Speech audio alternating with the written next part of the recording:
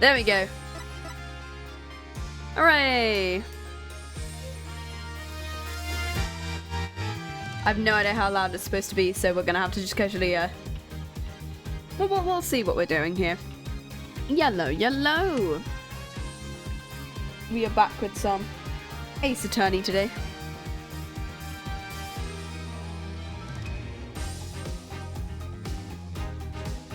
Yeah, I'm gonna turn it up ever so slightly. I think that's fine, right? We'll be fine. But hello and welcome back to Ace Attorney Apollo Justice. I was originally gonna stream yesterday, but like I got dragged out at a moment's notice and I was like, really? Okay, then I guess I'll postpone it to today. So, we are aiming to finish case number 3, Turnabout Serenade, today, and we're attempting to also start case number 4, which is, weirdly enough, the final case of Ace Attorney Apollo Justice. Also, I found out that, weirdly enough, games number 5 and 6 both have 6 cases in. 6! Which means, there will probably be more episodes in the VOD, or more weekly things. Or once we finish Date Everything, we will get back to doing it 2 times a week, which would be really cool. So, as we get onto it, let us continue the investigation for day number 2 of case 3. And we're just going to chat through the ads as well. The legwork begins. I'm gonna pull up all the voices now. There we go.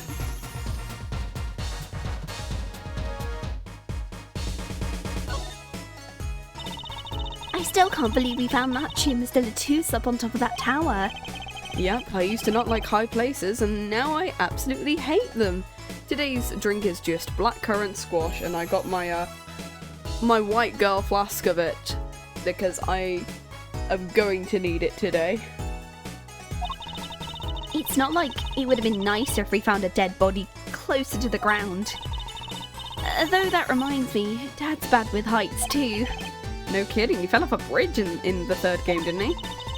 He took me on a Ferris wheel ride a while ago, you know. Halfway through, his face got all green and he mumbled objection over and over. Poor guy. Okay, let's see our court record. Yeah, yeah, that's what I remember. I had to watch the VOD back just to check what we had. So we got a videotape, we got a headset, and we got a Switch. And we had just done this area, I'm fairly sure. I think we talked to him, right? Yeah. I'm just playing up everyone's voices now. LeTouse is Russian-esque, please. Noir, Machi we don't know. And Darian we have as well. And he does have a voice, I just don't actually remember what I did for his voice. We'll find out eventually.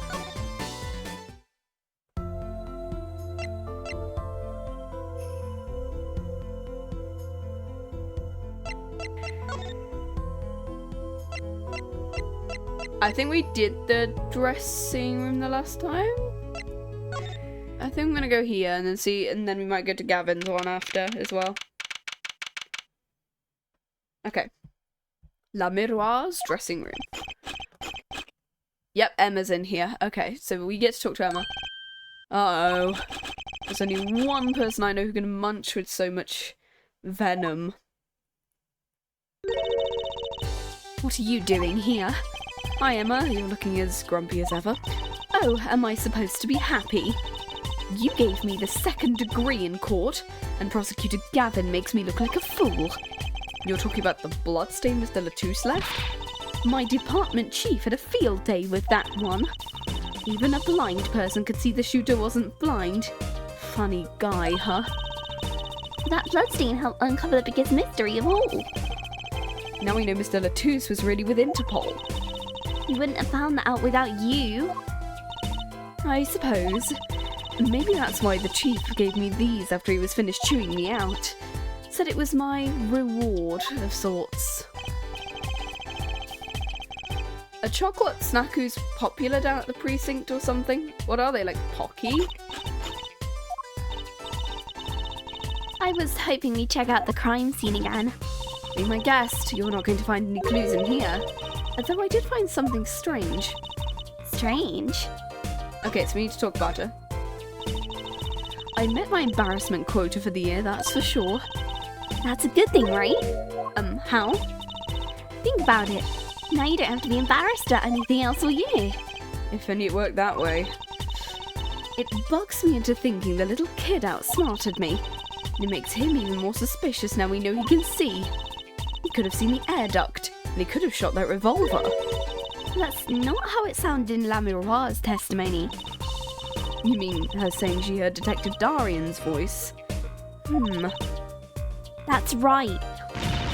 Why can't we have a normal, straightforward killing once in a while in this country? I'll pretend I didn't hear that one. Was that true what you said in court today? You know, about the case. About how everything was happening according to those song lyrics. The guitar serenade, you mean? I found the link, you know. First, Prosecutor Gavin's heart-shaped keyring was stolen. Then La Miroir flew through the air. Then Prosecutor Gavin's guitar caught on fire. And in the end, a bullet took Mr. LeTouse's life. And he went up into the sky with the guitar. Well, 15 feet up at least.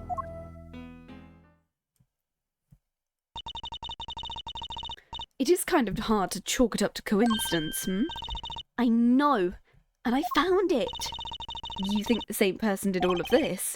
Don't ask me, I didn't do it. Neither did I couldn't fit through that tent anyway. You think I did it? Sometimes I worry about that girl. Okay. So, what did you find? It's so little I must have passed over it yesterday. I found it under the sofa. What the hell is that?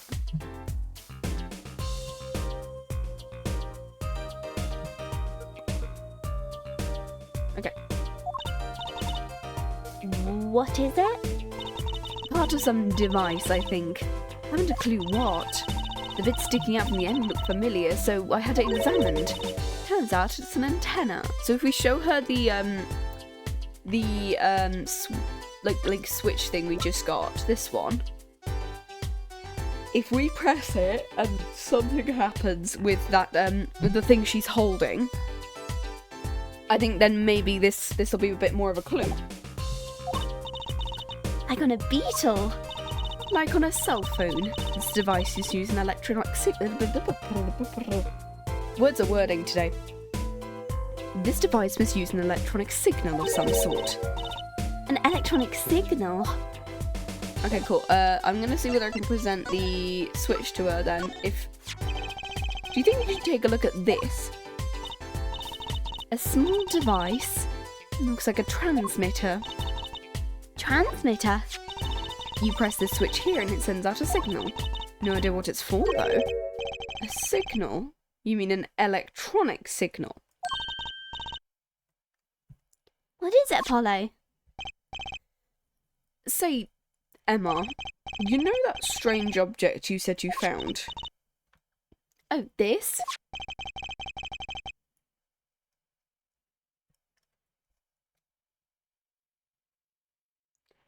I'm gonna just turn this down a little bit. There we go. Let me try pressing the switch. Whoa! It's on fire! What's the big idea? So we found what's causing the fire. Well, now we know this is an igniter. This is like a lighter. It nearly lit me up, that's for sure. Hey, don't look at me like that. I didn't do it on purpose. I suppose at least we're getting somewhere with this case. Apollo, let's ask Emma more about the switch. Now she has some first-hand experience. I'm gonna quickly just turn my fan on because it's a bit warm in here. It's just been raining a lot today and the sun's just come out, so It's starting to get a bit warmer. Give me a sec.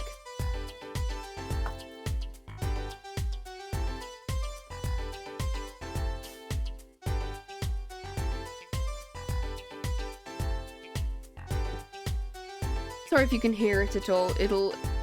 It's just gonna be blowing a little bit of cold air and stuff like that. Okay, now we can talk about Switch. Okay.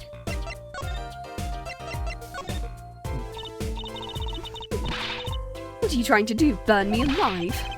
Oh, come on, it was just a few sparks. Oh, says you. You weren't the one holding it. There's enough sparks flying around here with just you talking.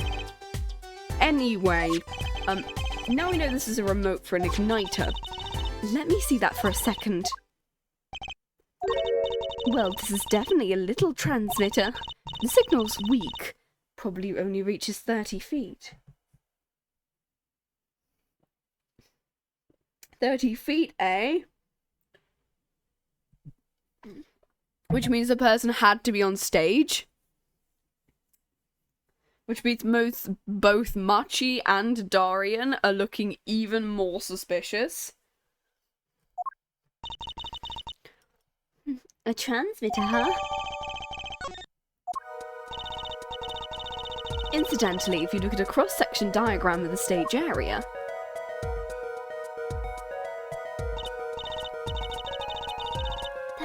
feet. That covers the backstage completely. It also looks like it would cover the stage.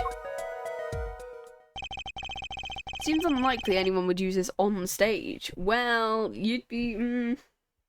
both Machi and Darian would be on stage at that point, so... Guess I'd better be getting on with my investigation. We're off to look for more clues elsewhere, then. I feel better just knowing what this thing is. I'll have to look into igniters a little bit more later. Good luck. I'd like to know a bit more about igniters myself. Okay, cool. Igniter.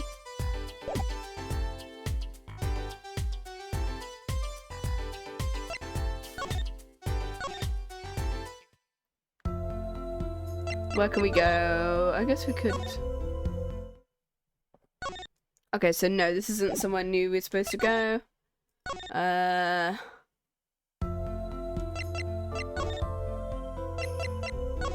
guess we're going here then. Cool. What, come to laugh at the murderer? Ha ha ha, yeah, actually, it's either you or Machi at this point.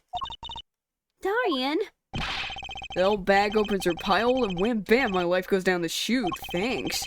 They won't let me work while I'm a suspect. Darian isn't in the best of moods. Not many people are these days, it seems. And it is a crime scene. It's not exactly the happiest place to hang out. And Gavin had to go rub salt in the wound? My alibi's rock solid. Alibi. So, about your alibi. You have to ask? Well, the shooting happened right in the middle of the third set. That's right. The other thing that's kind of implicating Darian at this point is this thing here. The mixing board. Where number 2's part is Darian's, and he was a little bit off. And that's kind of what it's... That's kind of what I'm thinking is the other reason why Darian's done it. I think Machi is going to be a red herring here. Darian is going to be the person who they end up then calling to trial on the second day, and he ends up being the murderer. Because being on stage would indicate this position here. I'm assuming he would be able to do the remote trigger on stage, and if he did, then he would have been slightly off, maybe. Like, if he had to find time to press the remote trigger at the same time as playing the guitar. The music was blaring when we heard those gunshots. And found Mr. LeTouse dead. I got 10,000 witnesses who saw me too. Right there on that stage.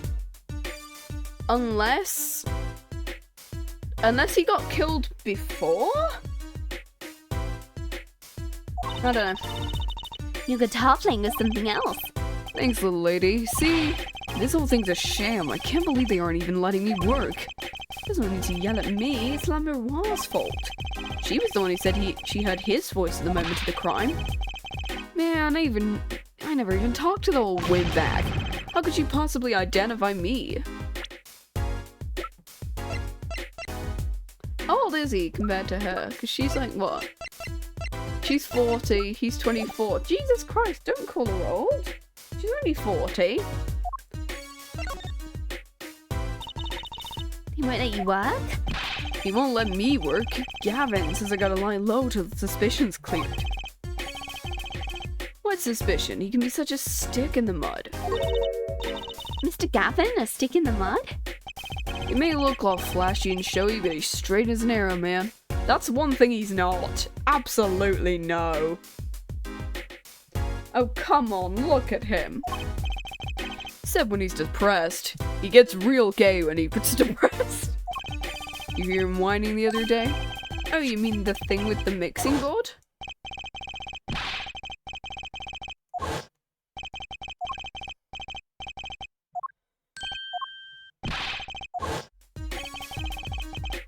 He's just a perfectionist. He's not a bad guy. Unlike his brother. I think the Gavin is the best. I have all your albums. Van's fine too. Gavin can write a good tune, give him that. Come to think of it, I haven't seen him around much. Oh him? He's down at the prosecutor's office, most likely. The office? I've never actually been there, have I? The data on the victim should have come in from Interpol, so normally I'd be down there dealing with it. Normally, that is. Let's go check it out. I always want to see the prosecutor's office. Maybe that's not such a bad idea, actually. Right on. Say hi for me, okay? And screw you. And tell him I went into that crime scene. We'll be going. Wait. What you really think happened? Really? Well, you don't think I did it, right? I mean, that sprite there's looking a little bit, intimidating, mate. Well... Great, way to instill a guy with some confidence. Remember I was ripping up on stage when it happened, okay? Don't get led astray by some siren song. Get this one wrong and you'll be eating humble pie for a year. I'll bake it myself. Also, this is the exact same place that, that Simeon did his whole thing.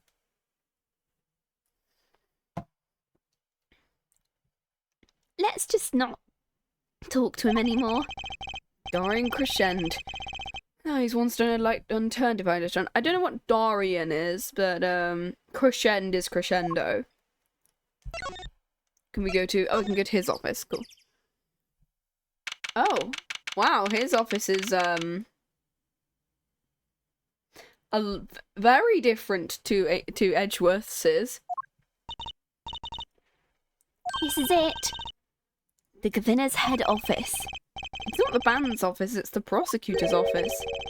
So that's why I'm asking, what is this creepy thing? Object, whatever. Looks like Gavin's on the phone. Guess we'll have to come back. Or we can hide that bookshelf. That's eavesdropping. We'll just be waiting. Quietly. So we won't notice. What if we heard something truly scandalous about the band? She'd make a good reporter for a gossip mag. A replica? So why was he after it in the first place? LeTouse. Don't talk to me about those Borginians. Just get me that report. And stop leaving mysterious objects in my office. Times like this when I start to miss Dorian. Huh? Hi. Just thought we'd drop in. Hope you're not mad. How could I be? There's not enough tea in the world in any case. Have a seat. Gavin, the philanthropist. But we do like the fact that Gavin is generally a chill guy. Like, out of all the prosecutors, I think he's the nicest one that we've got for now. Watch and learn. So, who have you come to see? Clavia, lead vocalist for the Gavinus, or Prosecutor Gavin's scourge at the courtroom? What do you think he means, Apollo? I think he's giving us a choice. We can either ask him about the concert or the case. Which way to go? I really love that song. Such a great atmosphere. You covered it with La Miroir, if I remember correctly. That's right, it was last year. I'd gone to tour Borginia's legal system, as a matter of fact. And that's where you heard La Miroir's voice. It was at a small jazz club. I vaped that night. I knew where to meet her, to talk with her. So I used my influence, which is not inconsiderable, to arrange a meeting.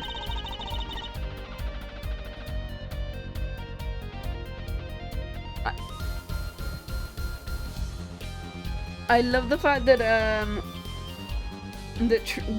La Miroir's and Gavin's themes are just the songs they play. I think that's pretty cool. I think he does really have a lot of clout. I think he's sort of a special case, Trucy. Thankfully, she likes the work I did, and we wrote a song right there backstage. Machi on piano, the dulcet voice, and myself on a guitar that I borrowed from La Miroir. And music history was made. Beep. Give me a sec.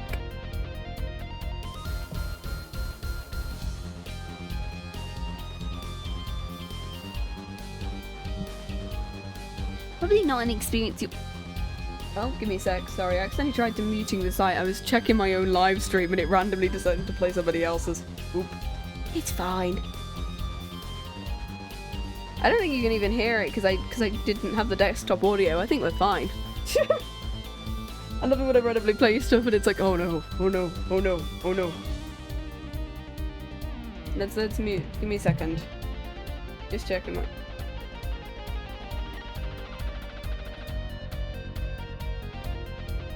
Oh, there we go. It's mostly just for checking for like who I want to raid later as well. Probably not an... probably not to experience your average lawyer if I have like Apollo say. It's a memory I hold dear, and the song we wrote that night was this. And that very guitar is right over there. You mean this charred lump? Don't call it a lump, that's a piece of history. It's only browned, not really charred. No matter.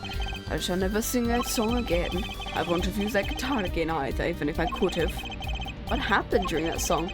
Why does guitar catch on fire? The igniter? Do you think you can show it? Your charred, slightly burnt guitar. I'm sure he doesn't mind. What more could happen? That reminds me, do you see the paper? Yup. I always read the TV section. Good girl. How about you, her forehead? I read the funnies. Then you will not have seen this.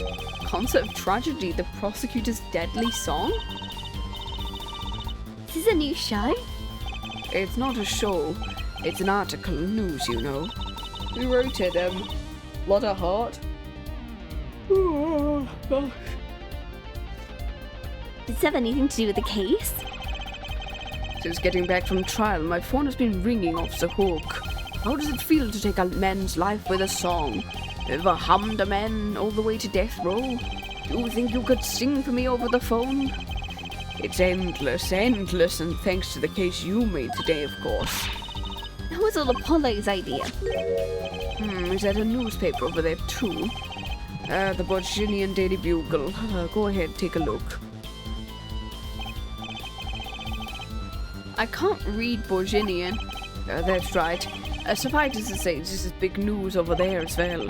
So they didn't go far as to mention the lyrics to my song. Probably no one in Borginia could believe it.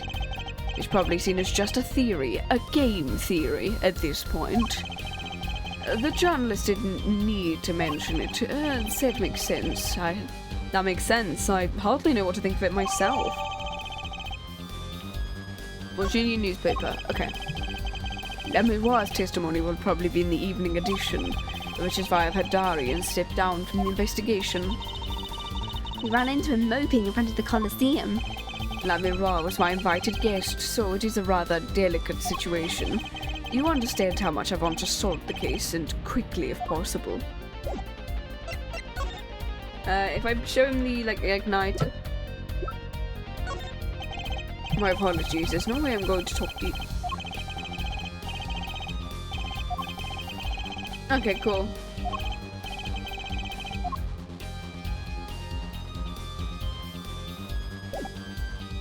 I guess I just gotta examine the guitar. Yellow Bean, how you doing? We are doing the investigation for day 2 of the of case 3 of Apollo Justice. So you've not really missed much at all, which is good. It's mostly just going, oh my god, someone triggered the fire, and that's it.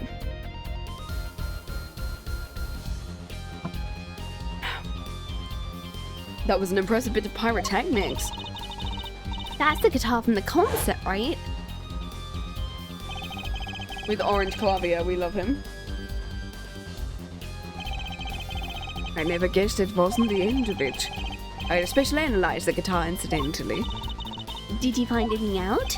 It didn't have a lot of time, so it's still unclear. But the results it came up with were intriguing. Intriguing? How does that guitar time to everything that went on? Sounds like something we should ask him about. Okay, so now we can talk to him about the guitar. It was a beautiful instrument, was played lovingly for many years. A guitar befitting a woman like La Miroir. How did it end up here? She gave it to me. I mentioned how much I enjoyed playing it that night, and she made a present of it. So this guitar is from Borginia. That it is. If we couldn't carry it on the plane, changes in air pressure and humidity ruin the wood. So we vacuum packed it in La Miroir's studio. I used a special shipping service available to me for transporting evidence. Damn, I can't believe the guitar didn't spontaneously combust. Or shake my head. We love it. Yeah, so transporting evidence.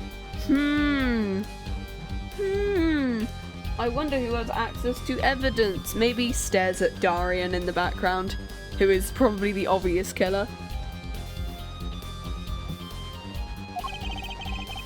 They brought it right up to my office. Pristine and untouched. Prosecutors do have a lot of clout. No, because I think the igniter was like snuck into the guitar during that time. I still think he's a special case. A special guitar case. Such a valuable guitar. Okay.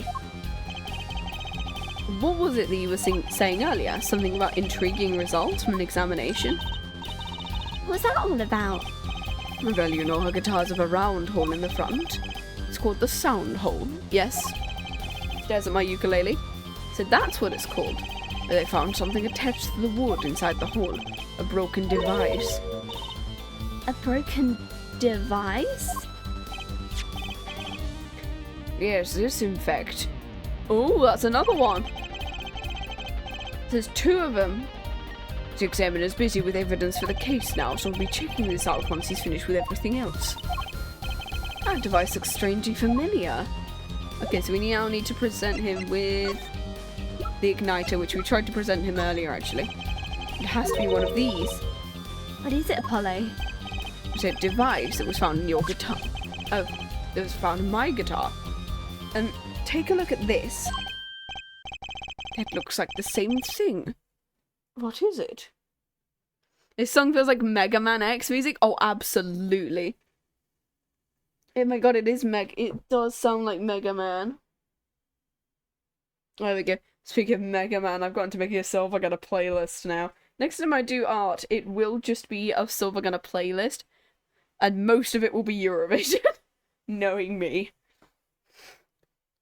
Like, I found the one was like rhythm groove, but it was Lasha Tumbai, and that's great. It looks like the same thing. What is it? It's an igniter. Another one? It was at the crime scene in La Miroir's dressing room.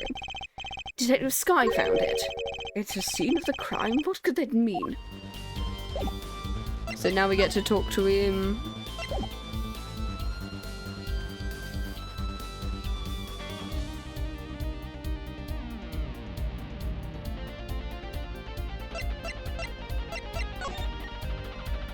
What else have we... Oh, this thing. What's that on the plate? Is that gum? Yum.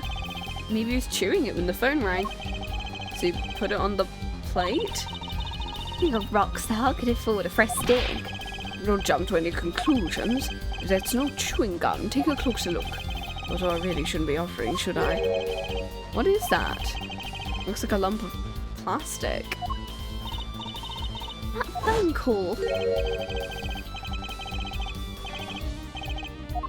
He doesn't know what it is. Ooh, there's a Mega Man that is a remake of Fire Through the Flames. Oh my god, I have Through the Fire and the Flames on my actual playlist, so I need to just like, oh my god, that's gonna be an addition on my Silver Gunner playlist that I create later.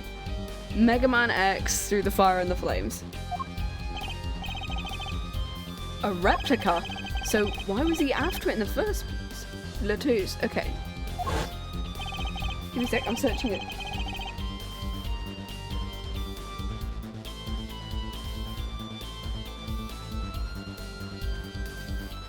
There we go, that's gonna be in there. There we go, that's gonna be in my lineup now. Prosecutor Gavin, does this have something to do with Mr. LeTouse? Wait a second, you were listening to my phone call, weren't you? Us? I tried to stuff him, really. You were the one digging for a scandal, Miss Reporter. To tell the truth, I'm not even sure what it is.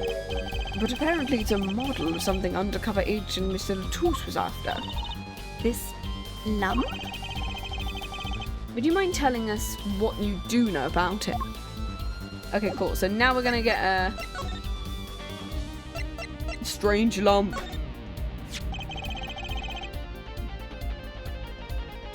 This was found in Mr. LeTouse's bag. It's apparently a replica of something.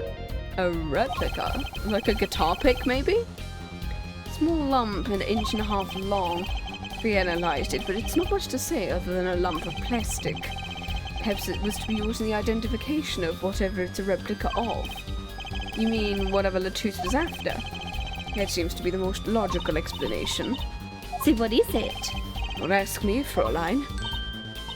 If you don't want to tell us, you could just say. I put in a request to Interpol via my contacts in Borginian, but apparently there's a block on information somewhere along the chain. Is there something either Interpol or Borginian doesn't want to share? Something about this little piece of plastic. LeTouse went through all the trouble to become La Miroir's manager. Looks like a huge rainbow tic-tac. Exactly. It looks like, yeah, it just looks like a rainbow tic-tac, and then it also kind of just looks like it has like a fingerprint thing on it. Okay, so we don't have it. What's this? Oh, X to zoom.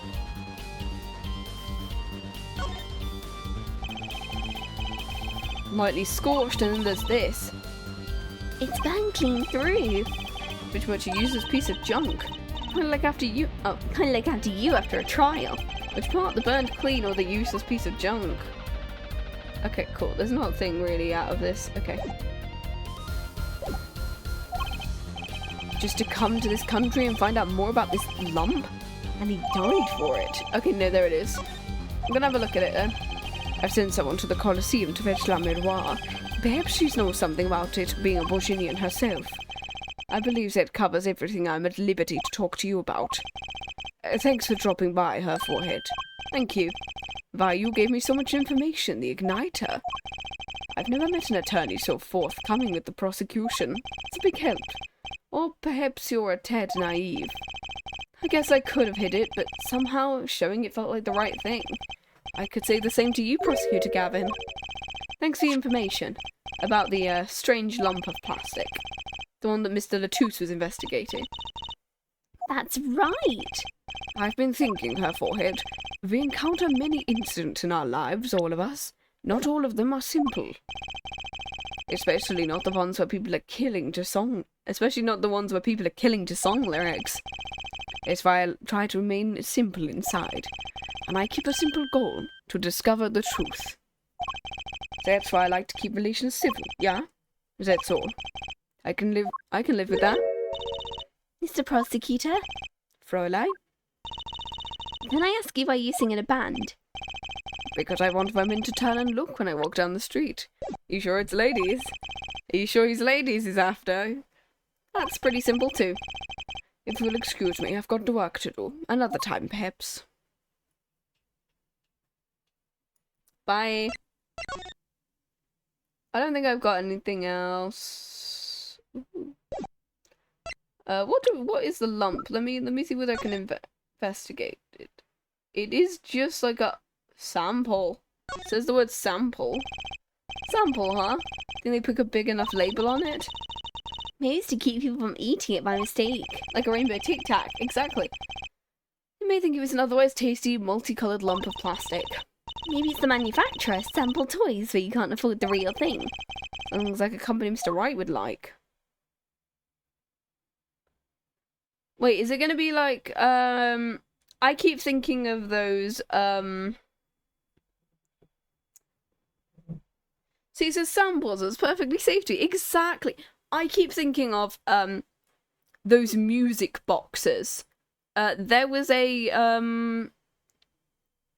disc in one of the other cases. I think it was, Chronicles 1-4 or Chronicles 1-5, where it's like they had one of these things and they, like, you put ink over it and then you roll it in something and it makes, like, a picture.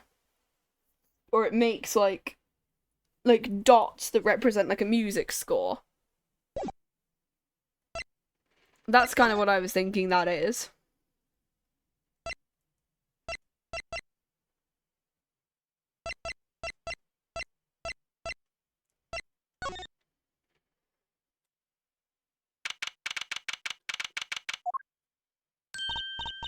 Oh, it's you. You came at a good time. Hi, Emma. What's up? Either of you know where La Miroir is? I saw her in the backstage hallway. That's strange. What's strange? I can't find her anywhere. I was supposed to bring her to the prosecutor's office.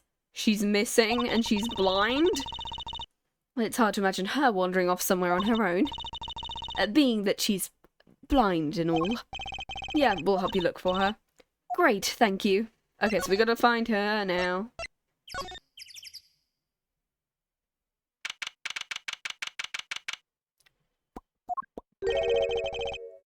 This place is deserted. I wonder where La Miroir went off to. I'm sure she's okay on her own. She seems resourceful. I guess, but I can't help worrying about her a little. That's gross.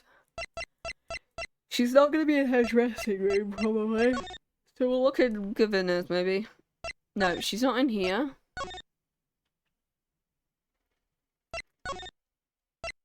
We'll look in her dressing room just in case. Nope. So is she on stage then, somehow? With the magician dude? In the wings. Oh, the stage is pitch dark. The power breaker must be off for this section. Great. But because she's blind, she won't notice that. I'll go get someone. Yipes, it was really dark. That's what La Miroir has when you think about it. What would it be like to live in a world of darkness? Apollo? What? Doesn't something about the stage seem different to you? Like something's changed. I can't put my finger on it, but it's bugging me. That's bugging me? What's she talking about?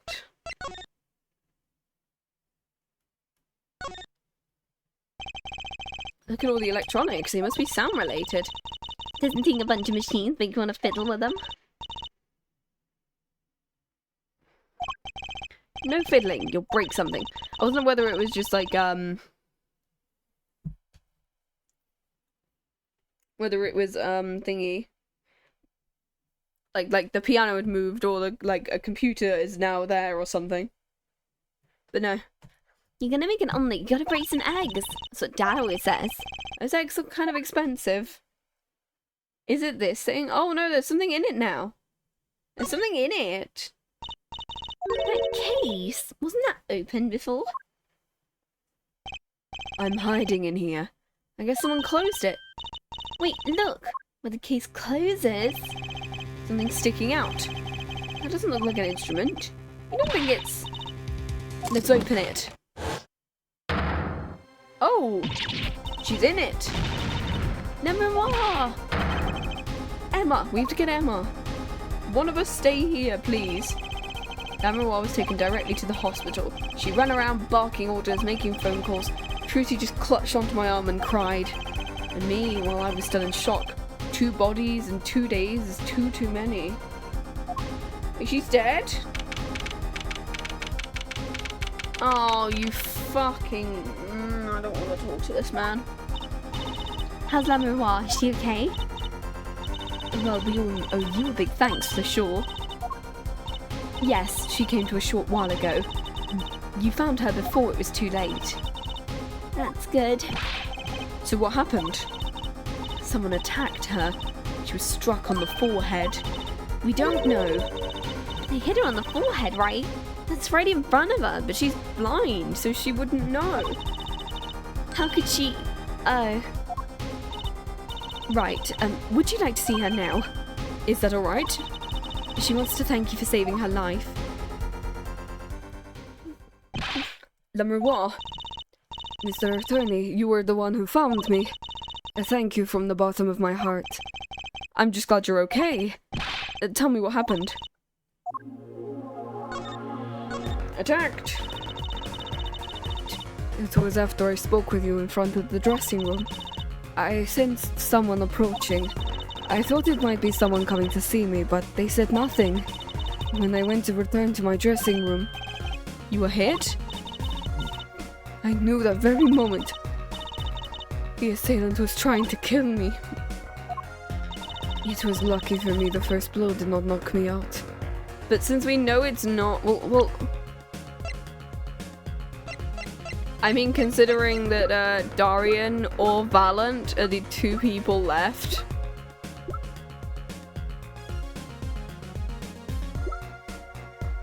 Darian's still looking a bit, you know.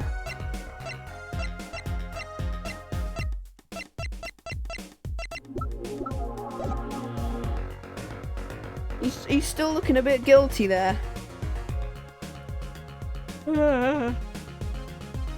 It was lucky for me the first blow did not knock me out. I turned and ran.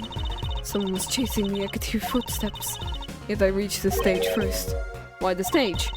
The overheard maintenance people talking. The power to the stage area was off for electrical work. Darkness is my ally. There was a contrabass case near the stage. That's where I hid. So the assailant couldn't see you. Once in the case, I'm afraid I passed out. That sounds like a really close call. Okay. Do you have any idea who it might have been? Unfortunately, no. Whoever they was, they said not a word. Yet when I consider I was struck high on the forehead, must conclude whoever hit me was taller than I am. Good point, she's sharp. And you're much taller than I am. You're about as tall as Apollo. So that means it was likely an adult and probably a man. Isn't like... Yeah, because Apollo is the shortest out of Phoenix, Athena, and Apollo. So he's like, what, 5'7", 5'8"? Ish? Could it be him? Why would anyone attack you, La Miroir? The detective asked me this too. To her I give the same answer I give you. I don't know. Okay, no, we've already gone through this.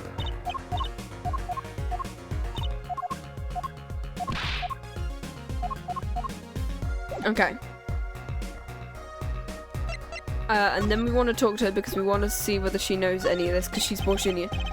I want to ask about this. Do you know what this is? This is what? Mr. LeTouse was carrying it. It's a replica of the thing he was after. Oh, is it? Yeah, because I think it's going to... Because of the fact it has ridges and bumps. It's something that she can touch. Is it got Braille on it? Is that what it's going to be? Is it that it's going to have Braille on it? Or the universe equivalent of Braille? And because she can feel it, it's like a message that he was trying to give her. He was after... You know, in his secret identity as an undercover agent. So that's what he was doing. You mean you know what? I know, of course. This must be a Borginian cocoon. A what? Or a convincing replica. Why have I heard of a Borginian cocoon? Why would he be carrying this around? Is that like a Fabergé egg? Is that like what it is? Is it kind of like a small Fabergé egg, I'm assuming? I wonder. So now we can talk to her about it, right? They call it Borginian. It must only be found in Borginia. For certain, all in Borginia know in these. It's a cocoon, they say you get silk from it. I don't know the details, I'm sorry to say. I thought you said all of Virginia knew of these. It's one fact I do know, though. Something all in Borginia know.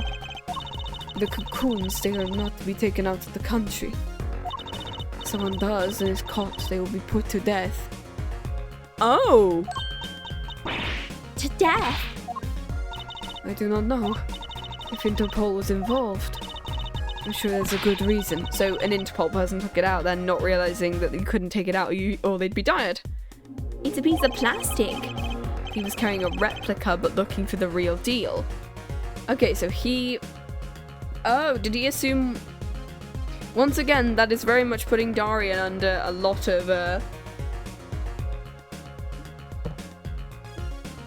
of just suspicion because of the fact that he was a detective who worked with Interpol. And if the other guy was also looking...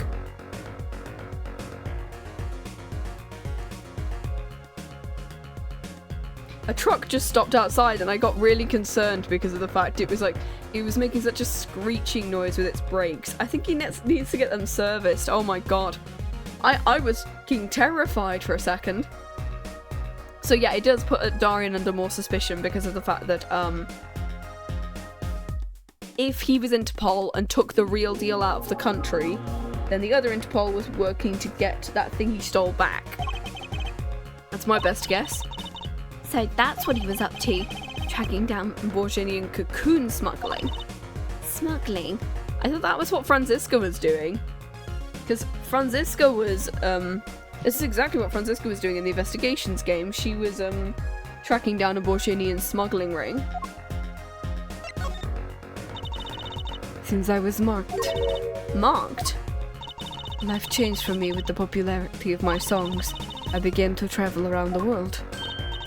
So you could have brought those Borginian cocoons with you. On my trips, yes. This is probably the suspicion. And Mr. LeTouse was placed as an undercover agent to look into it. Borginia is a small, sheltered country. Not many of our people ventured to the world outside. Is that why they suspected you? But Mr. LeTouse wasn't a Borginian, he was an Interpol agent, which means... What, Apollo? There must be some reason why Borginia doesn't want those cocoons getting out. Something scary enough to get Interpol involved. Is it because they've got something inside that is like, ooh? Like what? How could a tiny ball of thread cause such a commotion? They actually have like a bacteria inside that will kill everyone if it's not in Borginia. Cocoon smuggling. And Mr. LeTouse had La Miroir marked. Couldn't be her. There's one other person I need to talk to. Thank you for talking to us, La Miroir. It was the least I could do. I have another request. If it is within my power. I need an interpreter, someone who speaks Borginian. Apollo? Would you come with us if you're well enough? I see. Of course. I shall accompany you. Where are we going? Trucy, we're about to get to the bottom of this.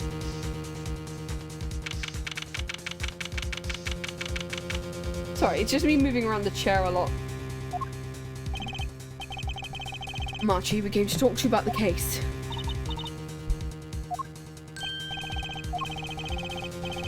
Could you interpret for us, La Miroir? Yes. I'd like to talk to you about when we first met, when we still thought you were blind.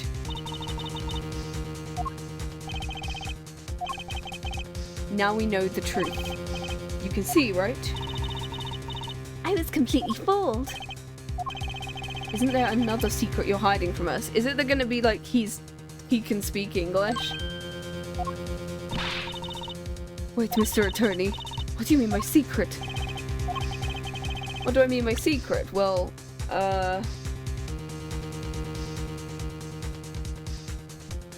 this thing, I'm assuming? He knows what it is. If I'm not mistaken, you know something about this, don't you? Oh. You got a reaction, a big one. Much you didn't. Trucy and I are trained to see people's uncertainty. Not that we would have needed any training to see that one. Mr. Attorney, tell me what this is all about. La Miroir, please interpret. Very well. I know you know something about this by your reaction. If you won't tell me, I might have to give it to the prosecution and have them look into it. He asks you to wait. Do not be so hasty. Machi? Do you know everything? Yes.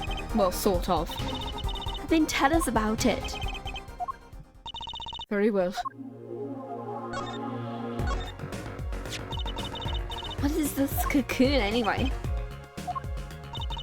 The cocoon in the silk is a potent cure. Cure for what? Cancer? A cure?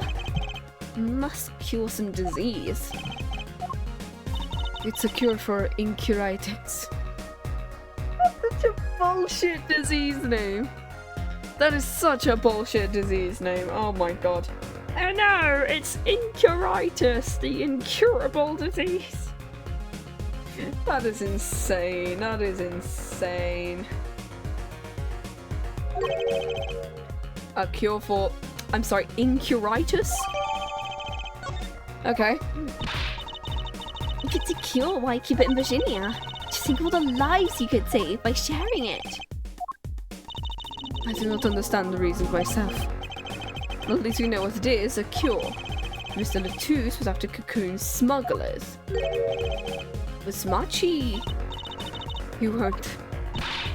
He couldn't be a smuggler, he's so little. Well, you're only 15 and you're sort of a magician, aren't you? Well, that's true, I am sort of a magician. She said sort of. Ought to have a copy of that security camera tape. Are you a smuggler? Oh, they're talking. He won't tell me. First he plays blind, now he plays dumb. I wonder. Do you think he brought a cocoon to sell it here to someone? If Machi really did bring one into the country, and he was planning on making a deal for its sale. I can't go home. Can't go home? I can't go home to Borgini. I do not want to go home. The penalty is death. It's punishable by death, yeah. About the case. What about the case? He wants to tell us about Mr. LeTouse's death? Who's this? This meeting's over. Oh, fuck off, Darian. Fuck off, Darian. We know you're the killer. Just admit it, Darian. Please.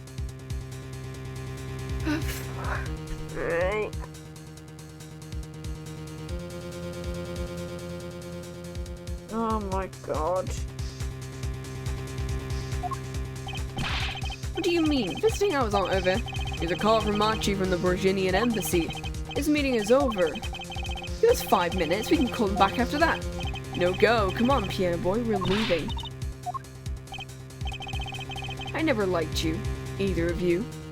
Well fuck you then. Fuck you, Darian, fuck you, we know you're the killer. Okay. Okay. Why are we letting him do this? Because I swear to god, like 4 people have just told us that he's off the case because he's a suspect. Why are you letting him? Why are you letting him do this? Like, you know that if he's gonna take him back to the Borginian embassy, he's gonna die, right? Okay, then bye. Damn it, we were so close. He was about to tell us. Apollo. He didn't want us to hear what Machi had to say. Apollo. And there can only be one reason why. Why the fuck are you ignoring me, damn it? Sorry, this is it. I know who I'm after now. Yes, stares at Darian and all of the clues that are literally against him. It all happens tomorrow in court. To be continued. As long as it's not like a million hours, this will be fine. And we might be able to start case number 4 today as well. Yeah, I'm also gonna grab my other drink, so give me a second. It's literally on my windowsill. Give me a... So that you guys can drown me again whenever you guys give me hydrates. You can also bounce the TV screen thing. I don't know whether it'll work. This is a new thing that I can do, and I have no idea whether this is gonna work or not. But we will find out.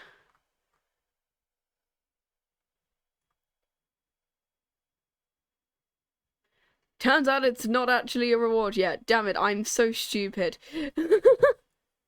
Silly question. Has anybody in this series ever said, I'll see you in court? I mean, I think Phoenix did to Red White at one point. I think Phoenix in the first game threatened to send him to court, and then Thingy did and then Red White threatened to sue him back, and it was like, oh, okay, cool. Give me a second. I'm just gonna wait until we've got some music. There we go.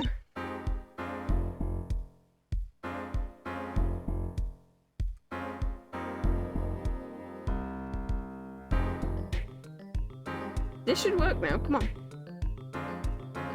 I don't know why it doesn't like me, but we'll find out.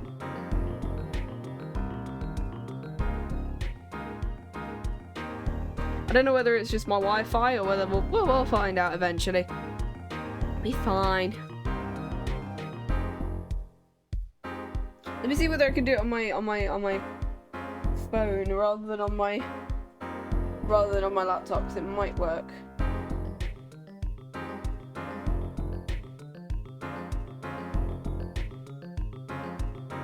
It should work if it likes me.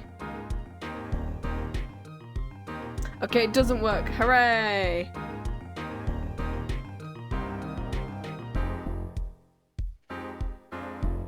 Well, that was a great choice. Great, I love that. Thanks, sir. That worked with the head pads, damn it. Oh well, we'll find out. Anyway, well, this is it. Today's the day it all goes down. And then there was yesterday.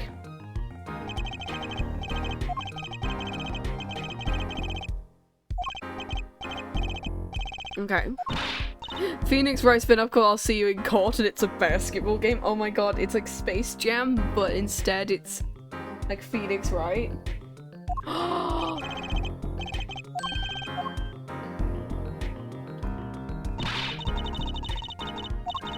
Okay, wow, this is a very long segment of like stuff we're not reading. And I think I know why. Time to bring down a little justice. Eek! What was that? Who just shot the judge? He's heard but unseen. Who's that talking? Oh, hey, Valant! I just shot the judge! I'm also here. Valant! I exclaimed as he walked through the door like a normal person. You aren't the witness today, are you, Uncle Valant? A preposterous proposition. How could I stand to stand upon the stand? Why, my secrets would be free for the plucking. I might even have to sign autographs, which is why I intend to remain hidden for the entire day. It's John Magic! He's back! It's vanishing magic. I will jump on an express train and express myself to the next town over. Fuck all of you lot. Before I go, a word of warning. A grand grammari glamour resides at the root of all that has happened. Do not forget this truth. A glamour? A spell, a sorcery, a great illusion. Illusion. It's Trucy, though it pains me to part so, I need to get in line for a ticket. Right. Bye. And there he goes. You sure seemed happy about that illusion thing. Oh, big illusions are the bread and butter of the magician. You can't pull off a show without one. The big illusion is always a spectacle to remember. Usually involves cutting up things like people or elephants or the Eiffel Tower or anything. So he was talking about what we saw at the concert. La Miroir's disappearing act. And Prosecutor Gavin's exploding guitar.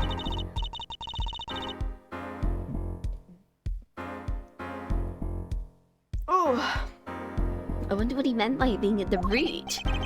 well, it's about time. Shall we go? Excuse me, sir. Yes? The scheduled starting time for the trial has been changed. The trial will not be commencing until 10:30. Did something happen? This is a first. But the judges request some urgent personal business. Did Darian shoot him? I swear to God. I bet he stayed up all late watching courtroom dramas. Apparently he's visiting the hospital again. The hospital? I believe it was mentioned the Chief Justice's son's unwell. Apparently his condition worsened this morning. The Chief Justice's son. Oh, that's right. But yesterday the judge said he had to go visit him after the trial. There's an article about it in the newspaper. Oh.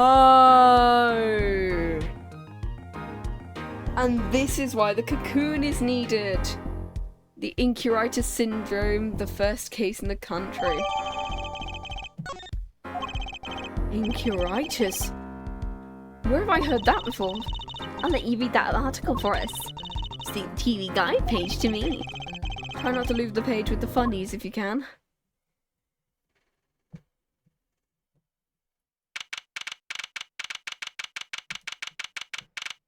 Cool.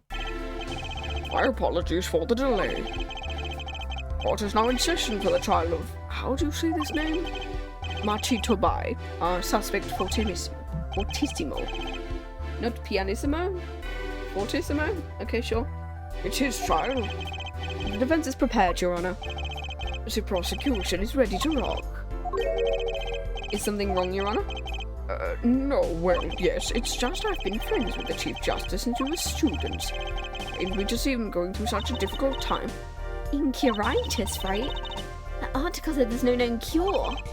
Her judge, let me say with all honesty, I feel your pain, but now is not the time for tears. Now is the time for law. Indeed, we left off at quite the juncture. Yep, we've already watched this piece of stuff.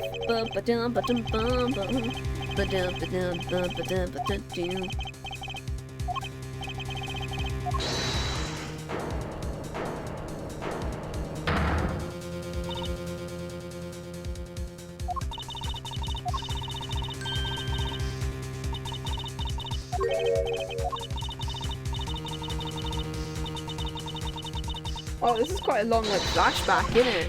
There's a lot of flashbacks in this, quite a sensational ending. Or would have thought Daria would guest star in the season cliffhanger as a suspect.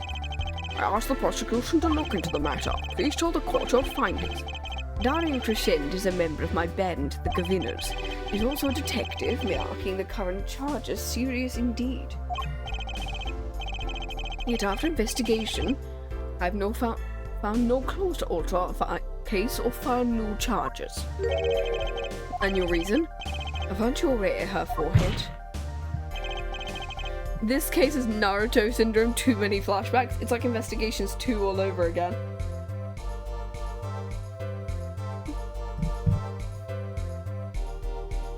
He has an impeccable alibi. An alibi? Let us review the facts again, shall we? The concert held on the night of the shooting was in 3 sets. The Gavinners ripped up the stage during the first. For the second, our guest took center stage.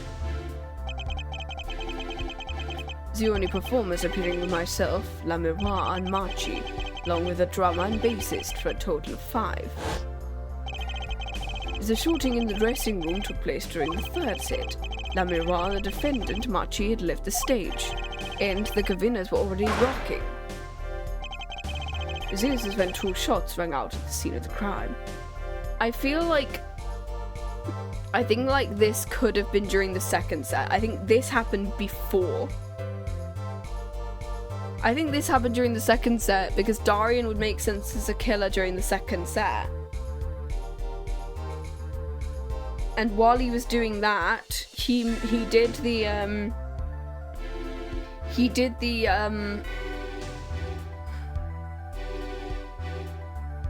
someone comes to him out flashbacks. 750, jeez. Yeah, so I think this happened before. He then did the guitar thing to make it seem like something, I don't know. Shots heard by Detective Emma Skye.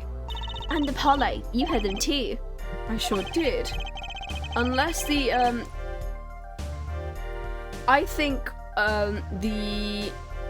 there is the possibility that over the sound speakers, deliberately, they also sounded the sound of two shots over the sound speakers so it looked like it was happening at a different time than it was.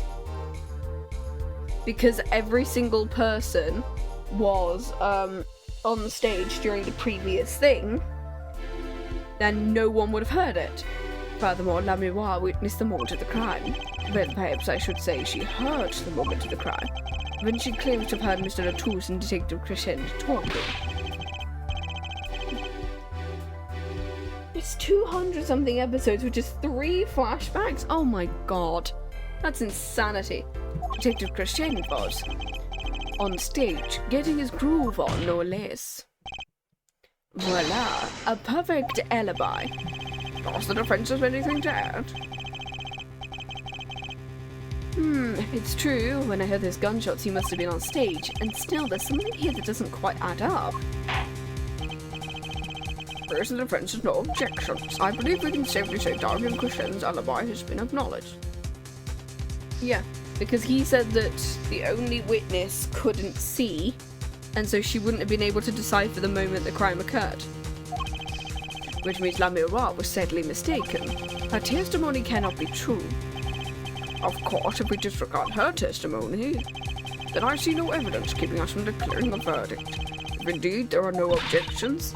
Apollo, if he declares a verdict now. But Gavin's case is airtight. She might have been lying to protect Marchie. How can I rely on her testimony?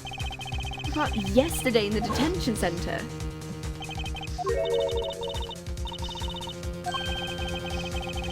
He wants to tell us about the case, and then Thingy stopped us.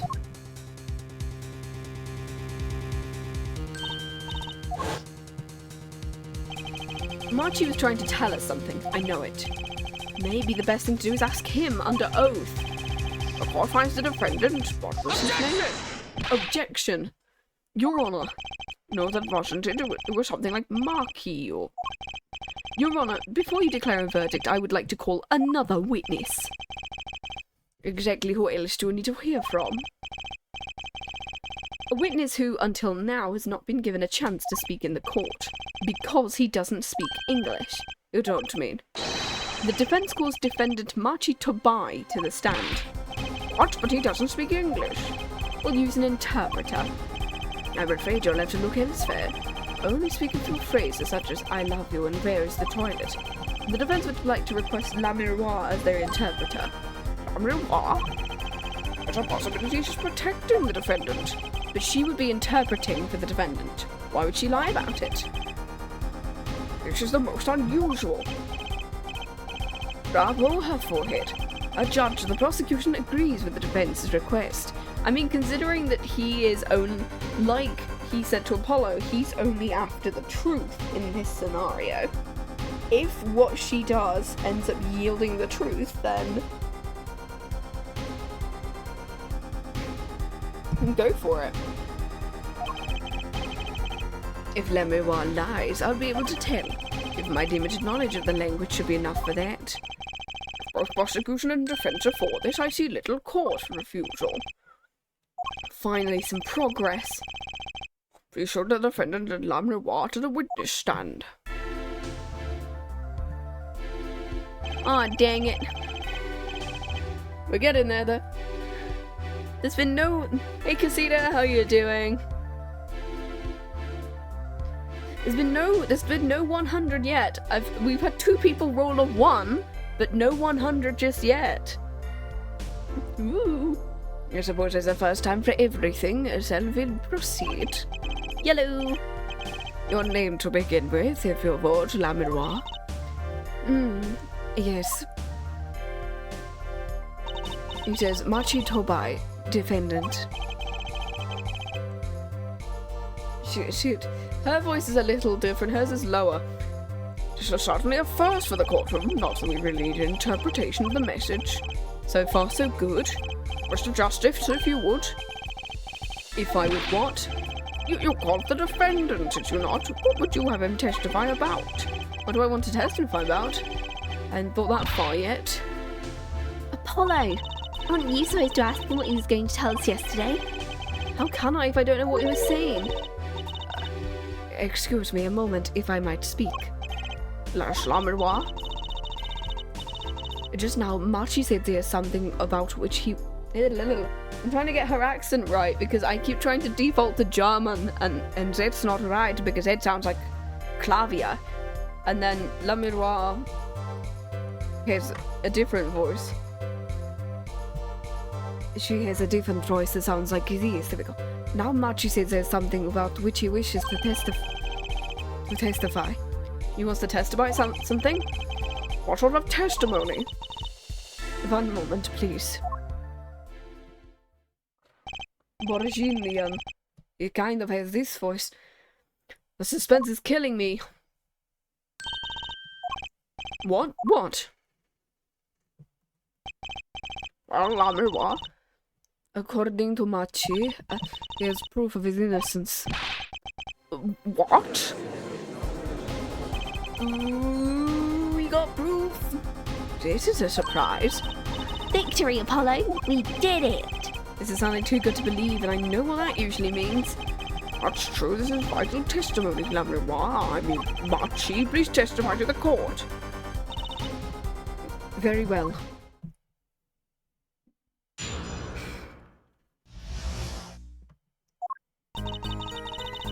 He says that word of Mr. LeTouse's death came as a great shock, but if the killing truly followed the lyrics of my song, he could not have done it.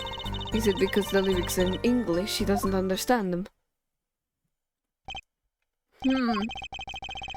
He wouldn't have understood the English lyrics. That would prevent him from following them so closely. I wondered what he meant by proof. I would have only had to ask Leroy to know the meaning of the song. Did you ever explain to him the lyrics of the song to him? I did tell him generally what the song was about, but never in so much detail. He never asked. His oft-repeated has my oft-repeated warning already fled that forehead. La Miroir might be protecting the witness. Anyway, let us proceed with the cross-examination. Justice, if you would. Yes, Your Honor. Something's hidden in that testimony. I know it. I just have to trust my bracelet to tell me where. It worked yesterday. It'll work today.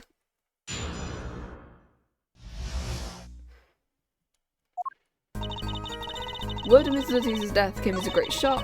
With the killing truly for the lyrics of the song, he could not have done it. He said because the lyrics are in English, he doesn't understand them.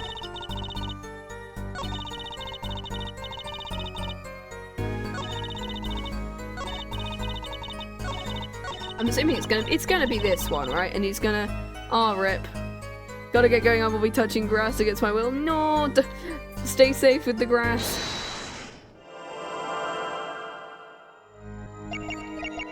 Oh, you can see his eyes.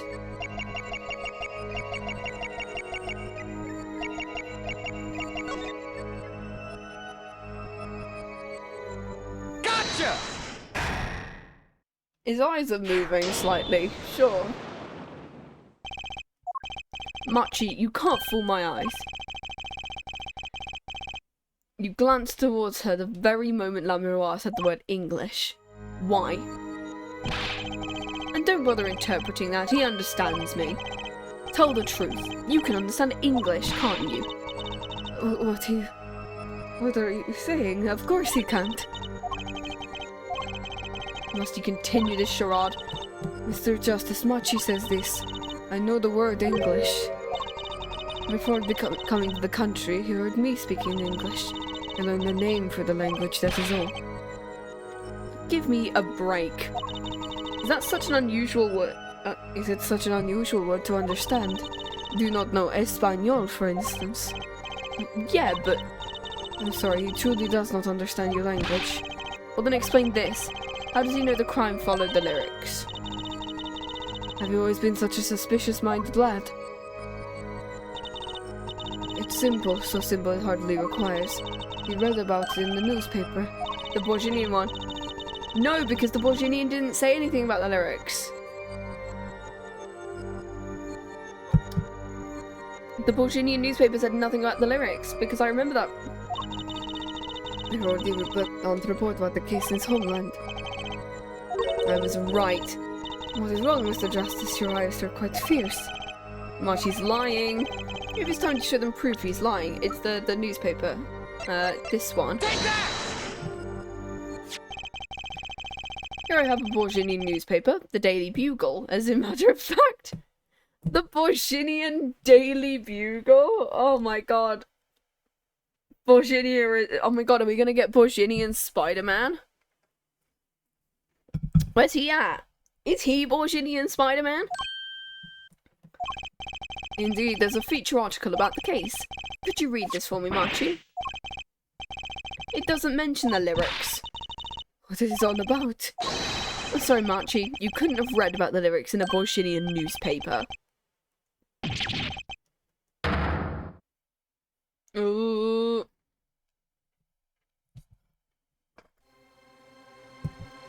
I mean, to be fair, there's a lot of people who know how to read English but not speak it. I've seen or read in other languages but not speak it. Like, I'm decently good at reading in German. Like, I can probably translate something decently in German using my knowledge from like the 4 or 5 years I learnt it. But when it comes to speaking, it's just kind of out of my head a little bit. So it could be one of those cases. What does this mean? I don't see how it's possible. I know he must have heard the lyrics when the police were doing the questioning. Not possible. The subject of the lyrics is not brought up in questioning. I read the full report myself. So the lyrics weren't in the newspaper, and the police didn't mention them. Only place you could have heard them was in the courtroom. In English, no less. The witness will explain himself. Machi says, it is true I read the newspaper. This is not where I learned of the lyrics. I was mistaken. I remember. You remember? Said he heard the lyrics from me. What? Is this true, La Miroir? I'm afraid I've forgotten myself. It looks like her forehead's been jumping to conclusions again. Gosh. Seems so, yes. I was onto something, I know it. I can't let that chance slip away. Timing is an issue, Mr. Justice. You finished with the examination.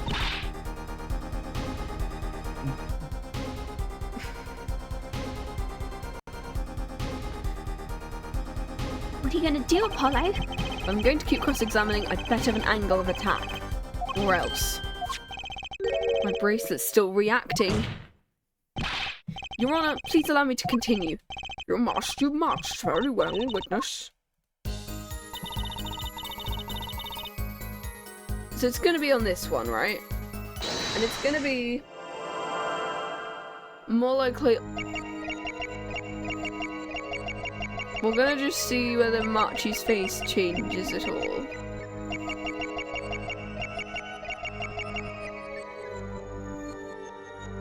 Here again.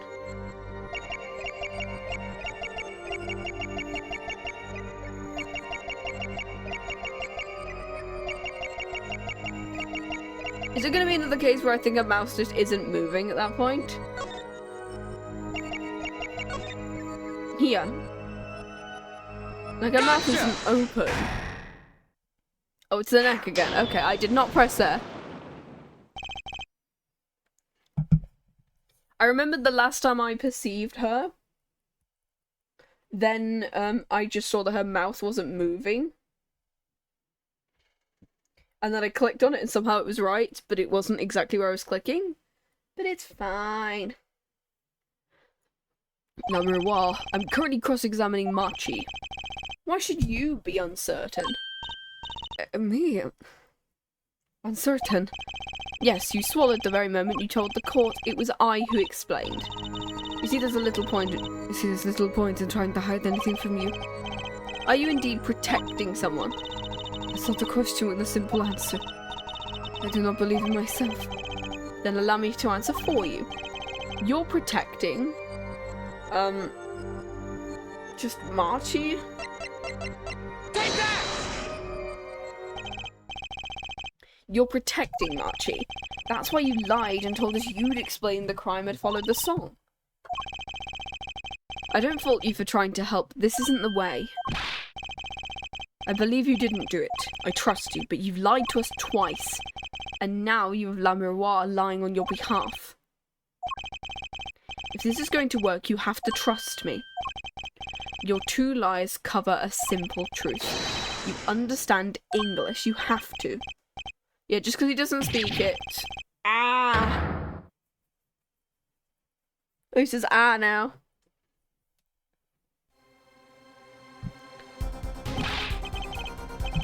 You understand English?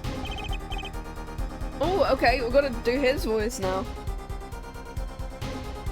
A little only. We'll go higher for him. What? First he could see, now he can talk, and you did not know about this, La Miroir. I did not. It's quite a surprise. How many secrets is this witness hiding? This is just... Could you tell us what really happened? No shooting. I did no shooting. So you weren't in the dressing room when you heard those two gunshots? I think the answer to that question isn't simple either. I was in dressing room behind desk. A manager here on the floor. Which would be after the shooting. Then there was voice. Or voices. Which was it? You and Emma? So Machi went into the dressing room. LeTouse had already been shot. We joked about someone actually hiding in the fridge. Did he hide in the fridge? And then we came to the door. Panel high up. I take off. Run away. So it was you who escaped through the air vent. Yes, the prosecution has upheld all along, no less. The defendant is admitted to being at the scene. Might we take this as a confession? No, because he said he didn't... He's clearly denied he did it. I did no shooting. Manager already on the floor. The victim had already been shot. I find that hard to believe. Yeah, I think it happened during the second set, in which 3 of the members, or no, because there's 5 members of the Gavinners, and 3 of them were off stage during that moment, so only 3 of them. Because the drummer, the bassist, and Clavier and his guitar were on stage.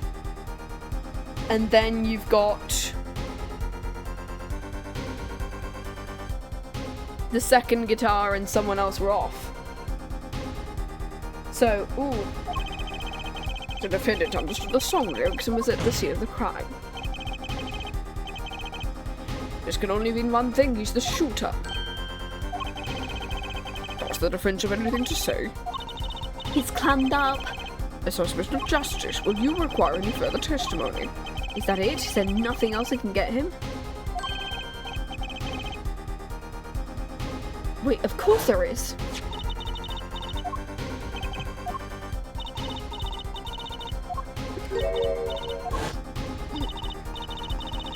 Ask him to talk about the cocoon, because then Clavier will want him to talk about it as well.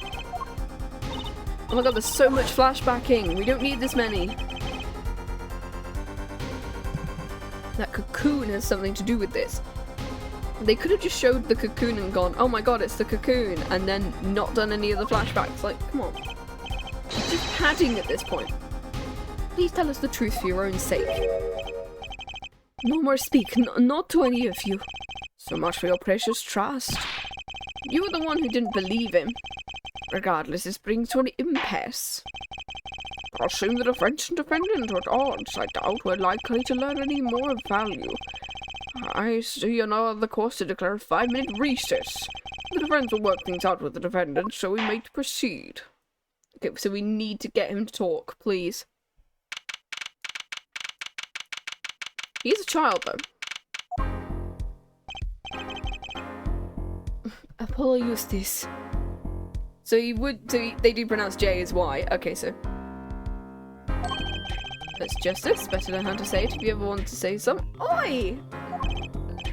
I know shooting, believe. Marty claims that LeTouse was already down on the ground when he entered. Maybe it was a trap and he walked into it. I hear revolver, close, very close. I hear voice. It's true, I hear revolver, but only sound. Oh, was I right at the beginning of the case where I went, where I said that, the revolver was only heard over the speakers and not in the, and not over and wasn't in the room? Ooh. And found Mr. LeTouse already dead, and then you heard shots. So I was right. Which then very much implicates Darian at this point. If that's true. You were at the scene of the crime when you heard the shots. And you escaped through the air vent. What do you know? I know if opening vent, I can leave stage and backstage. So the vents went to both the stage and backstage area. Is that what he means? He's right. Look, Apollo. Yeah. But how do you know it was connected like that? I bet his father was the architect who designed the hall. No, he went in the vent. From magician. Oh, okay. So, yeah, Valant. Don't look at me. A magician, huh? At least we're clear on one thing. Marty didn't shoot Mr. LeTouse. But what does that leave us with? We're supposed to say he went into the room to find the body and then he heard the shots? Yeah. That one's gonna go over well in court. Not. In all his defense, you're supposed to believe whatever he says, even his lies. So Dad told me. I just pretend you misheard him there every time. So what do we do? You sure you won't testify, Marty? No talking, no. And it was worth a shot. A cocoon. No, we don't need more flashbacks.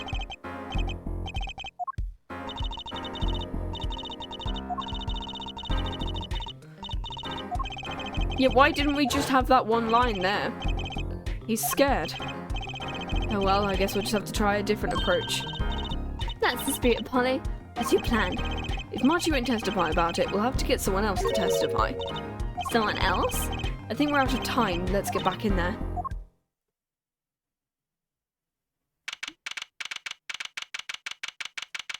Okay. Court is now back in session, Justice. Have you sorted things out with the defendant?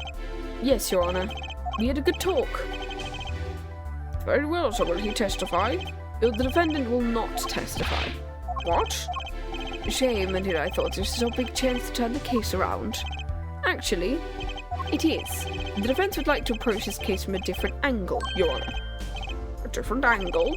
If Marty won't testify, then I know who will. I would like to cross-examine the witness, La Miroir. Objection! Objection? What are you up to now? When we determined yesterday, La Miroir's testimony was insubstantial. No, not about the murder, about the trick. There's nothing you can... La Miroir was taken to the hospital yesterday with injuries. What happened? She was assaulted, Your Honor. Assaulted? That's also a crime. Someone wanted La Miroir dead. Thankfully, she was able to save herself. Also, fun fact of the day, I think there are a couple of cases that aren't about murder in Ace Attorney, though it's not that... Though it's not that many, because Chronicles has an attempted murder in, I think it's Chronicles 2-2 has an attempted murder, not an actual murder. And,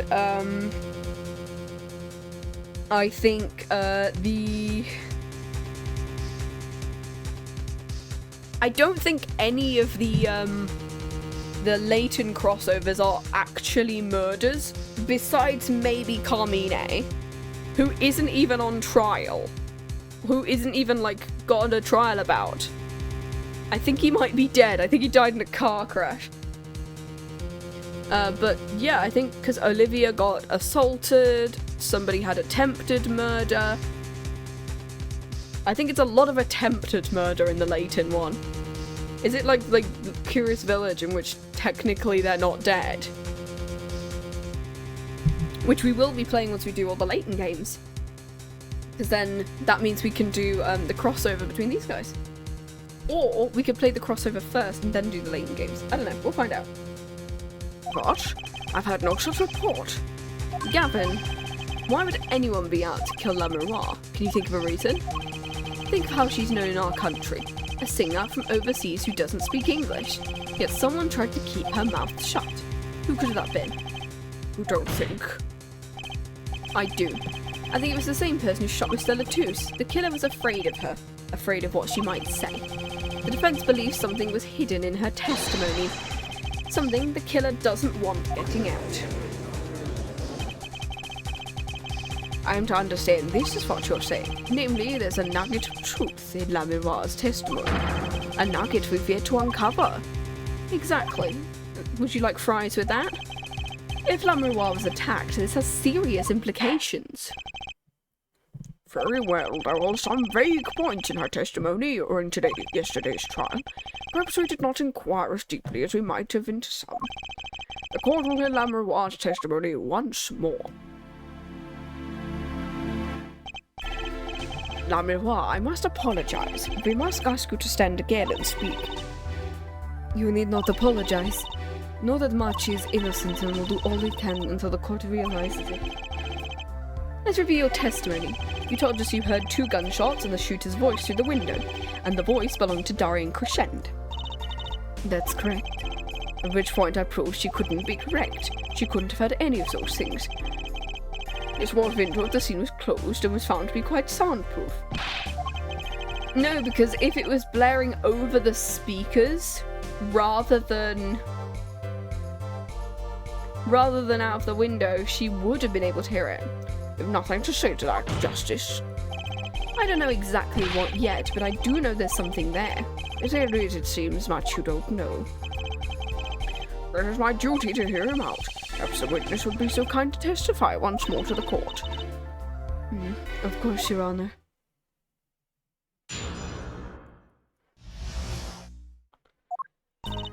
I was on my way from the stage to the backstage exit. It's when I heard them, LeTouse and the detective. I heard the faint sound of a gunshot and stopped. Then I heard another gunshot. There was the smell of gunpowder. I knew I must tell someone, but I was in a hurry, so I kept moving past the window. Okay. Pretty much the same as yesterday. I'm sorry. I'm not used to speaking much in this language. Perhaps my descriptions are lacking. Yet everything I've said is the truth. It is my linked displeasure to say what you have said to have happened is impossible. Do I have to repeat myself? La Miroir was attacked because of this testimony. What? You know, for a moment there, you were pretty cool. Maybe I do better when I don't try to think ahead. Very well, Mr. Justice. Perhaps you can coolly cross-examine the witness. Cool. Okay,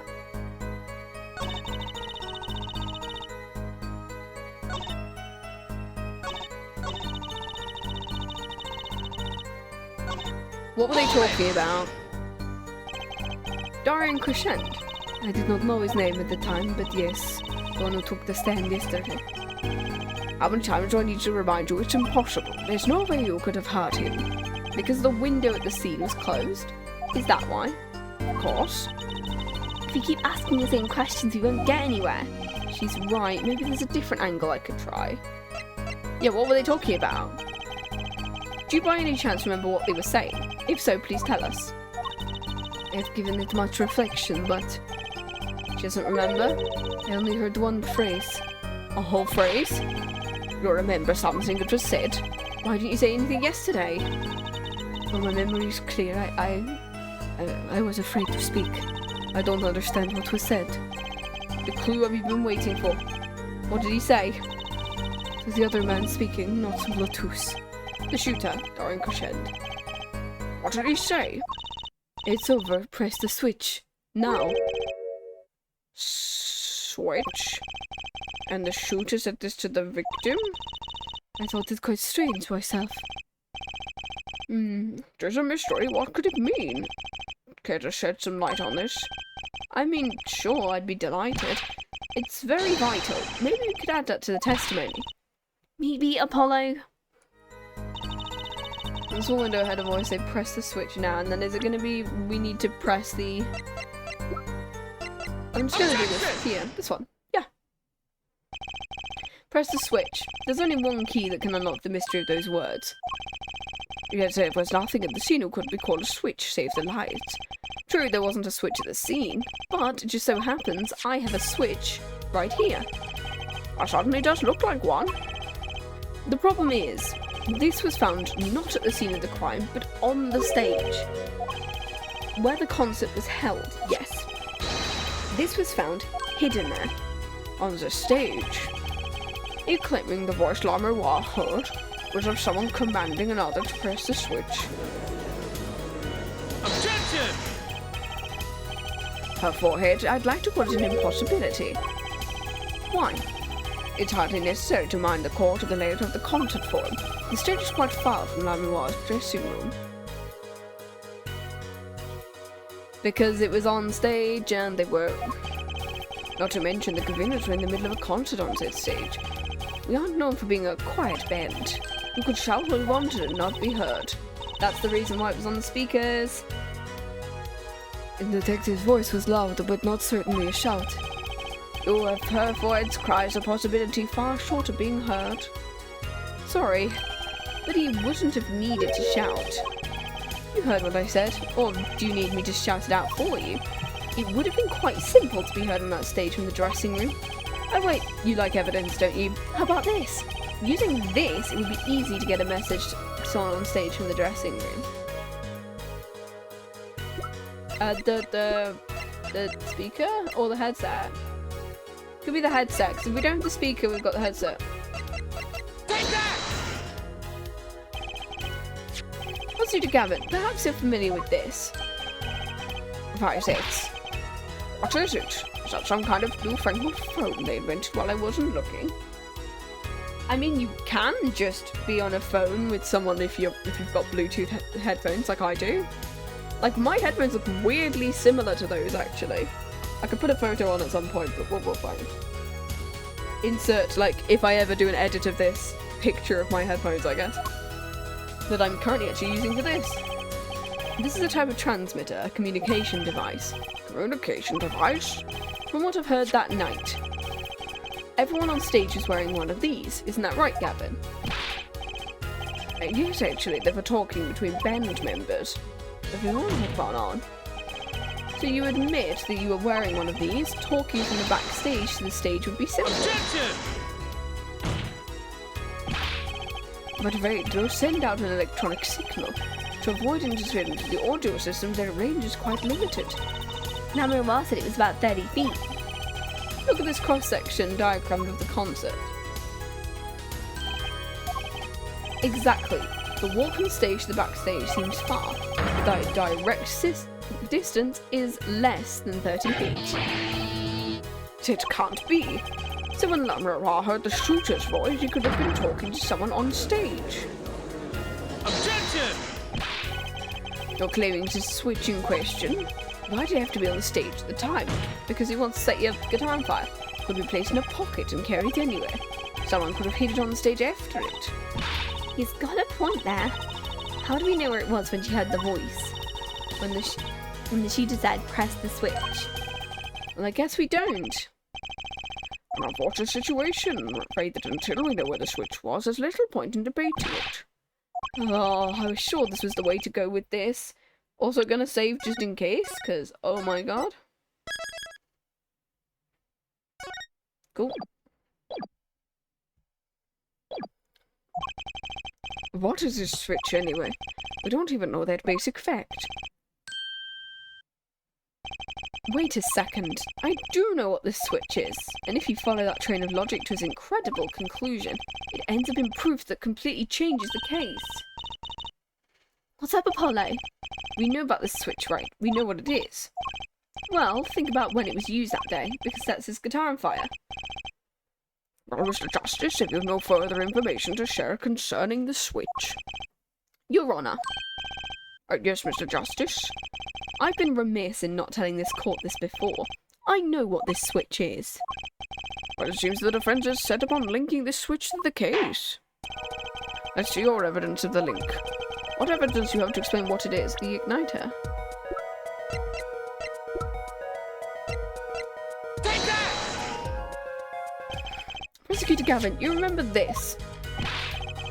Is that it? This is another one of those newfangled phones. This is an igniter. What phone looks like that? Phone with a flamethrower, perhaps, maybe? You mean like a lighter? Yes, actually. Well, I'm saying this switch is a remote. I am. This is a remote trigger for an igniter. Look, I'll show you. Ow! Justice, you'll cease and desist from burning down the courtroom. No, that's the next game. I'm fairly sure. In Murica. Sorry, that was a little bit more fire than I'd expected. My whiskers are caught on fire. Gavin, let me repeat myself. This switch is a remote igniter trigger. Doesn't that suggest something to you? You're talking about what happened to me, aren't you? Exactly. That night at the concert, there was one unusual burst of flame. When your guitar caught fire in the middle of your performance. Wasn't that part of the stage show? Gavin was entirely unaware such a thing had been planned. The guitar that burned was a valuable keepsake. That's right, he got it in Borginian from La Miroir. Wait, is that what the cocoon was hidden in?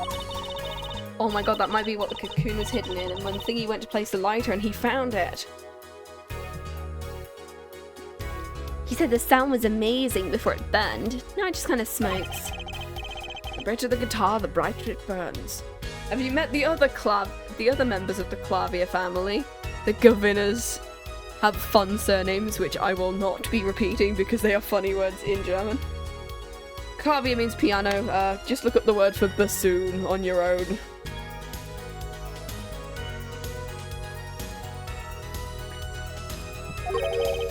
Her forehead. Yes. Don't tell me you're trying to tie these two things together.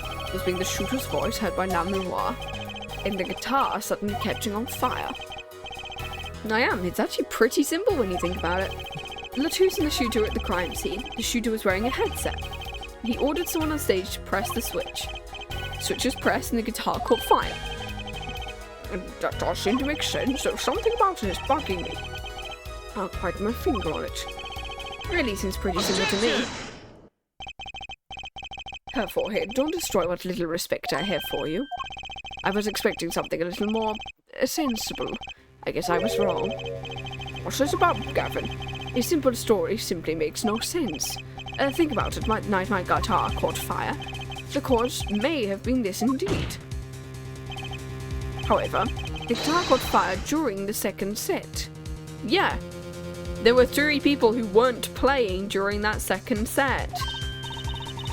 Of course. Caught La Miroir. Yeah, but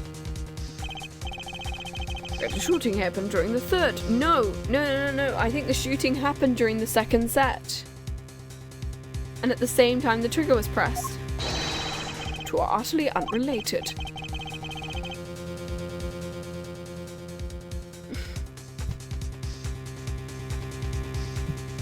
Unless Darian was trying to convince Machi that the switch was part of the magician's trick,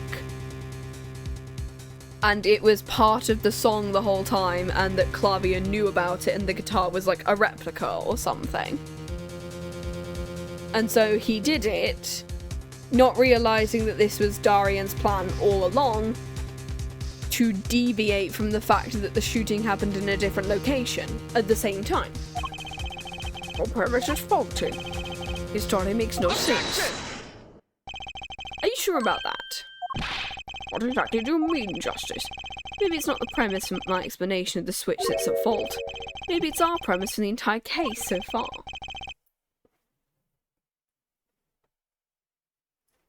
What premise is this? I'm glad you asked. I'm saying that maybe the killing didn't take place in the third act. Yeah, it took place in the second.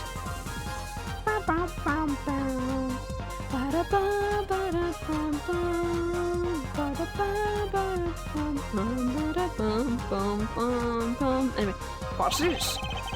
But Detective bsky heard shots and found the body. all of this happened in the third act, but it was going over the speakers. Gunshots rang out, and according to his testimony, Marty was in the dressing room at the time. Where are you going with this, Justice? Stay with me. He also told us in this testimony, namely, the victim had already been shot. We all heard gunshots, but no one saw the shooting. This is insane. Just before the shooting took place, the shooter was heard on his headset, telling someone to press the switch. The next moment, Prosecutor Gavin's guitar burst into flame. We know that a remote trigger igniter was inside the guitar. From all these facts, we can draw only one conclusion. The crime did not take place during the third act, but during the ballad performance, the second act. And because Marty was on stage... But that goes against the evidence. What does, Your Honour? The crime was carried according to the lyrics of the song. He's right, look. It's like the whole... Okay. This is pretty much... This one has the exact same premise as... There's...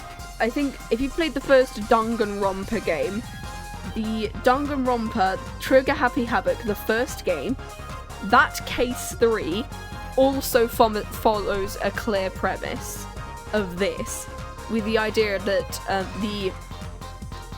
the size of the hammer in Danganronpa, in the murder, like, it's not really a spoiler, but like, they think the size of the hammer is increasing with each murder, whereas it's actually out of order, and the killer is making you believe it's at a different time than it actually happened, in order to frame a bunch of other people for the crime.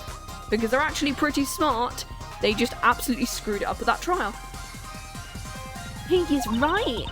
The bullet's supposed to come after the fire. You're thinking about it the wrong way. You're supposed to find the body after.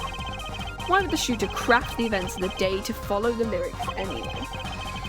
It's an awful lot of trouble to go through, with little merit for the person doing it. I'm sure whoever it was had some reason. Yes, they did. A reason that made it advantageous to follow the lyrics. You're saying the order was reversed? Reversed? If the criminal followed the lyrics strictly, then yes, the shooting would have had to come after the guitar. Yet, her forehead has raised another possibility. He's claiming the bullet came not after, but just before. Couldn't have put it better myself. We were only meant to think the shooting came after the guitar burst into flame because of the lyrics. That was the criminal's objective, to make us think the order happened because of the lyrics. They followed the lyrics, but that was the ruse. Why would the killer risk discovery by moving the body? That was the final touch to make it think he'd followed the lyrics the whole way. And he knows the lyrics because he's part of the band. That would explain the most unusual situation. The killer changed the order of events to create himself an alibi. In other words, the killer was someone who had an alibi for the third set, but not the second. I was hoping it wouldn't come to this, but sadly it has. And let me tell you why your little fairy tale makes no sense. It sounds good, I'll give you that. You've given us a reason why the killer bothered following the lyrics of my song, but I question your logic. What's flawed from the very beginning? Flawed? Yep, a contradiction, her forehead, one I've pointed out several times, actually. At the time of the crime, the small window was closed. How could La Miroir had a voice through it? Because I'm assuming she was wearing a headset herself. Oh. I know we'd like to divert our attention from this critical fact, but you're basing your entire line of reasoning on a false premise. Right, La Miroir's testimony is my entire case here. That voice she heard, the shooter's voice. What if she couldn't hear Apollo? What do we have? A man saying press the switch? And near the crime scene, we have a switch, which acts as a remote trigger for an igniter. And last but not least, Gavin's flaming guitar. It can't all be coincidence, but how do I make it work? I see a more direct line of questioning is required here. Then the crime scene was investigated immediately after the crime. That window was closed. Can you tell us how Lamar heard the voice? Because she had a headset in herself, probably. Key point to be sure. Because she would have to, yeah. If she came out after the second set, she herself would have to have a headset in. Just as you've got one thing to prove, Lamar heard a voice. And she heard it during the second set. How was Lamar able to hear the voice? She was somewhere else. She was on stage and heard the voice from someone else. When we investigated the scene, the window was closed. The shooter had no reason to close it had it been open. Meaning it was impossible to hear the voice through the window, yes. Good to hear you making sense. For a moment I was afraid you might be a Borginian too. Wow! Wow! Wow, Clavia. Wow. Anyway, as I was saying, La Miroir could not hear the voice through the window. So there can be only one explanation.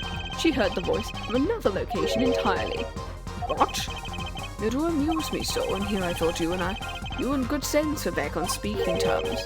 Now I'm afraid you and Good Sense speak two entirely different languages. I shall interpret for you, her forehead. La Miroir said she clearly heard the voice through that small window. No, I think she heard it from the speaker, like I keep saying. And there's only one small window at the scene. Are you sure?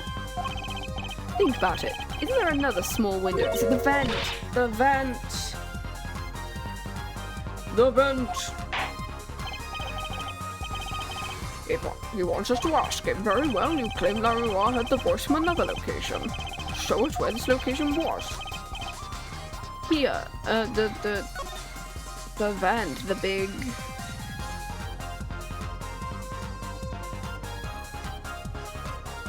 Here? Take that! This is where she heard the voice from. That's the air vent. What did she tell us? She said she's a Borginian, unfamiliar with our language. It's not her stretch to imagine she called this air vent a small window. Attention! Now you've done it, you've gone beyond ridiculous and into ludicrous. La Miroir was up in the ventilation system listening to this man's voice. Well, that's the only logical explanation, yeah. I do not think this word means what you think it means, her forehead. Okay, what about it isn't logical? It hardly merits saying. Why would La Miroir mean the ventilation system? I'm gonna quickly BRB. I need a quick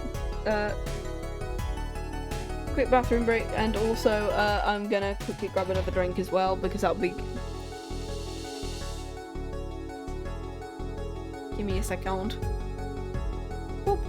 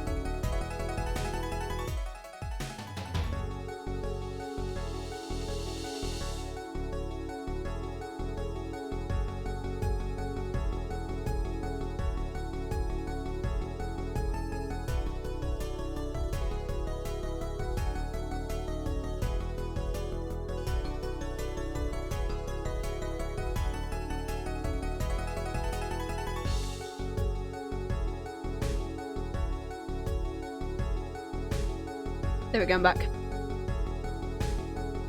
We are continuing now. I was gonna wait until we got to like a second half, but I had no idea how long the first half was gonna be. Why would she leave? Acting like a rat. No offense to her. The explanation for that is simple, Gavin. Isn't it La Miroir? You've been listening to our discussion here, right? I admit it had me quite confused since yesterday. The small window was closed, but why should that mean I could not hear through it? I feared our prosecutor might himself need an interpreter. The problem here is words. La Miroir, this small window from which you heard the voice, was it up high on the ceiling? Not low on a wall? It was up on the ceiling. What? I will have order. You will clarify this statement to the court. Are you in fact saying you were up above the ceiling? And that's where you heard the moment of the crime? What's up, Maxon? How you doing? Oh, why is the head pats down there? They're not supposed to be down there. Why are you... This is fine. I don't know why it's supposed... I don't know why the head pats are in a random location. In fact, I was. I'm sorry, I never imagined it would become such an important point. Yeah, well, why the heck are you up there? I believe it's time for another testimony. I'm not sure, May I remind you, this is a murder trial. We will hear your testimony. Tell us why you witnessed the crime from above the ceiling. Well, it looks like I'm on the right track.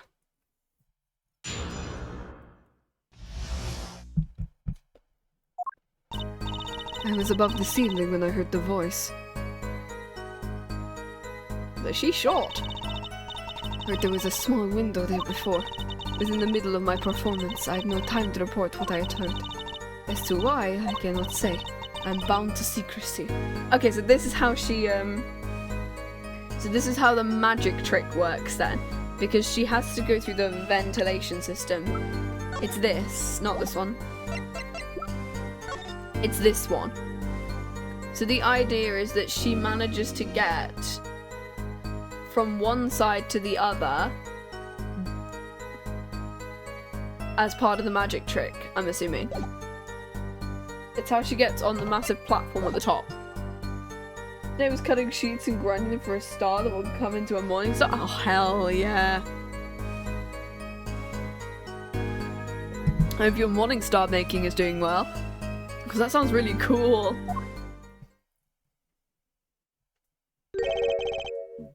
Bound to secrecy? In my line of work, one has many obligations. We're in the middle of your performance. This did happen during the second set. I did not witness the crime, you must understand. I only know what I heard. The handle will probably be the most difficult part. Heck yes, it will be. Must tell us what you were doing. That's what the cross-examination is for. Yeah, her forehead. Our mission in this court is to discern the truth. No obligation, nor binding pact may hinder that mission. Very well, Mr. Justice, you may begin the cross-examination. What are you gonna do, Polly?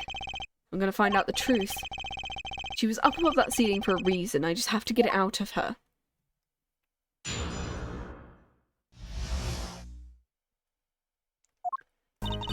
I was above the ceiling when I heard the voice. I heard there was a small window. I was in the middle of my performance. I had no time to report what I'd heard. As to why I was there, I cannot say. I'm bound to secrecy. It's gonna be this one. She was bound to secrecy. It's gonna take some hard-hitting okay, so it's evidence they want. I've also done some transporting tests in my job, etc, etc. Nice. I'm gonna save here.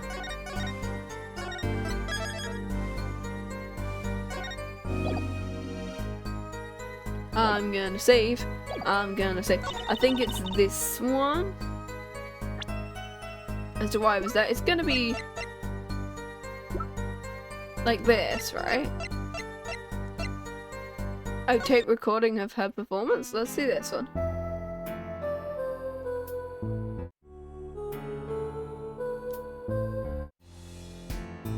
Is it this one? How are you? I'm alright, thank you very much. With orange clavia, we love it.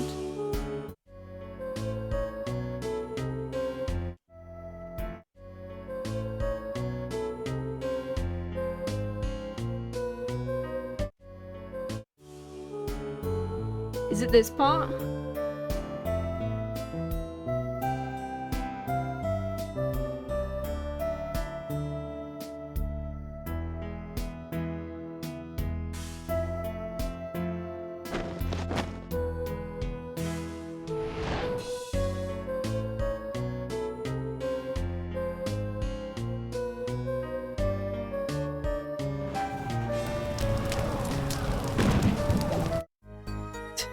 We still love that one. It's this one, which shows the magic.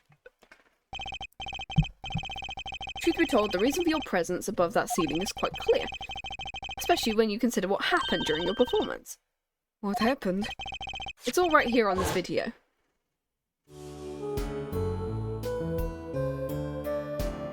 Yeah, the bit I literally just looked at. Her model's great, but his 3D model is a bit orange.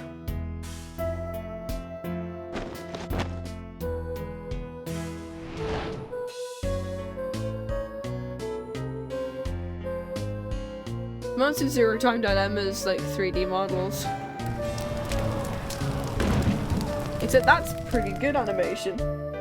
Yeah, the song was so fire, the guitar burned itself. That's the point, I think.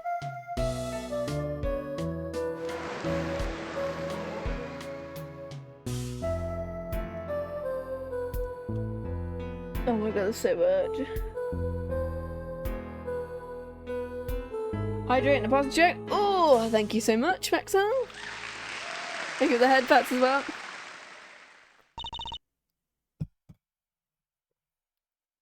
Gosh. There is another one, but it's not working at the moment. I need to see whether it fixes itself in a little bit. As we can see, La Miroir was clearly not on stage for her entire performance. Though it saddens me to be so realistic, La Miroir is incapable of actually vanishing, let alone teleportation. So the only explanation is she was hidden from view, and during that time she moved to the back of the forum. Follow. What? It's not nice to reveal a magician's secret. It's against the rules. Yobby, have a good time. I'm a lawyer, I'm not supposed to be nice here.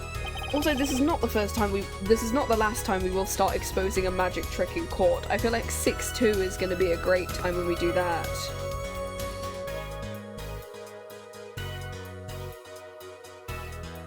Boop. This is all fascinating, but how is it possible? There's only 20 seconds between when she disappears and reappears. She couldn't have moved that fast. Something wrong, Prosecutor Gavin? This is his concert. He knows how the illusion was performed. He's just realizing his own oversight. Let's look at the cross-section diagram again. Here we can trace a route through the ceiling. It goes from the stage, through the backstage to the rear of the forum. Recall La Miroir's testimony from yesterday.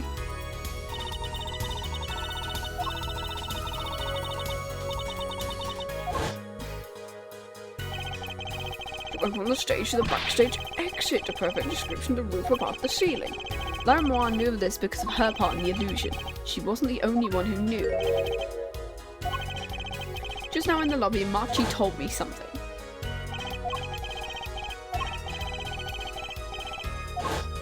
Which is how they also got the bodies up there as well. He said that. Oh, were you not informed, Gavin? I know about the Vanishing Act. I had no idea of the route that would be used. Why didn't the magician tell me? Magicians only reveal details of their acts that need to know basis. The bread and butter of a magician's life. Which is why he bound La Miroir to secrecy. Well, La Miroir, I'm impressed. Mr. Attorney, Marchi was right about you. So what does this mean? Are you saying you use this route above the ceiling? I did. Well, that's that, but I'm still a little confused. As I said before,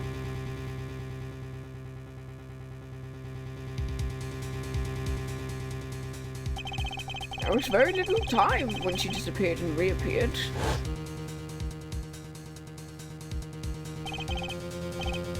20 seconds tops. How could she do it? Especially if you stopped to hear the shooter's voice. That's a good question, actually. Can the witness explain this to the court? I cannot. Mr. Justice, it's all up to you. Do your thing. What thing, Your Honor? You to explain how La Miroir was able to teleport and throwing your case out with the bathwater. Great, why do I get picked on? It's La Miroir who isn't going along with the program here. As I've stated before, I'm not at liberty to speak with the illusion at night. Tell us what you can. We'll hear your testimony on this. Justice will be your job to bring the truth. Oh my god. If you would, please. Feels like a student before finals. Good luck, Apollo.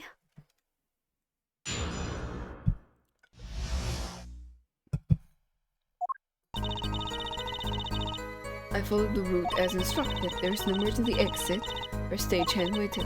One can enter the form on the opposite side. The plan was for me to move there in 2 minutes. I was on my way when I heard the voice. 2 minutes? But they gave her 20 seconds then, huh?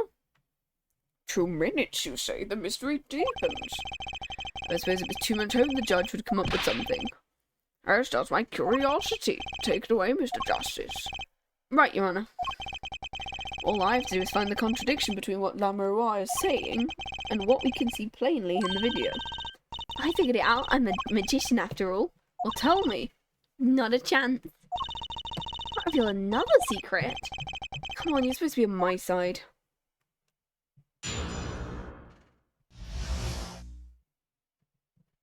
The big illusion.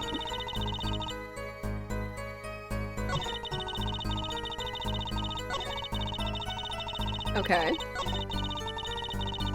2 minutes. Contradiction. Unraveling an illusion can't be so different from solving a case for me.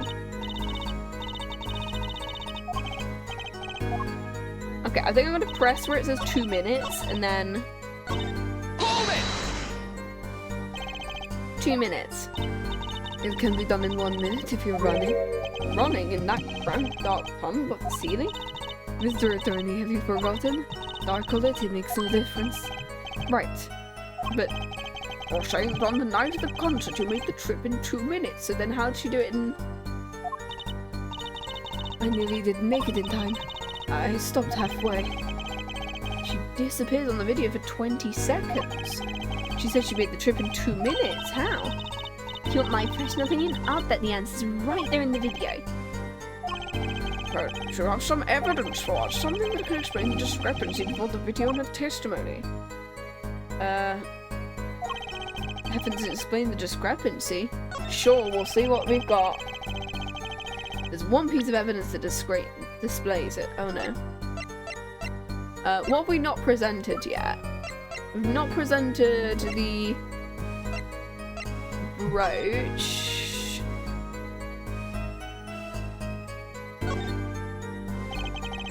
Sort of pin fastener.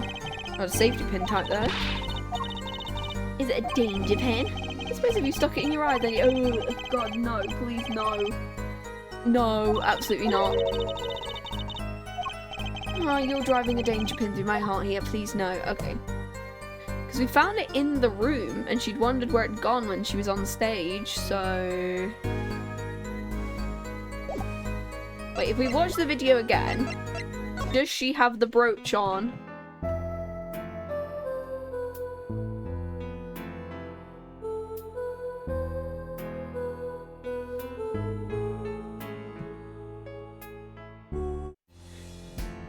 Okay. Okay, does she have the...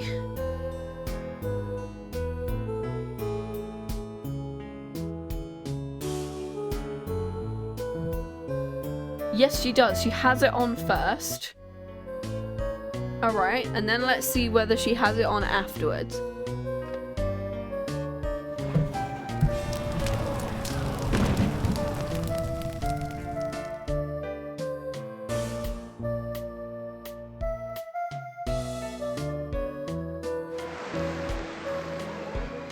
I need to see a closer up shot of her. No, she does not. Okay, so it could be the not revolver, the brooch, because she doesn't have it on in the second half. What else could we, because it said we had to look closely.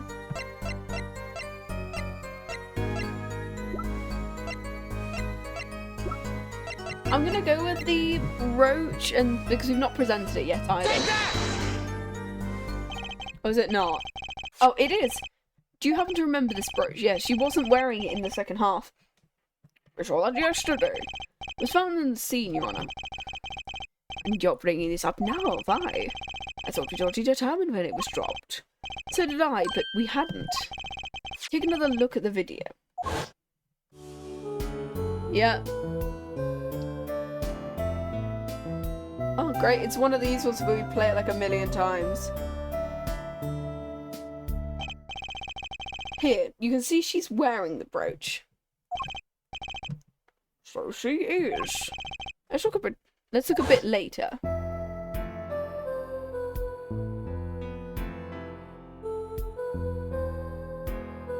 There. Oh, the brooch is gone.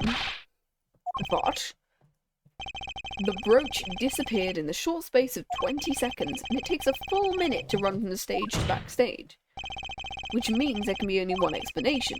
The La Miroir we see before the vanishing act and the La Miroir we see after are two different people. Who is it, Darian in a dress? What? The brooch was found on the floor at the crime scene, and not just on the floor, but on the floor directly beneath the air vent.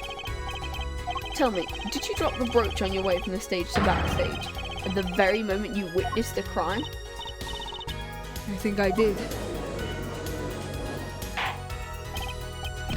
Prosecutor Gavin! From your expression, I gather you had no idea this was the case, Herr Judge. I, of course, know about it. Don't get me wrong, I wasn't hiding it, it never occurred to me. The switch and the shooting took place at the same time. So I was right, there was a switch. Just before the stage's tower rose, La Miroir was replaced. Okay. On the subject, who was the replacement? The man behind the illusion, Valant and La Miroir. Jesus Christ, he's good. Was he just hiding his, mustache?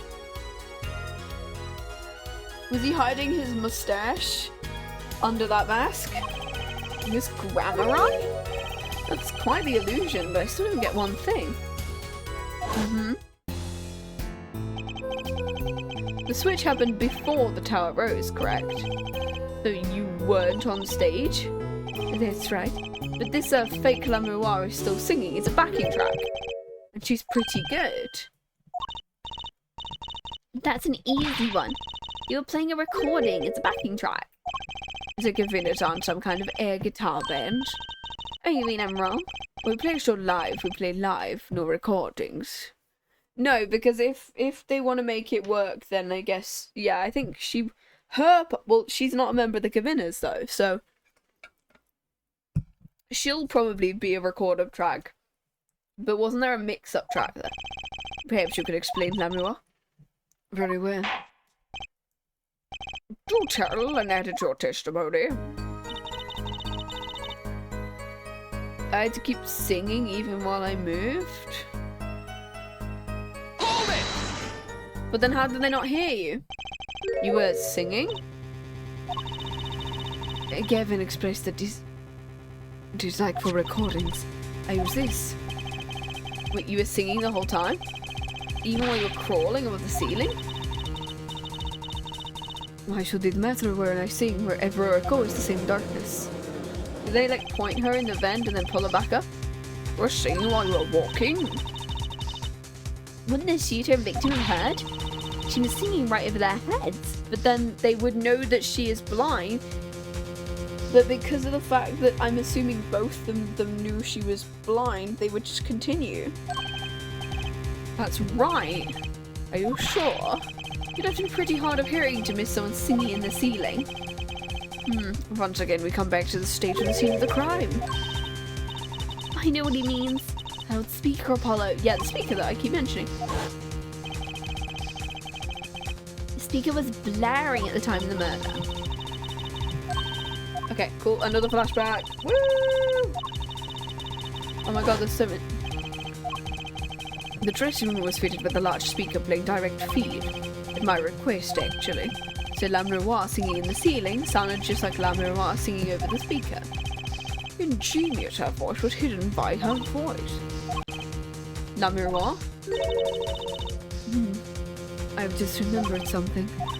When I heard the noise, the gunshots, it startled me, so I stopped singing. I forgot the words I was supposed to sing. Wait, what? Thankfully, it was the very beginning of the second verse, so not many would notice. Oh! That mixing board, where is it? The mixing. Oh, this!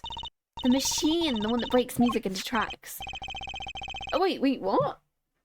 She forgot the second verse. Give me a second. Let me have a look at this, actually. What are the lyrics supposed to be at the beginning of the second verse?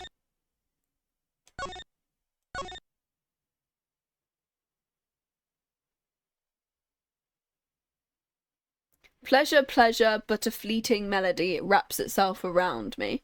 She only sings pleasure once, doesn't she? Pleasure, but a fleeting melody, it wraps itself around me.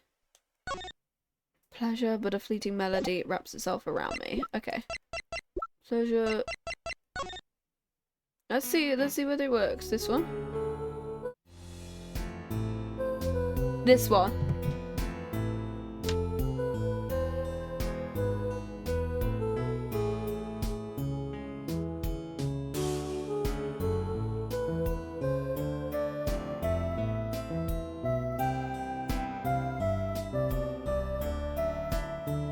Yeah, she doesn't, she sings pleasure once, not twice. It's supposed to be pleasure, pleasure, as in, because she sung every other word twice in a row. Whereas now she's only singing it once. Let's take a listen. Oh. Oh, for goodness sake, we're listening to it again. She only sings pleasure once.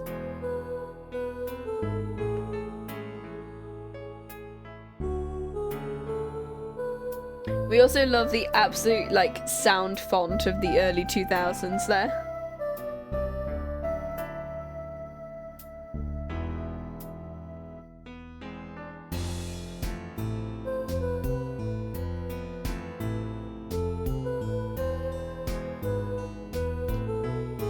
Yeah, it's supposed to be twice there. The song does stop there. I must have missed it. Look at the lyric sheet to the top of the second verse. See where it says pleasure, pleasure. Now listen again. It's only once.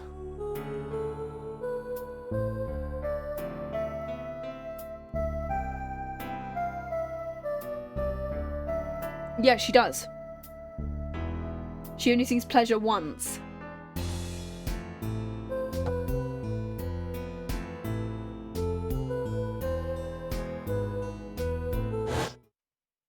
Exactly there.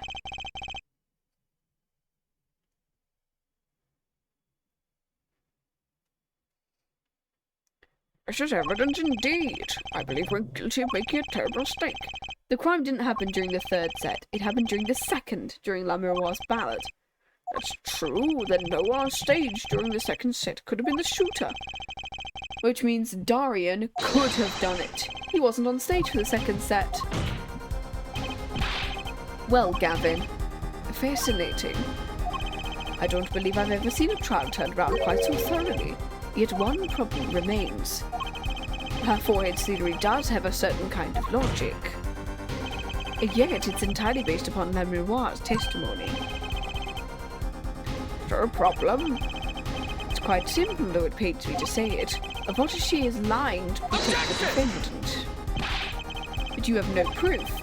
All I'm saying is the truth is as yet unclear, until we hear directly from the man himself. You don't mean? Although he's a friend and a band member, Darian must take the stand.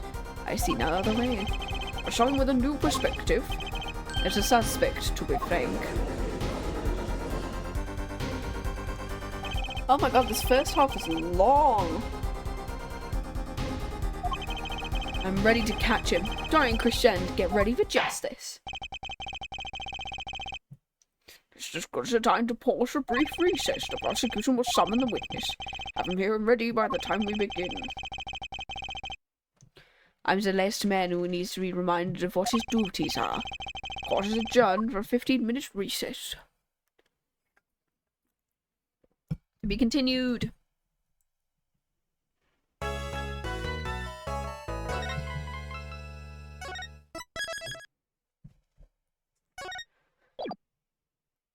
Let's go.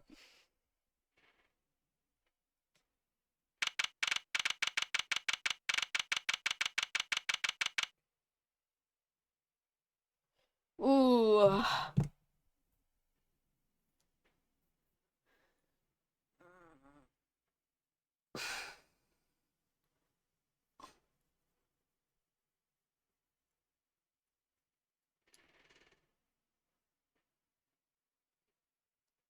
Right. Sorry, I'm just stretching there. I can't believe it. It really happened? And right in the middle of La Miroir's performance. The reason why she was in the air vent and the switch in the flaming guitar, when you link it together, that's what you end up with. I knew you had what it... Oh no, this is Phoenix. I knew you had what it took. Dad! Mr. Wright, you believed in me? Not really. I just thought I'd make a cooler entrance than say, hiya. Why do I even bother hoping? Where have you been? You haven't been coming to the office at all. Sorry about that, Truce. I'm on a secret mission. You mean like you're undercover? I'm Mr. LeTouse and he's shorter and not as well dressed.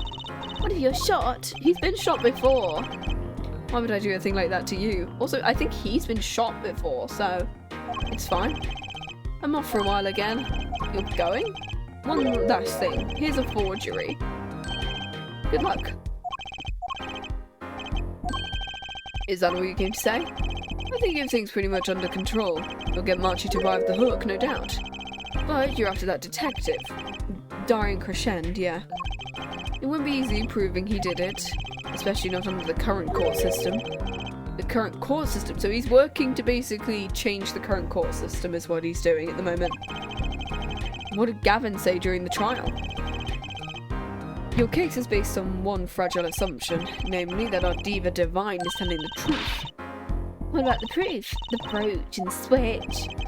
Piece of jewelry and a lyrical blunder? There are plenty of other ways to explain those things, the flaming guitar too. All because you lack definitive proof of their connection. If the sultry songstress is lying, your case melts like butter in a frying pan, leaving behind the faintly singed scent of failure. So what do?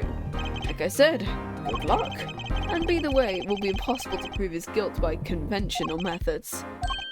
Oh, that reminds me, I have something to give you from our detective friend. Detective Sky. This bag of snacks was meant for me. Here it is. What are those?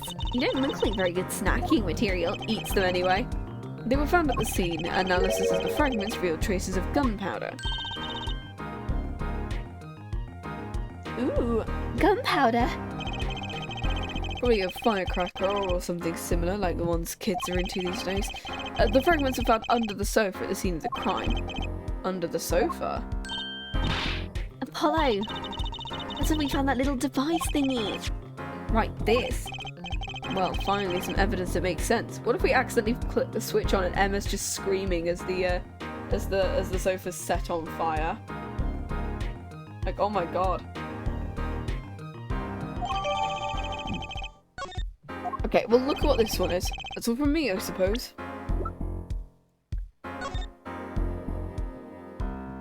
The red? So, you think this is some kind of firecracker? One of those noisemakers that you shoot off on New Year's. Oh, that's why she heard a shot where she shouldn't have, because it's a noisemaker. Do you know that in China they use firecrackers on New Year's to scare off evil? So it's kind of like the same thing. Me? What did you know this? It takes more than 500 peanuts to make 1 ounce jar of peanut butter. At least my useless fact has something to do with the evidence. Okay, cool. Is there anything else I can, like... Okay, cool. See you after the verdict. Maybe. Every man has an igniter inside him. Excuse me? I've placed a small bomb inside your stomach. The zero escape ass thing.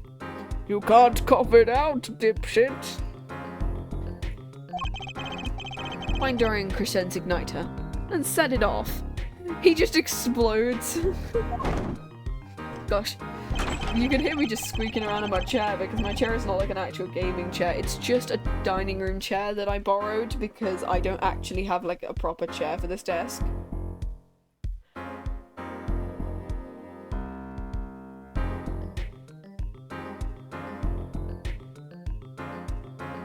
Anyway, and just like that, he walked out the door, just like a magician normally.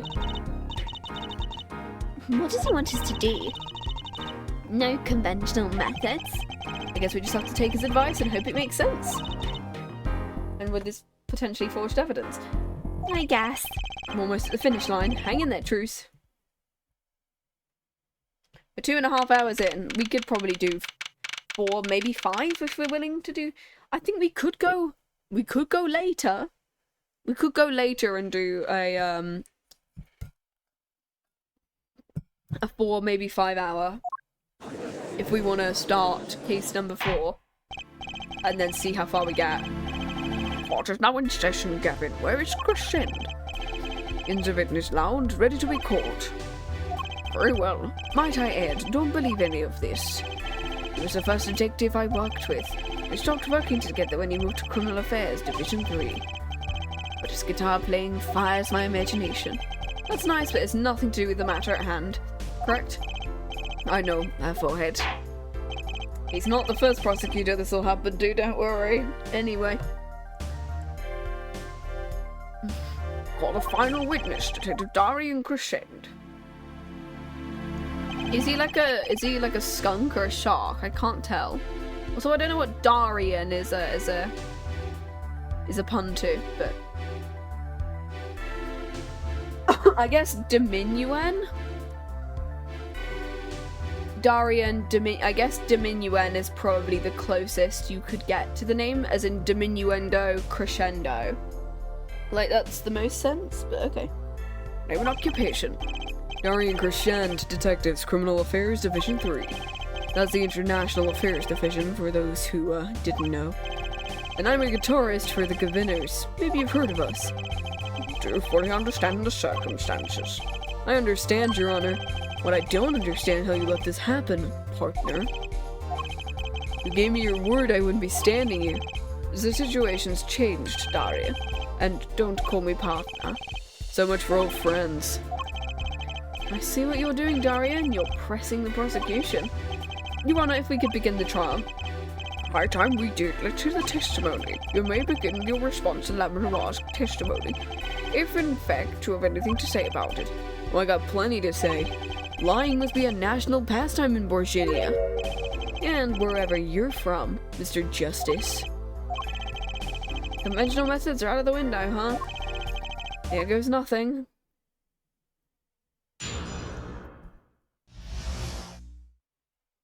Okay, cool. The diva's lying, plain and simple. She got nothing to back up her story. In the first place, she never heard my voice. She forgot the words because she heard gunshots. Well, didn't Detective Emmer Sky hear those gunshots during the third set? The shooting took place when I was on stage, man. You claim La Miroir's testimony was a lie. Yeah, don't get me wrong. I dig what she's doing trying to protect the kid, but she's got the court-eating vague statements out of her hand because she's blind. You go too far, Darian. Look, all I'm saying is you got a reliable witness. Why just not listen to the detective? Detective Sky? Justice, you may begin the cross-examination. You didn't waste any time finding our weakest spot. I can't do this with La Miroir's testimony alone. Find some other way to prove when the shooting took place. I'm gonna flick through just to see whether they want me to do a press or a present, because that might be... it might give us something. Okay, that one, the diva.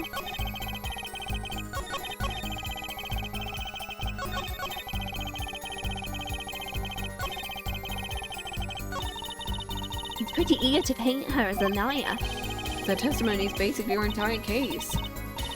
Tough.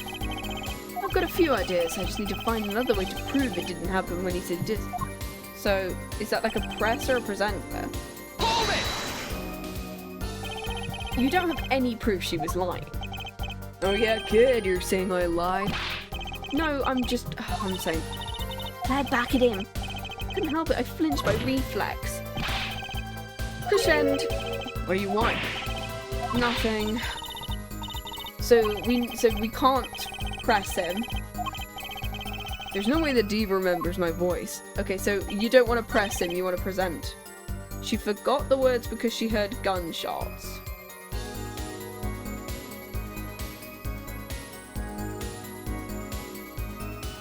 I mean, if they were over the speakers, you'd be able to hear them.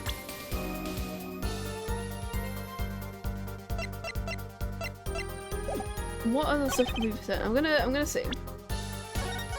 Yeah, but we all did. That's the thing. It was.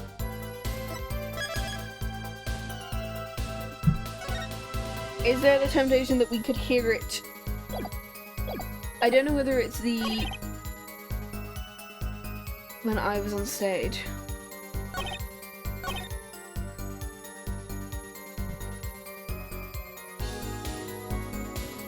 Because she heard gunshots. Yeah, this is the revolver. The brooch. Mixing board? What is that?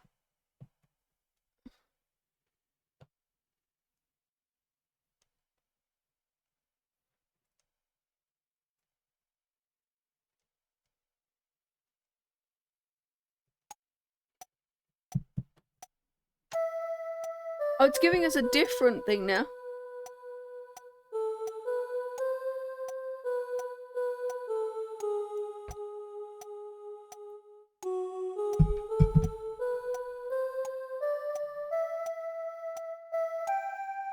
And we'll keep 2 up because we think that's Darian, right?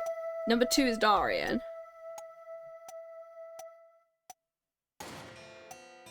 Oh!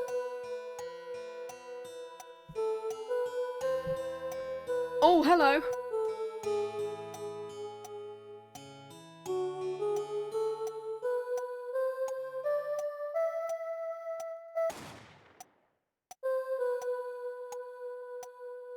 There. You can hear something crash there. We had to prove she could hear gunshots. It's that one. Remember this, Crescend? The mixing board, what about it? Seems there was clear proof left behind, right there in La Miroir's song. Her song? What exactly is this? A new variety of gramophone?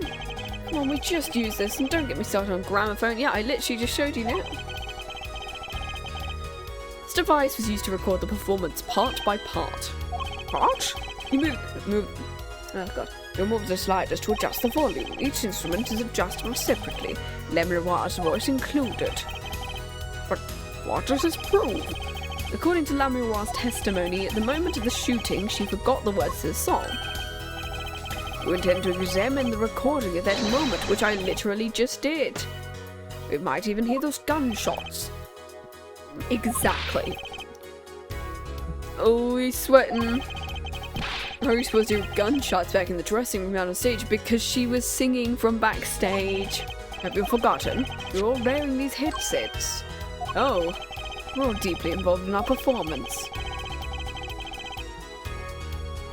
But La Miroir's headset would have picked up when she heard the same. Okay.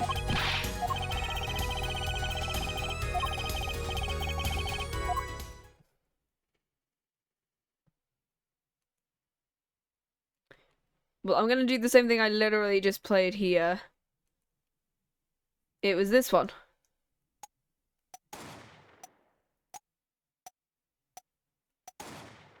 Yo, welcome back. Take that! You wanna listen close to this part. This is the track with La Miroir's vocals. Yep, we already went through this. It's just padding at this point.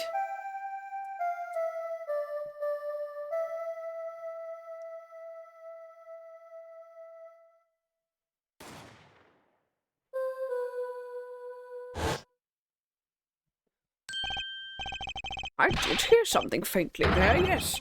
Might sound like a gunshot. This has to be some kind of mistake. Oh. Also, sound was coming over the headset along with her voice. Gavin, you're crazy, man. An upstanding prosecutor even listening to this weak evidence? I mean, man, you can barely hear that. I was hard of hearing, Darian. Sounded like a gunshot to me. Admit it, you lost Detective Crescend. So what about the gunshot Sky heard? You heard him too, didn't you? I don't even think about telling me you were mistaken. Well, you think you're telling him that, Mr. Justice? No, Your Honor. Detective Sky and I clearly heard what sounded like gunshots. But they weren't. What? And I've evidence that proves it. I think you better... I showed this to the court. It's the fragments we got that sound like firecrackers, right? Is this...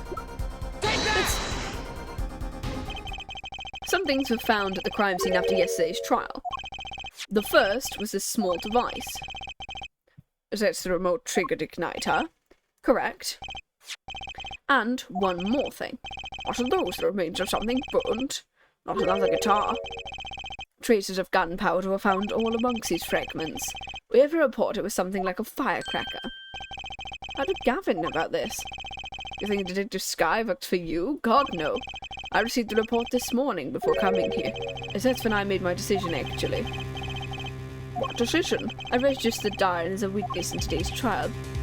Just in case. This raises another possibility. Yeah, he found the fragments and went, hello, oh. Yeah, I don't think the DVD bounce is working at the moment, which is a bit crap because I have the browser source and it's really annoying me. Like, huh?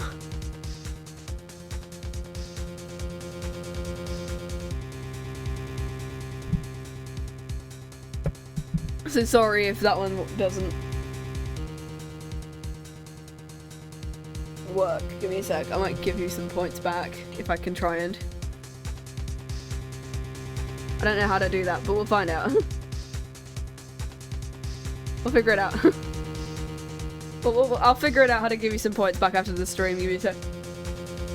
This raises another possibility. Those gunshot-like sounds during the third set could have been two firecrackers rigged to go off by remote control. The same time, that's why there was two ignitions, because of the fact that there were two. You got an active imagination. Well, you shouldn't say every little thing you think. Your explanation seems a bit too convenient to me. How so? You're saying these firecrackers just so happened to go off right when two witnesses came walking by. That's right. Darian was out on stage when it happened. Why would you know someone was backstage? Because we found the headset on the floor. And he would hear our voices. The firecracker goes off in the forest, there's no one there to hear. You get my drift? Why go through the trouble, man? Okay. May not look it, but Darian's a gifted detective, so any weakness in is sure to find it. May not look it? Gee, thanks, man. That reminds me, I happened to pass through that very hallway set from time set day, and I saw something odd there just before the third set. Something odd? A headset, the kind all the band and staff members were wearing. Oh, that's how he heard us. That's right, we picked this up in front of the door to the dressing room. What if that headset wasn't dropped but placed? And what if it was turned on? You could hear what was going on in the hallway.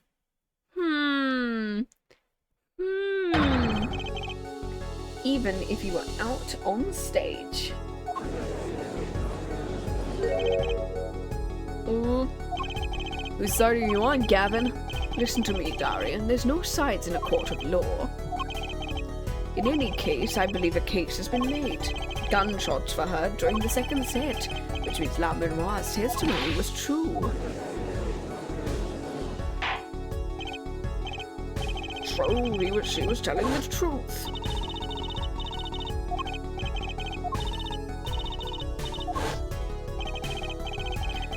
Just after that, there was a gunshot, and then the guitar caught on fire. Detective Crescend, you weren't on stage during the second set. You could have done it. Why did we only hear one gunshot? And two bullets fired? La Miroir was moving through the air vent. She must not have been close enough for her might to catch the first shot. But as she passed over the dressing room, she heard the second one. The gun fired again, and Mr. LeTouse's life was taken. Well, Detective Crescent. Once again, I'm reminded of something. Our performance that day. Seeing the mixing board jogged my memory. You were there too, her forehead. Oh, and Darian was out by like a second. He was out.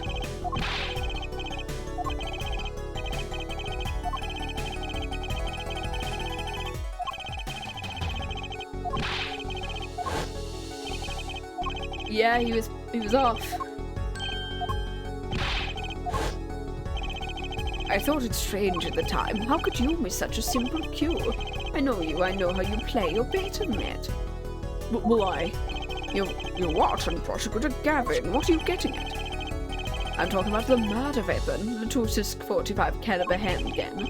As we've learned, even the shooter doesn't go unscarred with a revolver that size. And they find, oh, is his shoulder gonna be or dislocated? Is his shoulder gonna be, or his arm is gonna be, like, hurting? That's why he couldn't play the cue. The kickback's enough to dislocate your shoulder if you're an amateur. You mean his playing was affected because he hurt himself shooting the revolver? You're forgetting something. Yes, Detective Crescent. I'm a trained police officer, you know. I've had firearms training, plenty of it. I'm no amateur. A standard style, Tom. A short to have released is a 38 caliber, so it's a little bit more. Much tamer beast thought the murder weapon belonged to the victim, Mr. LeTouse, which suggests there was a struggle between killer and victim. Also, you don't know whether he was like left-handed or something, and so he's shooting a right-handed. I don't know whether guns are specifically left or right-handed, but the killer might have not been holding the revolver correctly. Is that what you mean? The thought had occurred to me, yes.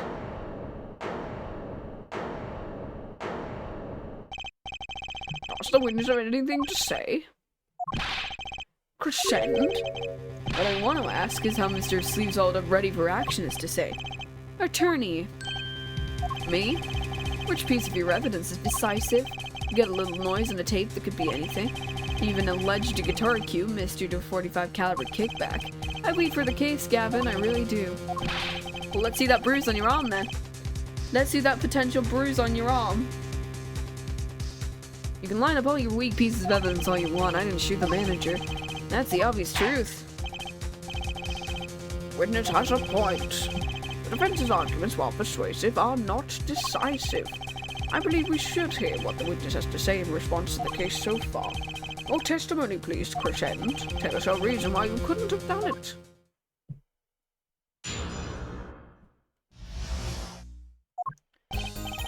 Why would I even want to kill the manager? You want a reason? Easy. I got no motive. It was Diva's first trip to the country. How could I possibly know her manager? I didn't know him. Why would I want to kill him? Because they're both Interpol, right? They're both international. And because he's international, then he's got a reason to want the replica, or the cocoon thing. Prosecutor Gavin, is it the case Mr. LeTouse had not been to our country? According to our records, not even once. Not very well, Mr. Justice, you may begin. Great, now I need to find a motive. Well, it's probably going to be the little cocoon thing, right?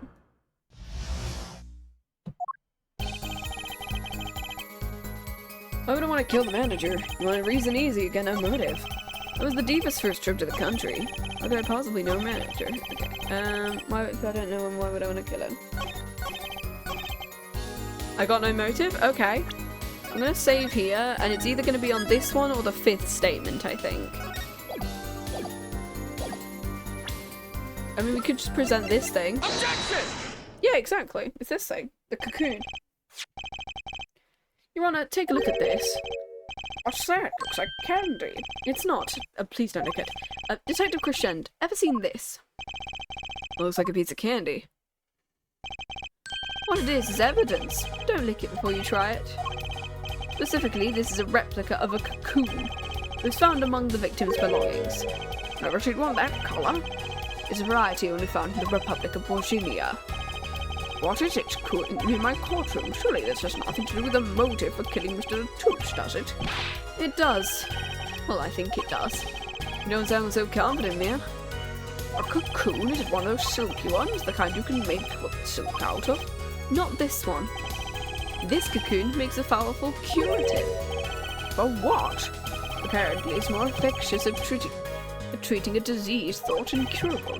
It's the only medicine of its kind. It's illegal to take one of these healing cocoons out of Borginia. So someone took it out of the country, so Marchi took it out of the country in order to create replicas so that they wouldn't need to take any of the actual country, right? Whatever for?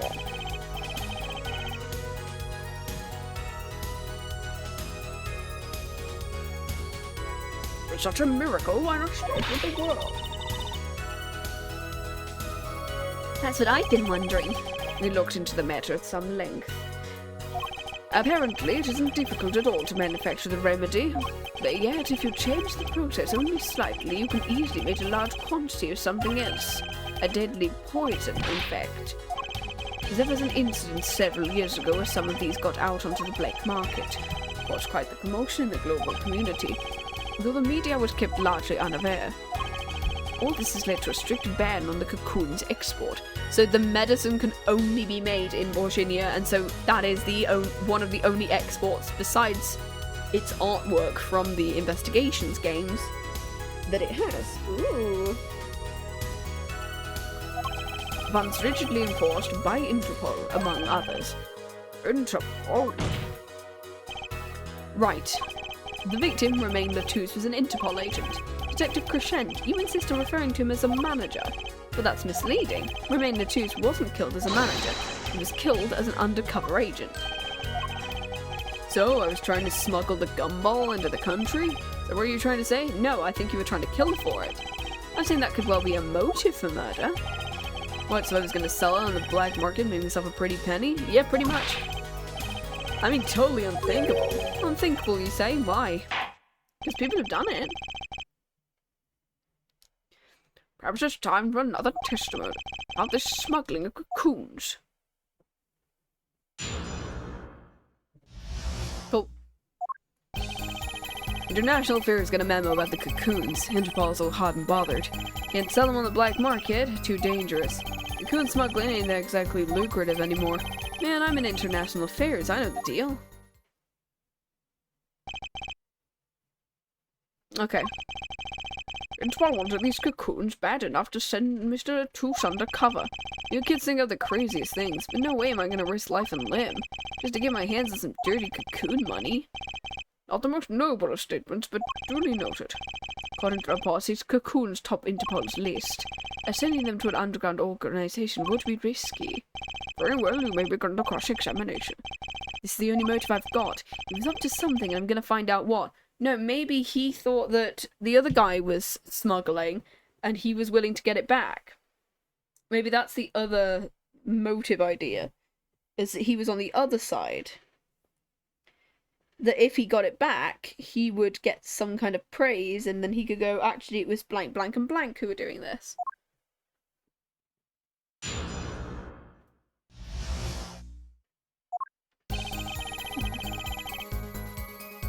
Got a memo. What do you mean? Why would you know this? Dangerous. Your Interpol finds you, they arrest you on the spot, or another marketeer might think you're part of a sting and take you out himself. Times have changed.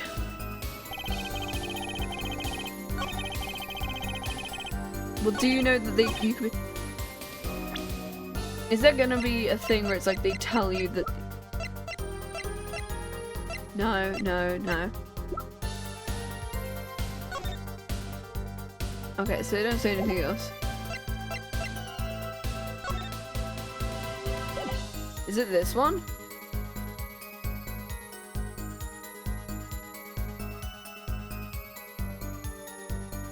I'm gonna save. I don't know whether the Borginian one talks about it though. And I can't really tell. So...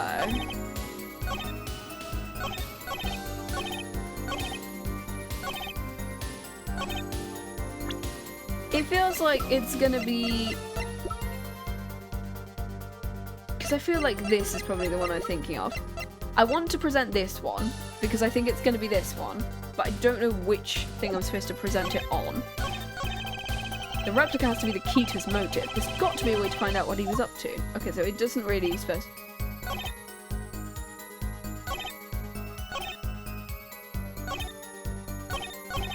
Let's see if I can probably... I'll try presenting, not presenting, I'll try pressing on the next two. Wouldn't scarcity drive up prices? Attention, every gangster and his brother want a piece of that action. I turn you forward into Swiss cheese before he'd say objection. Maybe we could get him to cut his hair too. He's on trial here. You obviously know nothing about the market. And that's a bad thing? Don't even try to mess with me about the stuff. Okay, so it is more of just kind of like we have to present at this point. Is it this one on this one? Objection! Your Honor, what do you think about... no, wait, it's a statement. I'm not sure I follow. Okay, so we do need to present. Okay.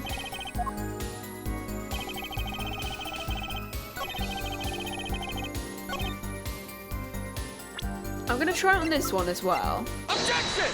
Okay, that was right, okay. Because I'm like, they're not gonna sell them on the black market, they're gonna give them to medical so they can resample them. I would.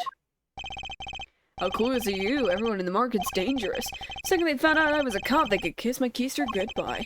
Why sell to a black market buyer? How about someone like this?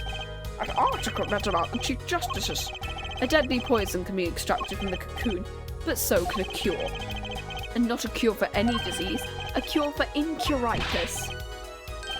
I've heard of that somewhere. You went to visit a victim of the disease literally this morning. But why, that's the disease the Chief Justice's son has. You aren't saying. Our witness is the detective, and he would have had contact with the Chief Justice. Or saying the Chief Justice would never deal in contraband. Not even to save his own son's life.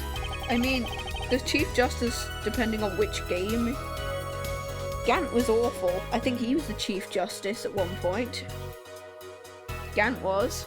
And he was not a great guy. It'd be an international scandal. That's Detective Crescen's insurance. If word ever got out, the one with his neck on the line would be the Chief Justice. Detective Crescend, is this true? First I'm a murderer, now I'm a smuggler. That's a question, not a statement. How many crimes are you trying to pin on me anyway? They're supposed to think about it, the Chief Justice with the buyer. Why a seller couldn't hope for a better deal? Very cowardly seller. Well, the sleeves over there trick you. I made a deal with the Chief Justice, where's your proof?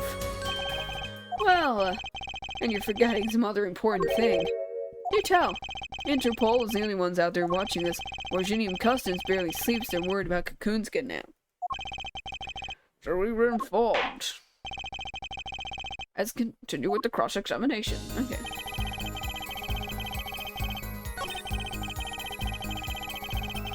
Okay, yeah, so so the last three sentences have all been... everything gets checked.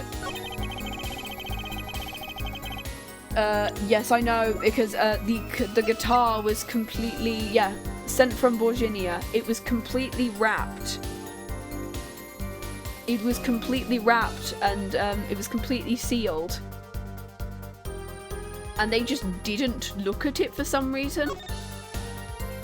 And because they sent it through evidence instead of sending it... because they sent it through Interpol, literally. Actually, there is one way. What? One way to get something out of the country with no checks. You become a prosecutor. A prosecutor? I don't believe it. Believe it, Prosecutor Gavin. What was it that you told me yesterday at your office? Flashback again.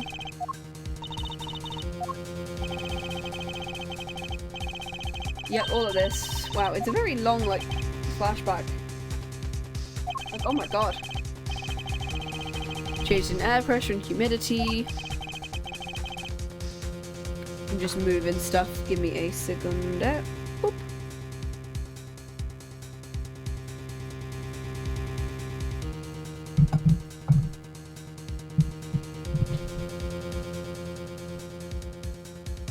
Skizzers over there. There we go.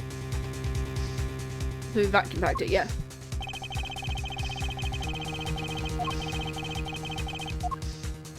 They didn't check it.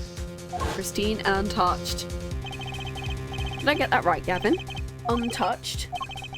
The guitar was wrapped in several sheets and vacuum packed in Borginian. The pact was untouched until the day of the concert. Who think the guitar was? With cocoons this small, it would have been very easy to use your guitar as a mule to smuggle a cocoon out of Virginia. Which reminds me, Prosecutor Gavin, that guitar had some work done on it. Good memory. The sound hole. They found something attached to the wood, a broken device. They found the igniter. An igniter! Exactly. Consider this, if you will. What if that igniter wasn't the only thing that was attached to your guitar? It means this, of course. There was a way to get the cocoon out of the country. They could use Picky Prosecutor Gavin's privileged guitar as a mule. And who better to do that than someone with access? Like a member of the band. Oh.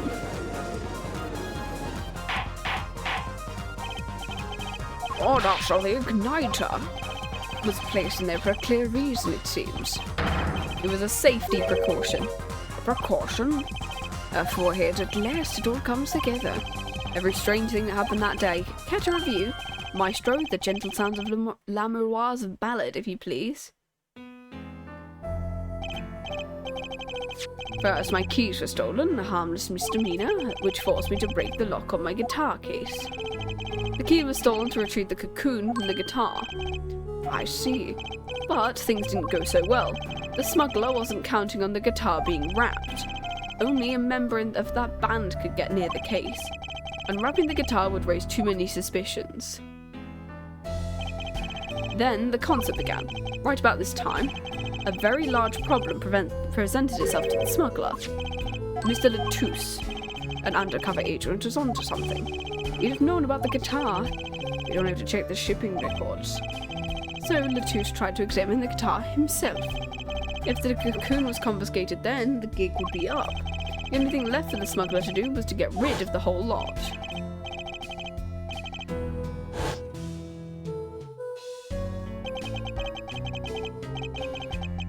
The guitar burst into flames and the cocoon was lost. So Machi and Darian were working together at one point, and then he tried to frame him for the crime.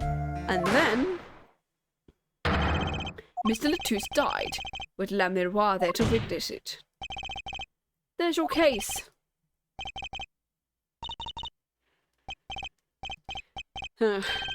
Brilliant, man. I gotta know you make all that up on the fly. But a made-up story, it makes a great deal of sense, Darian. Well, the Republic of Borginia? Sorry, man, but I haven't even been there. True, you haven't, but somebody else has. As they make a story for that kid. But I had the cocoon in the first place. You didn't. It's not so hard to imagine. You would help a Borginian accomplice. That's all. You had an accomplice was clear from the start. The voice La Miroir heard it proves it. Press the switch now. And because we found it near the piano, we know who it is. You made this transition from backstage. And so he was deliberately trying to pin his accomplice for the crime because that person would be willing to be sentenced to the American and or Japanese prison system, then they would go back home and serve, well, literally receive capital punishment back at home. Well, your co-conspirator was on stage. Who was it? The coup de grace. And for once I know what I'm doing. There's only one person who could have helped him. Do what justice has to say. Be warned, with a great accusation comes a great responsibility. Make up your answer on the fly and be harshly penalized. Are you ready, Mr. Justice? No!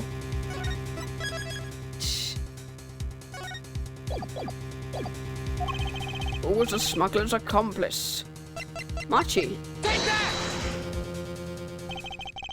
There's only one person who meets all the requirements of the accomplice, and that is the defendant, Machi. Mr. Justice, he's your client.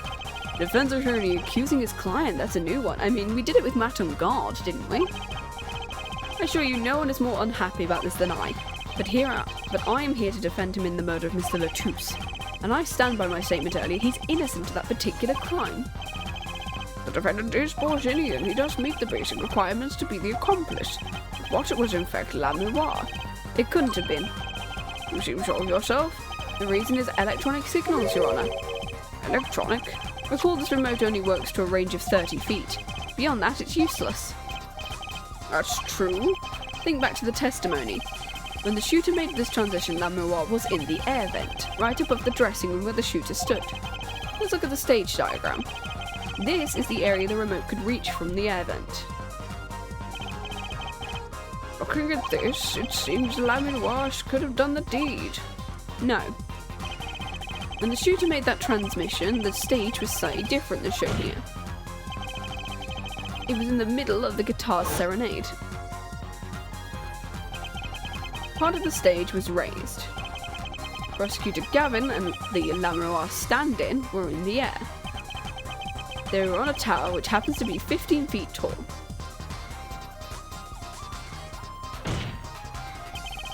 In other words, the remote couldn't have worked from La Miroir's position in the air vent. Well, Detective Crescent, what do you say to that?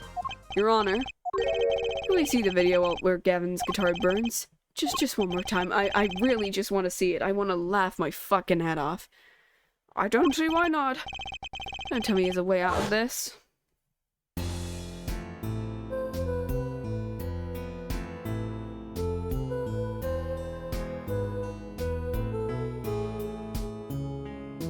Yeah. There. There's the first bit, the ignition.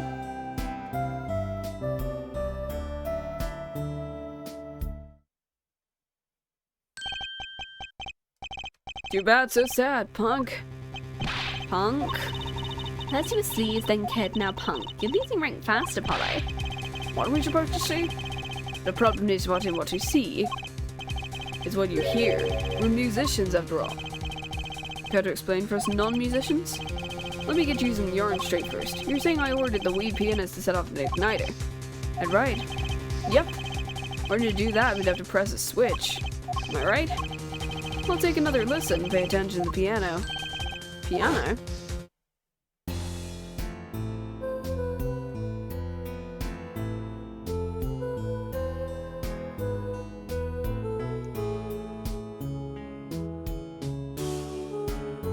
It doesn't sound like the piano's actually being played at all.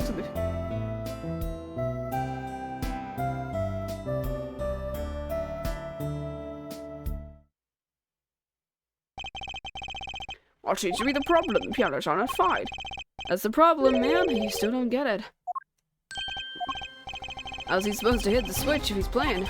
Comes Diva, the guitar, the bass, the piano, and the drums. Only one with her hands free was the Diva. According to you, well, you can play chords with one hand. That's how piano works. Like, often, sometimes they will just have, like...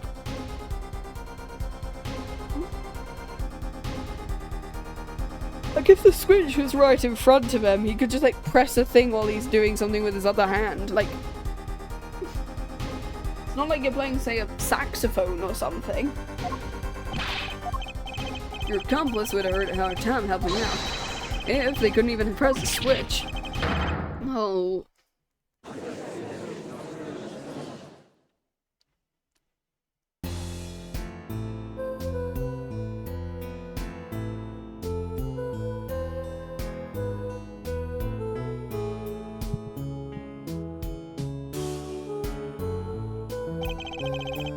Piano plays non-stop. We'll have to listen to the mixing recorder then.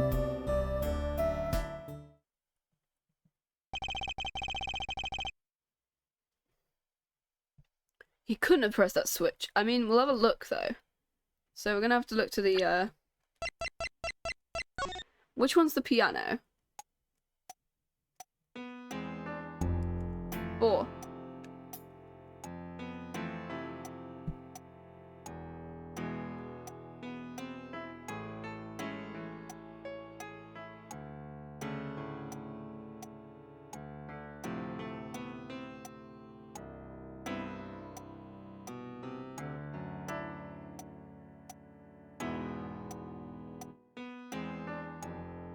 There's a stop there. There was a stop right before the... There was a stop right before... Because they had a break, like a one lifting hands both off the piano while keeping the pedal down.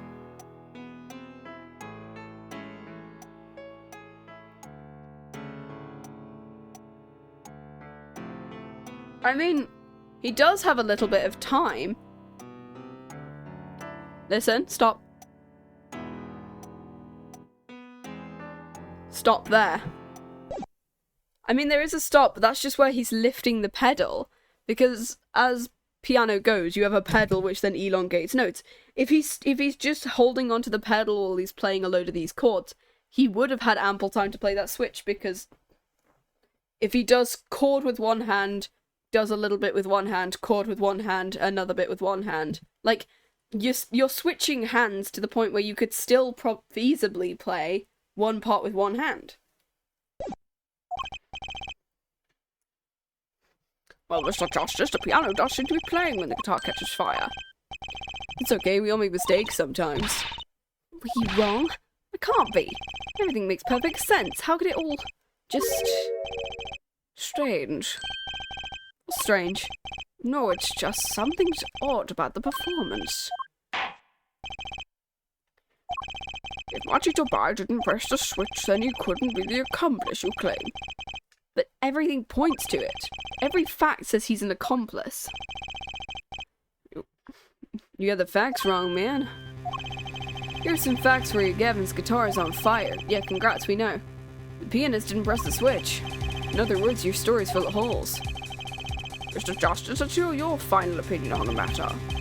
Was the defendant Machi Tobai the accomplice? Your answer will reflect on everything you've said here. Give some thought. If Marchie's not the accomplice, then our whole case is ruined. Has to be him. He was the only one who could have helped the smuggler. He has to press the switch. Well, you better find a way to prove it. Okay. What do I do? What do I do? Has to be something that doesn't fit. Something odd. Yeah, because there's like a gap between where he plays. At one point. What's Gavin saying just now? It played non-stop.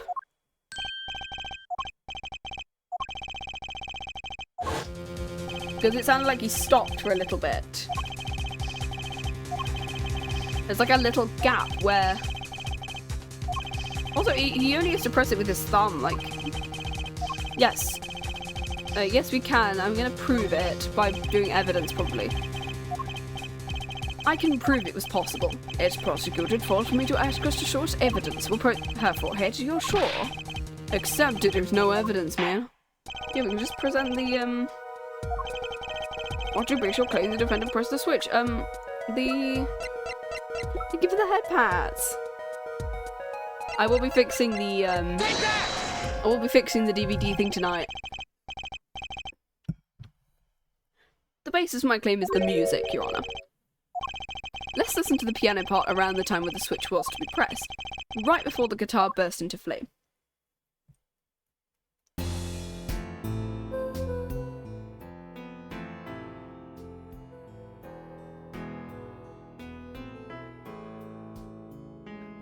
Have a nice time solving. Cool, see yous.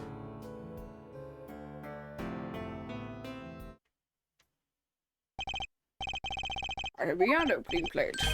But doesn't it sound kind of simple? I think I know what he's suggesting. You think Machi could have played that part with one hand. Yes, I agree. Because piano players just can do that with a lot. Yeah, you can play it with one hand. You need one hand to press the switch. You could play the piano with the other. So you're some kind of piano savant? I mean, I've had piano lessons before. I think I know how a piano works. You can play chords with like one hand, and you can play a little bit with one hand. What do you know? I can't play a part like that with one hand. Yes, you can. I know. You got something? Your father, he's a pianist. Could he... A dad? You can play a part like that even if you had 3 hands. Sorry. No, not really. Huh? That's just the easy way to prove it. There's always the hard way. Man, how are you gonna prove whether he played it with one hand or 2? You can't. Because I can just ask him. I can just ask him. It's highly likely he was playing with one hand. The clue is what prosecutor got is sounding odd, so compare his part in the first and second and then click the fact that there's a gap there. What sounded odd, I bet we can tell by listening to a certain part of the song. No way. We've come to the moment of truth. Let's hear what Mr. Justice has to say. Show us the part that proves the defendant was playing with one hand. Right before the guitar burst into flame. Machi was definitely playing one-handed just before the guitar caught fire. And one section of the song proves it. The first part, right? Okay, so we need to just do this. Because number 4 is the piano here. Look.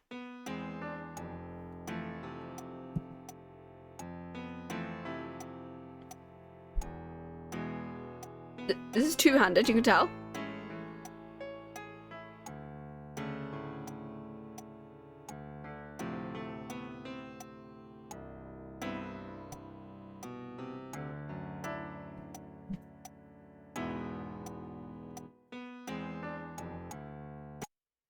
So I think it is because of the fact that in the first part, you can audibly hear that he's playing both a counter melody and a chord progression with both hands. Whereas it feels like he's alternating between the two in the second segment. So I'm going to present here. Prosecutor Gavin, I'm sure you've realised just what it was that sounded odd to you. It sounds like he's alternating between chords and melody, and not playing them both at the same time. Realised what? I'll demonstrate. Let's listen to the part in question again. Pay particular attention but a fleeting melody.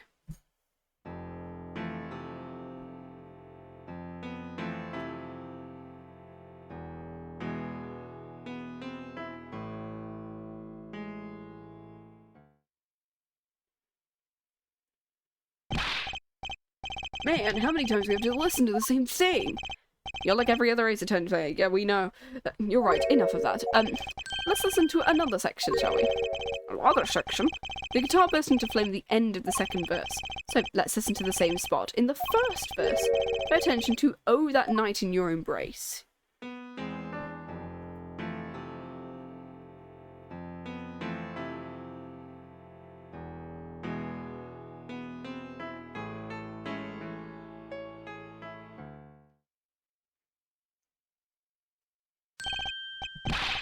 Play verse 2. Yeah, it sounds like he's just playing the melody rather than...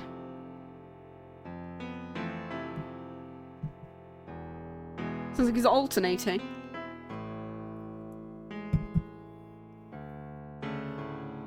Yeah, he's not playing the melody in that segment. They feel the same, but they're clearly very different. What? Well put, Your Honour. The phrase in verse 2 is quite simple, but the same phrase in verse 1 has high and low notes. You'd have to use 2 hands to play that for sure. What's that proof? I think you'd know that by now. It's why I hate dealing with amateurs, man. So the 2 verses had different arrangements, happens all the time. Not this time, Darian. There's no point in changing an arrangement if you can't hear it clearly. And that wasn't the point. I had him play specifically to the piano and stay in the background. That is what I noticed. Why should the same phrase sound slightly different? Now ask yourself why Machi changed how he played, and there's only one answer. He needed a free hand in order to press the switch. Oh.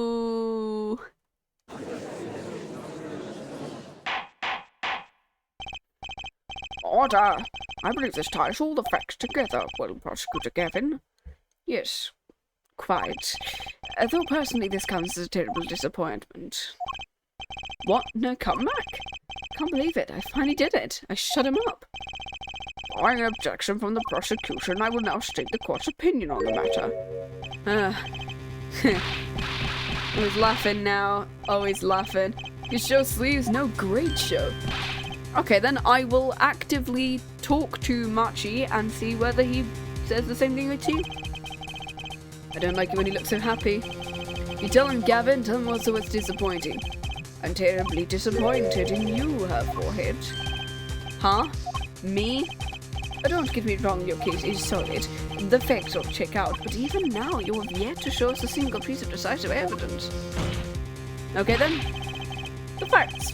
Well, anyone could see it was him. Unfortunately, anyone does not include the law. Blade, your case doesn't cut it. Some facts may point towards the same conclusion, but without decisive evidence, it's not proof. Well, I'm gonna casually reiterate, if I'm able to like go, hey, Machi, did you press this switch? Because you won't get like a big sentence if you do. You'll get like an accomplice sentence, but because of the fact you weren't actually the killer, you won't get a sentence, and he'll tell us, yeah, I pressed the switch. That's the rule. I don't believe it. Does not seem as though the defense has any more evidence. I think he did. He would have seen it a long way back. It's unfortunate, but at present, this court is unable to acknowledge your accusation.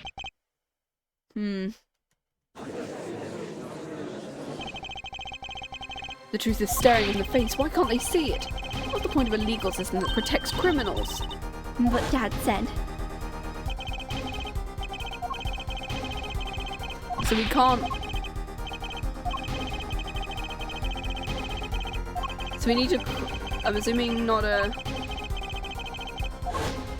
So you need to just start... I thought he meant like igniter. I think it just meant a weak spot. The kind of thing of a single spark that could turn to a wildfire of emotion. No, emotion's the next game, unfortunately. I won't be able to press him further by conventional means. I've got to find a weak spot in this guy. Something fatal. Can I get back to work now, or what? It look like I got a lot of time in my hands, but, well, I had no more time to pretend with this deadweight attorney. Well, we've gone this far without decisive evidence. This witness won't be coming back once we let him go. Every man has an igniter. Huh? Didn't you say the better the guitar, the brighter it burns, Gavin? A good guitars are kept dry is why it provides the best sound. Even a small spark called irreparable damage. Your plan has an igniter in it too, Detective. It was there from the very beginning. Fighting time, Justice. If you blow this one, it'll be out of your hands for good.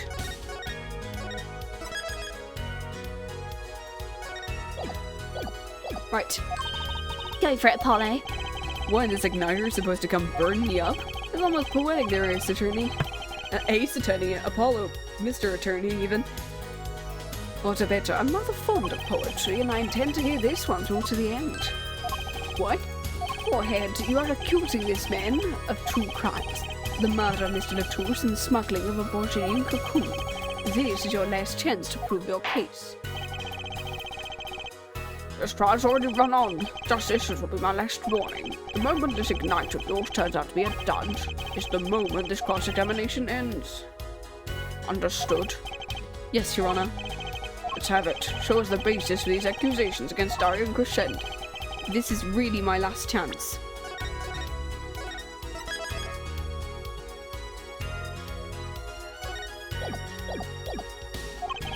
The key that will take apart Daria and Crescent's plan is a witness, because the fact that if we call and then literally we go, Machi, did you do it? Then your igniter isn't a piece of evidence. What is? Is he blackmail? I'm assuming that Darian is blackmailing Machi into doing it. And then Machi then told the Interpol guy that he was being blackmailed. What I'm assuming is Machi then told Romaine that he was being blackmailed by someone in order to smuggle something out of the country. And then, because the fact it's not his fault and he's being blackmailed to do so, Or something. That's what I need to prove with something else. I mean, a witness. Proving his guilt is a tall order, but I've got just the person to do it. Mr. Justice, who is this person who can prove Guardian's guilt? Let's go with Marchie. The one person who can prove his guilt is the defendant, Marchie Tobai. Oh, client. Which also makes sense as to why his thing is much to buy, because he's a smuggler. He was an accomplice to the smuggling plot. Without him, Crescent wouldn't have gotten the cocoon. Furthermore, he can easily prove the one who plotted to smuggle that cocoon is the real criminal in this case. How so? It would require just one of the very cocoons Mr. LeTouse was looking for. With the cooperation of the Republic of Borginia, we could burn a cocoon. The burnt cocoon would leave a particular residue. A residue we would no doubt also find inside the burnt out guitar. Very scientific. We could get bsky here. If Marchie Tobai acknowledges his agreement with Darian Crescent concerning the attempted smuggling of a Borginian cocoon, the case is solved, but he won't go back to the country, will he?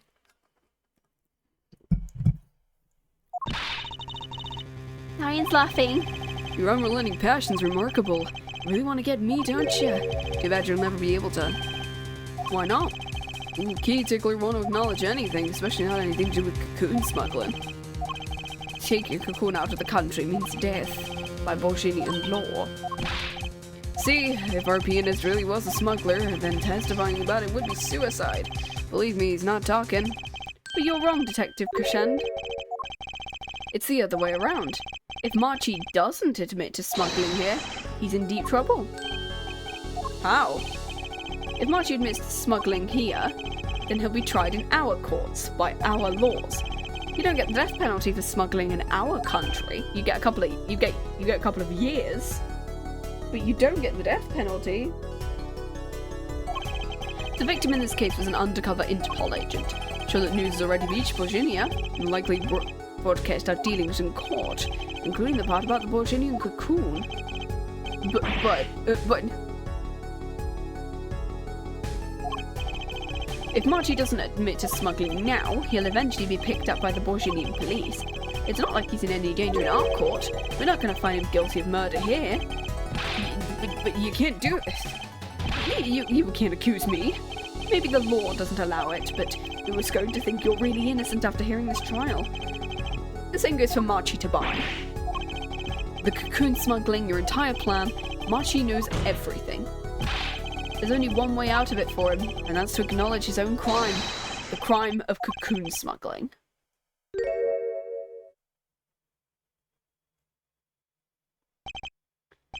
Huh. Don't worry, I'll get you out of the country. I'll save you someplace, a hidden mansion real nice. You want a house made of cookies or a house made of pianos? Come on.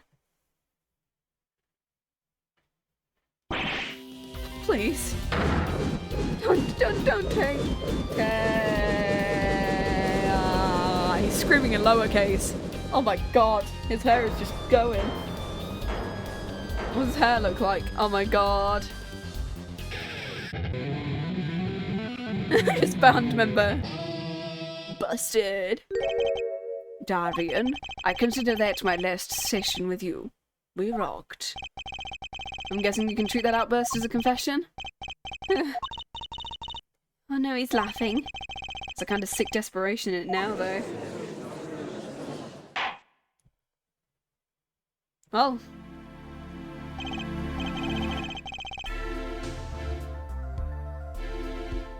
Have you been listening to today's trial? Yes. And your talk to this court? I didn't want it to turn out this way, but I'm not the kind of lawyer that can overlook a crime. Today's trial was all for your benefit, you know. I see no reason why you should hesitate.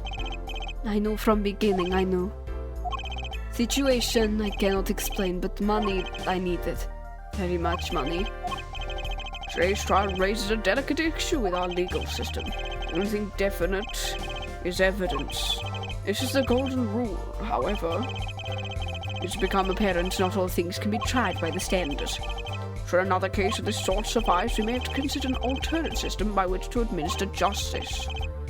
Mr. Marchie, I promise you will receive a fair trial by the laws of our country. And with regards to the current charges for the murder of Mr. Toulouse. LeTouse. Toulouse is a place in France. I want to go there. Apparently it's really good for like rockets and cool stuff. So I really want to go visit there. Court is prepared to announce a verdict. Oh, he's got blue eyes. I thank you.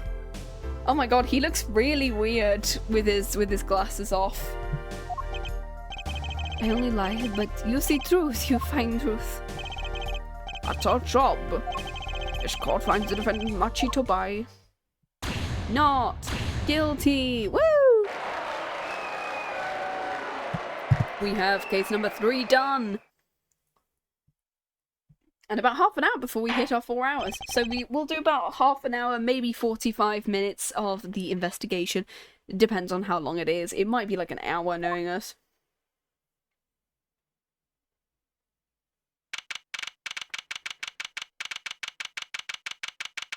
I know which character appears in the next case, so I'm going to see whether I find it.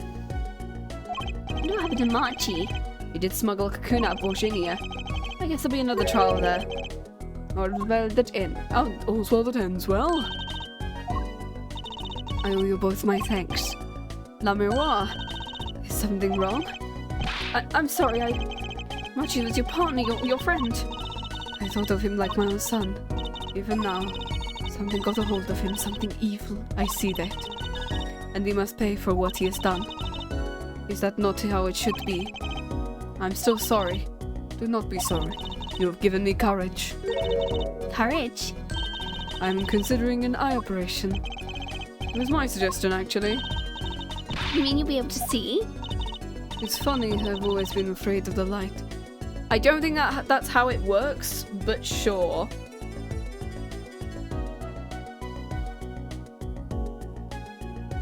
I really don't think that's how it works, but okay.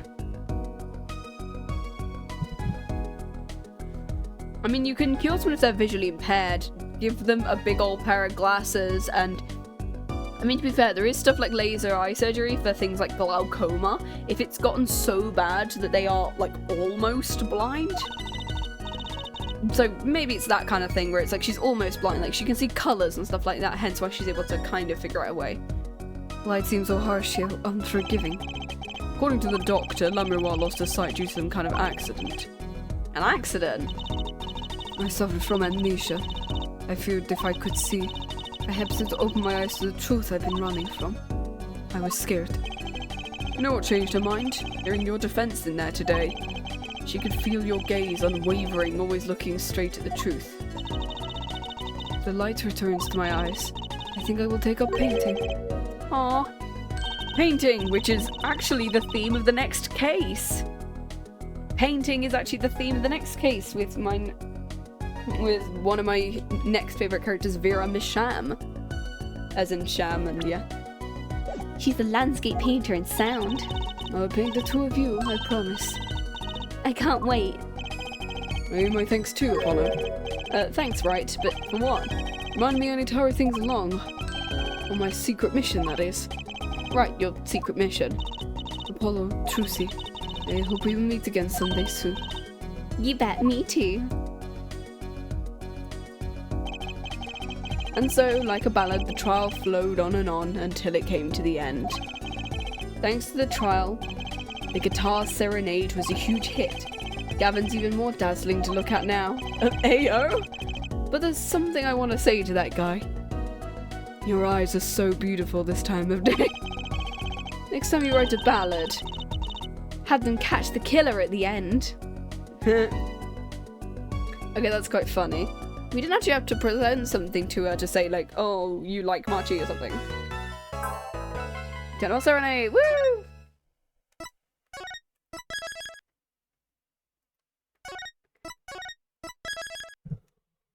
There we go. Turnabout Succession, our final case of this game. And we'll do about maybe half an hour, maybe 45 minutes, depending on how we do in this one. And that is the whole truth of this case. Mason sister, what the fuck? What am I looking at? ECG.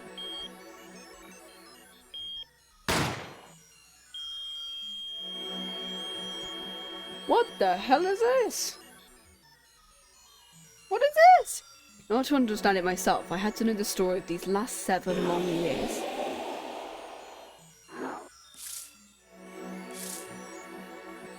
Yeah, what this was really about. Yeah, who Shady Enigma really was, or Shady Smith.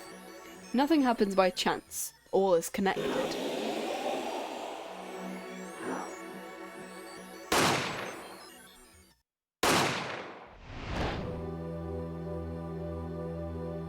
Oh? And now, you stand ready to begin your final chapter of this story. What the hell is this? Oh, Vera. Oh, she gets shot? What the hell? Will the defendant be found guilty or innocent? The decision is yours. Oh god, he's back. Oh no, he's back.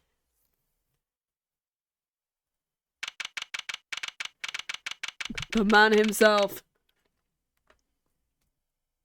The devious man, he is back.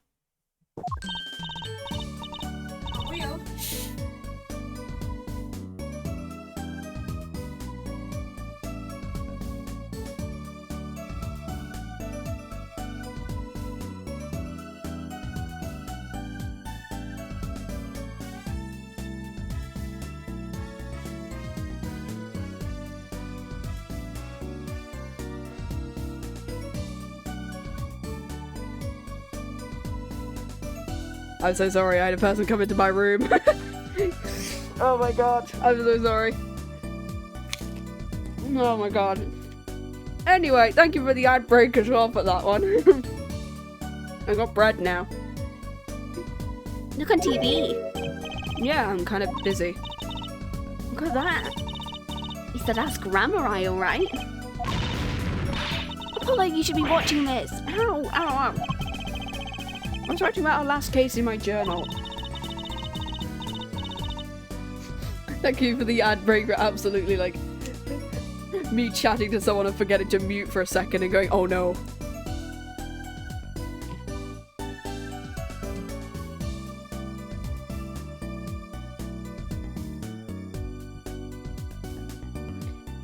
No, you're supposed to write things in records, not journals. And why now? That case was 3 months ago. Yeah, it's a long story. I did a lot, you know. Bread. Good bread. I want to vacuum pack the field a moment later. Right now I'm wiring the crowd by figuring out how La Miroir disappeared. Uncle Valant did that illusion too, but you're missing him on TV. I was just getting to the good part. I suppose I should watch a little TV with her. After all, her father's expecting me to look after her while he's away. What you're now seeing is a rehearsal for the greatest magic show on Earth, happening right here at our very own Sunshine Coliseum. Wow, this place is like rife with murder. A Sunshine Coliseum? Hey, that's where the Cocoons concert was. Only 3 more days till the miracles happen before we run believing eyes. The legendary troupe Grammari is performing for the first time in 7 years.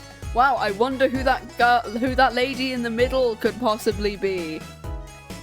I wonder who these 3 characters could possibly be.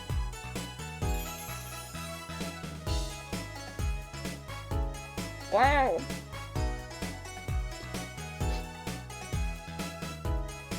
Because the man on the left is definitely not Valant, who we've just met. The middle lady is definitely not La Miroir, who we just met. And the guy on the right is definitely not, you know, the guy who died in the first case.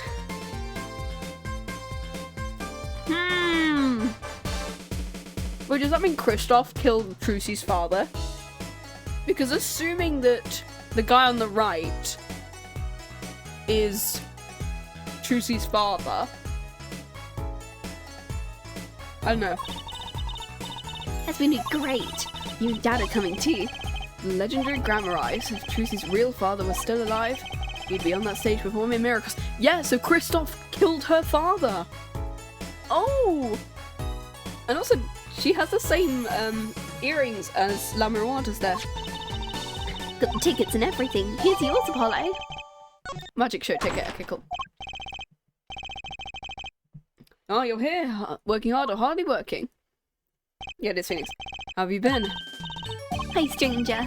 Not exactly the kind of greeting I want to hear from my own kid, although he has been gone a long time. Yeah, how goes it, Truce? Here, I got a present for you. Pudding! I love pudding. It's farm fresh, and not just one pudding, but 3 whole cups. I have to pace myself. No. Well, I'm beat. I thought it was like, no, Trucy, one is for me, one is for you, and one is for... Stares at Apollo. The forehead man. That's right. You're on a top secret mission. You gotta take it easy with the secrets, you know. Alright, you are. So, you still can't tell us what your mission is. Maybe it is time I had something to do with you anyway. With me? Maybe you're getting a top secret mission too. Maybe you can be one of those guys, a spy. Can I just be a defense attorney? Stares at Kay in the background. I'm the Yadagarasu.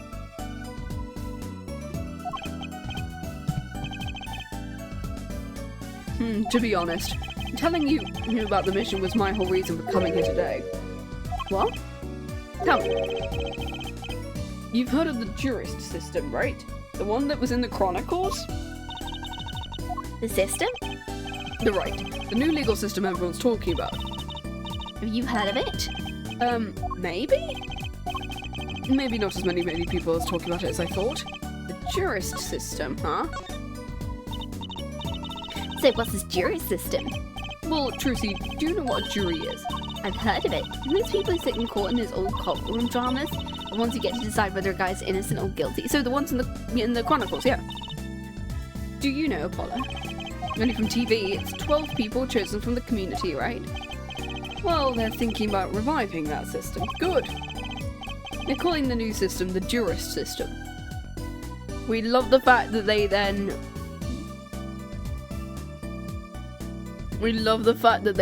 just immediately give up on this in 5 and 6.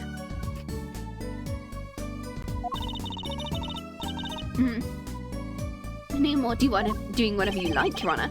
Not quite that harsh. The jurists cooperate with the judge. They help analyse the case from different angles. Oh, and there will only be 6 of them under the current proposal, right? Okay, so it is the same as the Chronicles cases, in which there are only 6 people in the jury, rather than 12. Like it usually is. I've never had to do jury duty, but I know someone who has. I know someone who's had to do jury duty before. They said it was really boring, to be honest. They were sat in there for 3 days, and it was just like, oh, okay, cool. You know your stuff, Apollo. The findings directly affect the verdict. Hopefully, people will start taking the courts a little more seriously now. Because you can just be picked randomly for jury duty, and it's me going, oh, okay, cool. I feel like I'm some kind of educational TV show, starring Dr. Wright. Dr. Wright is Assistant Trucy and Mascot Apollo, the perfect team. Mascot, hey! So, what's the secret mission? The jury system is my mission, more or less. Anyway, keep in mind new ideas like this system are always risky, Apollo. Too true. Everyone's got an opinion and they just talk and talk and talk and nothing gets decided. Unlike you. I'm not that bad, am I? In any case, we're gonna give it a shot. A test, if you will. I don't like tests. We'll take a case as a sample and choose 6 jurists. I'll be the one helping with the process, incidentally. Helping how? For one, I'll be chair of the jurist system simulated court committee. The chair constructs the ideal situation, choosing the case to the jurist candidates, even the judge in the courtroom. Whoa, it's like you have a real job. I was never that good at the piano playing, to be honest. Once a lawyer, always a lawyer, I guess. The trial's tomorrow, by the way, don't miss it. The trial simulation, that is. A simulation, huh? So, what kind of case in the trial simulation? Since it's the first run-through of a new system, I wanted something pretty simple. Good thinking. No sense wearing yourself out on something too serious. Oh, I know what the twist is of this trial, which is incredibly cool. I think from what I remember, it's that it actively does represent a real-world case, but that they're not known about. Like, the people are actually real people, and somehow something goes wrong. Also, you can see Zach Grammari in the thing at the top, which is quite cool. True, this case is a murder. That's not simple at all. By simple, do you mean the defendant is, Guilty? Yep, most likely. So, good luck, Apollo. With what? With the trial tomorrow. You're defending, of course. Recall I said it had something to do with you. Oh? Go for it, Apollo. It's just a test case anyway, no sweat. Yeah, but there's still a verdict to be decided.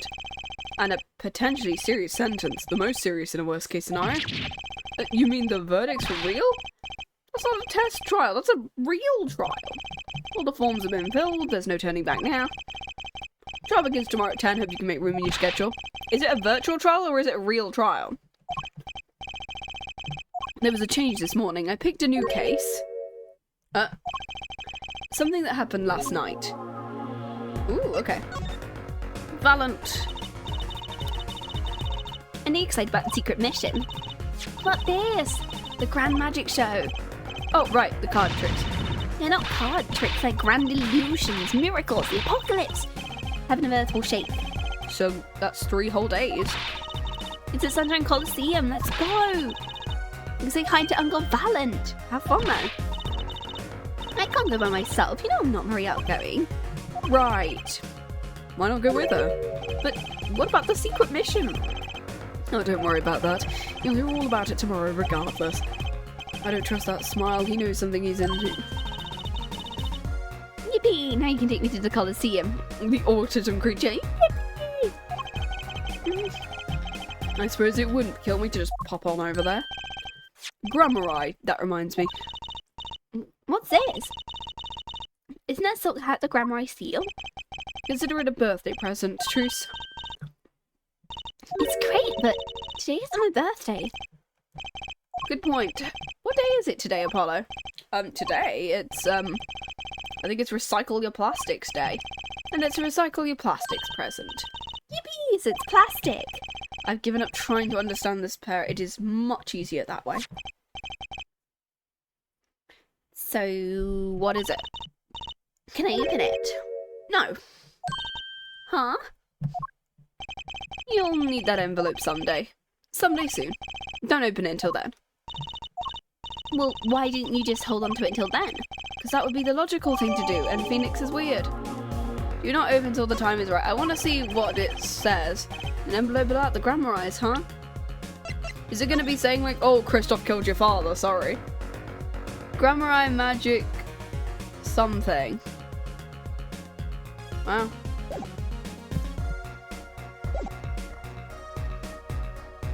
Okay.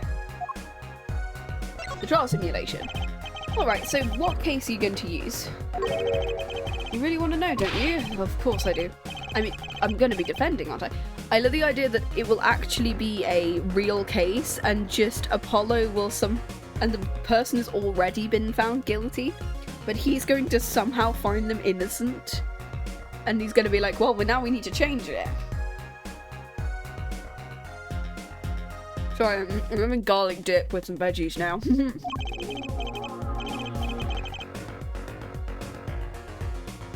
If all goes well, then yes, of course, this is just a test. I want everyone to start without preconceptions, a blank slate. There's a difference between having a blank slate and just being totally clueless. Whose idea was that? Oh, mine, committee chair, remember? Right, well, if you want to know that badly, I suppose. I could give you permission to examine the scene of the crime. Good, that's better. But you can't talk to anyone involved with the case. Then how am I supposed to defend? You let me worry about the details. Remember, I'm in charge of the trial, all of it. But you don't want it to backfire, do you? If I'm in charge of the trial, that means the entire affair is my responsibility, for good or bad. Just do what you can, and don't worry, I know what I'm doing. Alright, I'd recommend going down to the detention centre. Your client's waiting for you. You can ask about the scene there. But you said I couldn't talk to anyone. Well, you can talk to your client. Well, if you can get her to talk. Well, time's a wasting. I guess let's go off to The detention center. This is a character, I think this is Vera, right? Vera is a character who exists. That's 20 minutes we've been waiting. 20 minutes. Maybe you should complain. I'm sure the guards are better to do things than standing here pretending he doesn't see us. You know, the minute we get angry, the client will show. It always works that way. Like shouting, "Oh, waiter," and they're standing right next to you. Oh God, is our client going to be much longer? What are you talking about? Haven't you already started the meeting yet? Huh? Oh, she's just hiding there. Eek. Oh, Vera, she's gonna have like a soft voice. Where'd you come from? Well, anyway, please have a seat.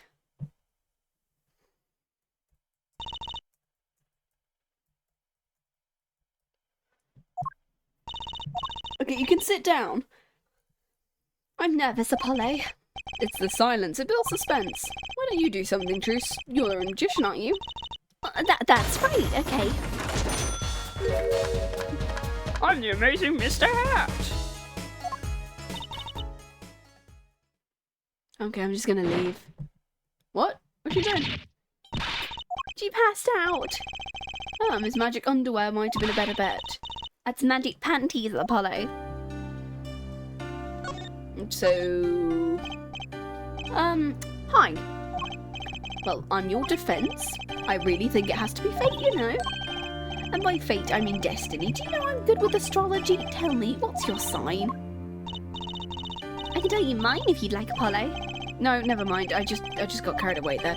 I seem destined to get difficult clients, it seems. So, what's your name? Right, I'm supposed to introduce myself first. I'm Apollo. Apollo Justice. And I'm Trucy Wright. I know. This is getting nowhere fast. Hey, I know, maybe you can tell us what happened. I'm your defense attorney, you know, after all.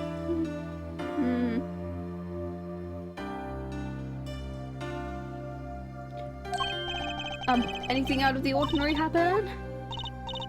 Well, the other day, this tourist from out of town stopped me to ask you directions. Later, Trucy. I feel like I need to ask directions myself here.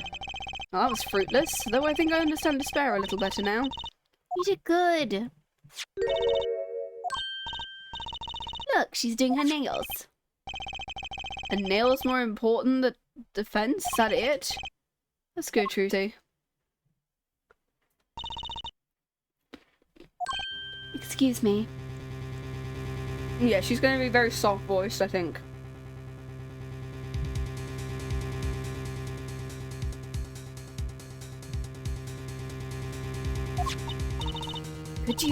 Could you read this?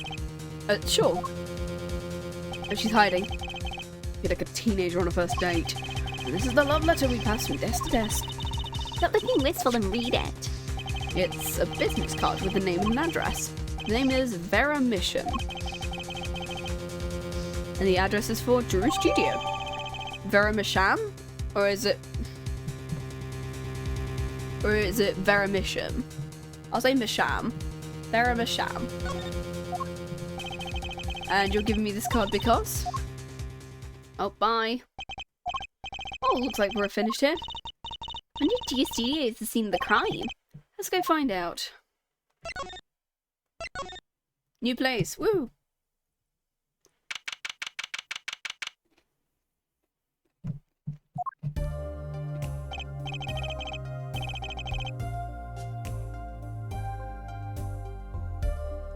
I love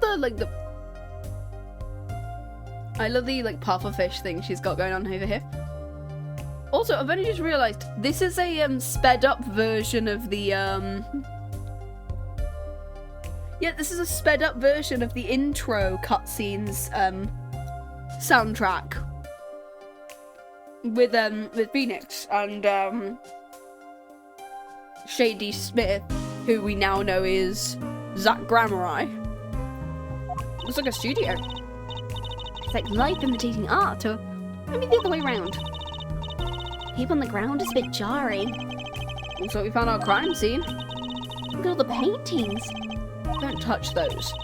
It's okay, I'm just looking. Okay. Pufferfish. Peach? Look at this one. It's half finished. You can still see the rough sketch underneath. The rough part doesn't look like the rest of the painting. That is odd. It looks like, there's a thing called, I'm trying to think about it, the story like Momotaro or something like that. That's what Don Brothers used as an inspiration with the story of the boy in the beach.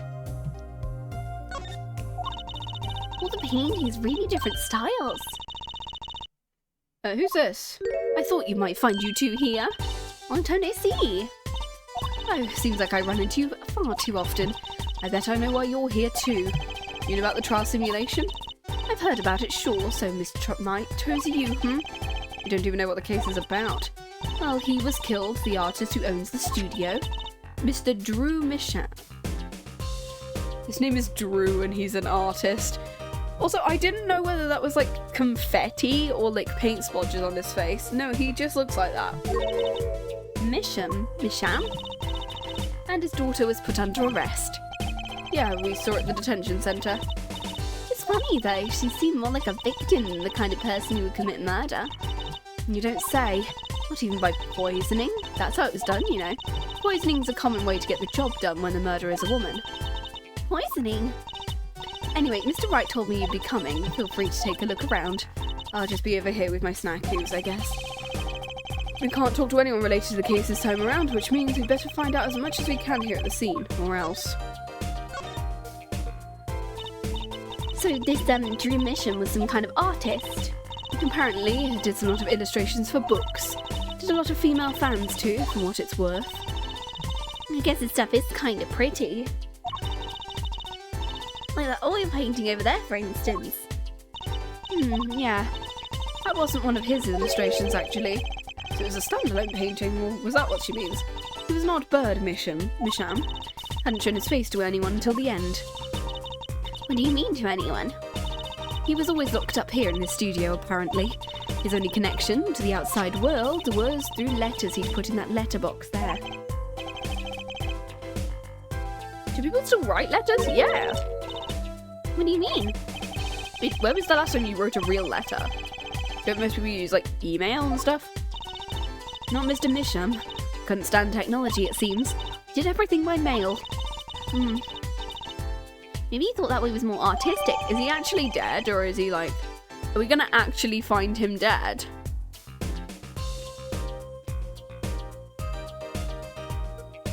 I feel like that's exactly what's gonna happen. Is it gonna be like we're gonna find him actually dead? In any case, the only person besides him allowed in here was his daughter, Vera. You mean the killer? The suspect, please. We took some fingerprints, of course. The only ones found in the room were Mr. Misham's and Vera's, basically. Actually, last night, Mr. Misham gave an interview to a reporter for the first time. Happened during the interview, apparently. First interview ever? Didn't that happen during, like, the Chronicles 1? Where they were like, oh my god, we gave an interview and turns out the pen was poisoned or something. Or the pen was a knife. Can you tell us a bit more about what happened?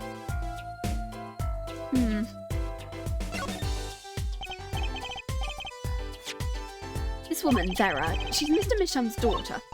A real sickly girl ever since she was little. Hardly ever went outside. She did kind of give up a withdrawn aura. She was homeschooled by her father. It was quite a scene when they took her to the detention centre. She was screaming about how she'd die if they took her outside. That does seem like a scene. In the end, she agreed to leave as she was allowed her good luck charm for company. A good luck charm? Apparently, she has this charm that magically gives her the courage to go outside.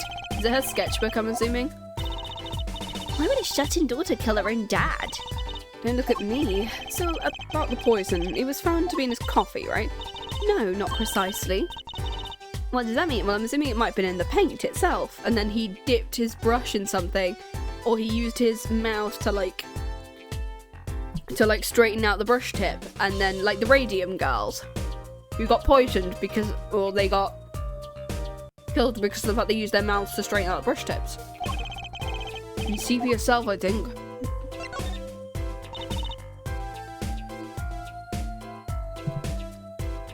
Like I said, last night was the first time someone from the outside came into the studio.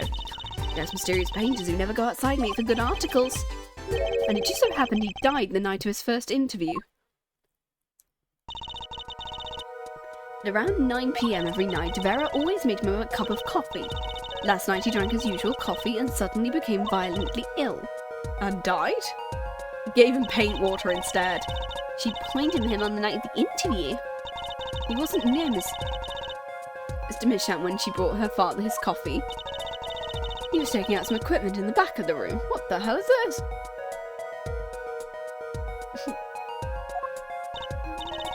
Supposedly that's why she didn't notice he was there.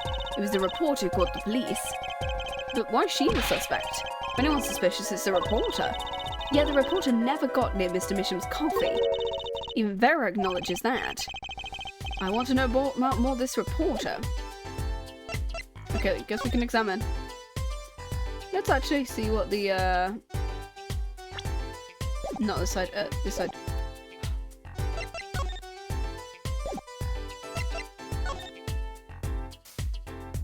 Oh, it's that way, yeah. Wow, this is a lot of equipment. What's all this equipment? Doesn't look very artistic. He had everything from a lathe to a laser cutter. Looks like he was ready to work on metals and wood, too. Though his equipment's a bit old, to tell the truth. Why would a painter need all this? From the dust, I say he hasn't used this stuff in years. Well, we love... Woodworking's great! I want to get back into woodworking at some point, because I haven't done it in years. God, laser cutting is bloody expensive, though. Gosh, I would not be able to do that. In the dust, I say he hasn't used this stuff for years. The quarter doesn't fit with the rest of the studio. Do you think I could borrow this? I want to cut a quarter in half to make a trick coin. This is a crime scene, Trucy. These cost like $50 in the magic shop.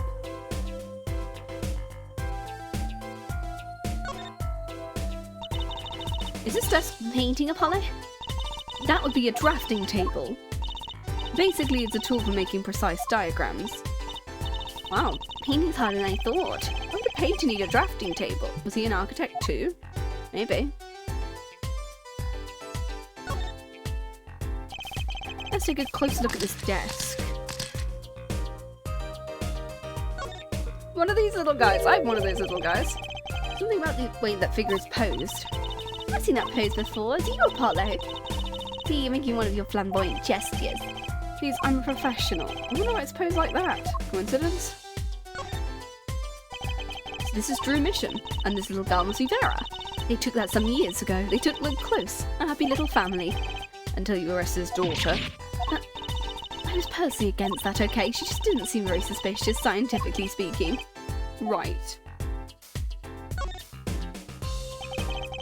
Is this a journal? Talk about clue. Let's read it. What is it, Apollo? He didn't write the name of the killer, did he? It's new, he didn't write a single line. Where are you going? What's that? Baby canvas. Cute! Look at the tiny frame. Tiny is right, that thing's barely 2 inches. What picture would fit in that? None, apparently, it's empty. No glass in it either. What's it doing sitting on the desk? This is the lesson for us all. Make sure to check the size when you buy frames. What's the... okay, I don't think I have anything else. Oh no, there's an open letter. Its envelope's been opened and resealed. I know how to do that. You take a pot of boiling water and hold the envelope up to the steam. The glue melts and it opens. Cool, huh? Whoever does this wasn't so delicate. Looks like they just ripped it open and stuck it back together. The postmark on this letter is from 7 years ago. Ooh. Why would someone open a letter and seal it again? I better hang on to this. Ooh.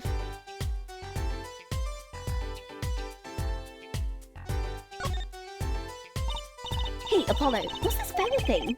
Isn't that a pen, like an old-fashioned quill pen? It's only a pointy end. It was looks like he was sweeping detritus of the desk. You sure know a lot. Bold and scientific, that's my motto. Actually, what if that was bold or scientific?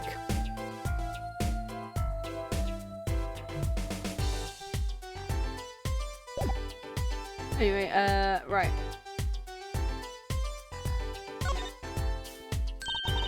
Look at all these paints, Apollo. There's so many. It's got like 20 kinds of red.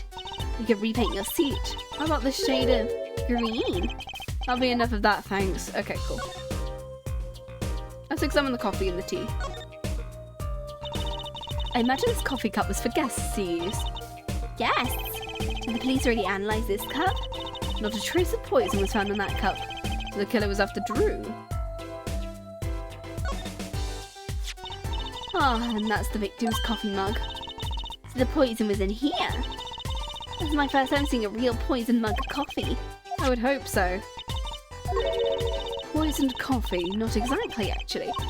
No traces of poison were found in the coffee. So it's got to be the paint. So I think it's just in the paint. In the paint itself would make more sense because he dipped his mouth in the paintbrush to start to like make it a pointier end for painting. That's what...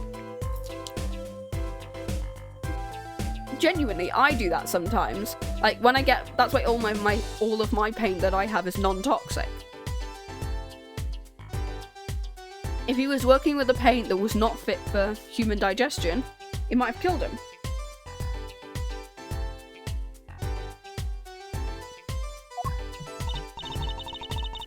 You'll have to figure out the rest yourself. I'm visually not on your side after all. Side of the Goodreads mission. Okay. I wouldn't mind taking a close look at those paintings. Okay. I love oils, they're so thick. These paints are all dry. I'm surprised how different these all are. And what's going on with this half-finished one? It's been a work in progress. You can still see the right sketch. That's so weird. The sketch part doesn't fit the finished portrait. Yeah, so is it that like she's painting over something? Because like there's like a railing at the top. It looks like a railing. I noticed.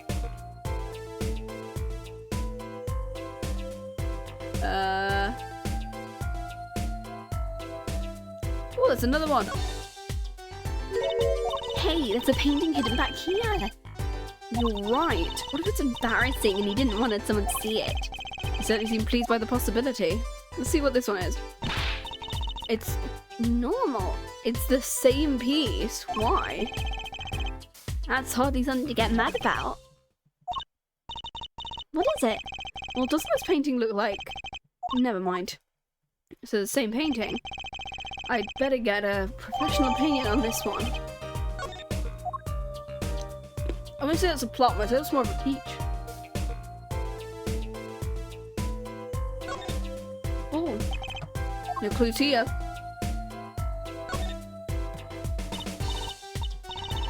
That's where the body was. That's the spot where Mr. Drew Misham passed away. Put the coffee mug to his lips and the next moment, there's quite a bit of paint on the ground. See that half-painted painting? He must have been working on it right up until the moment he died. 2 artists to the end. Maybe he started it a year ago and was procrastinating. Like artists, we love it.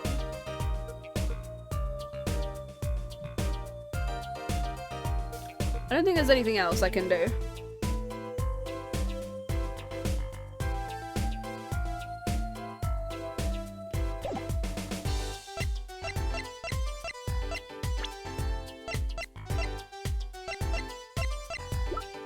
Yeah, there's a blue thing there. What's that? Look there. The stain doesn't look healthy, Apollo. That must be the Blue Mountain stuff we've been hearing about. Something tells me that Blue Mountain coffee isn't this blue.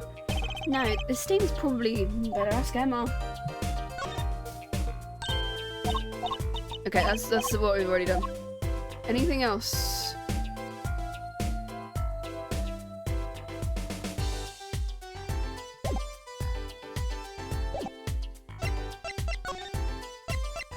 Can we present the coffee mug to her? Emma, about this mug. There's a pale blue residue on the rim. That's just a rumour, but I've heard there's a kind of coffee called Blue Mountain. I'm sure it's not blue, Emma. Right, you got me. That's left over from my testing spray. So it's luminol, is it? I knew your hobby was behind this somehow. It's not a hobby. What kind of scientific stuff are you up to? This spray, it turns blue when it touches poison. Oh. Yeah, so it would have been on his lower lip. He would have put them... Yeah, I think it is what I'm thinking of. That's right, see, it wasn't in the coffee. The killer applied it to the rim of the mug. Okay. I was originally gonna go, well, why is it not on the full rim of the mug and it's just in that one place? Certainly is helpful. Maybe Em would be willing to help us out a bit more. Unless, like, you put it in the paint and somehow it's, like, different. You should try buttering up Apollo. Say flattery will get you everywhere. Certainly worth talking to her a bit more.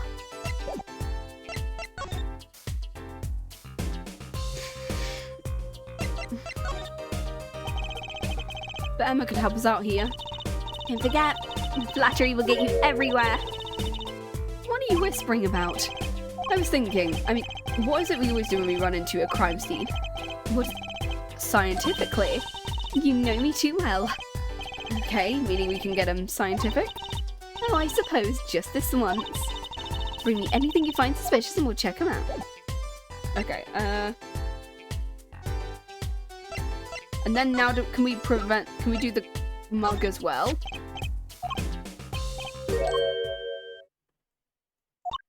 Okay, we've done this bit. Forensics. Now will we get it?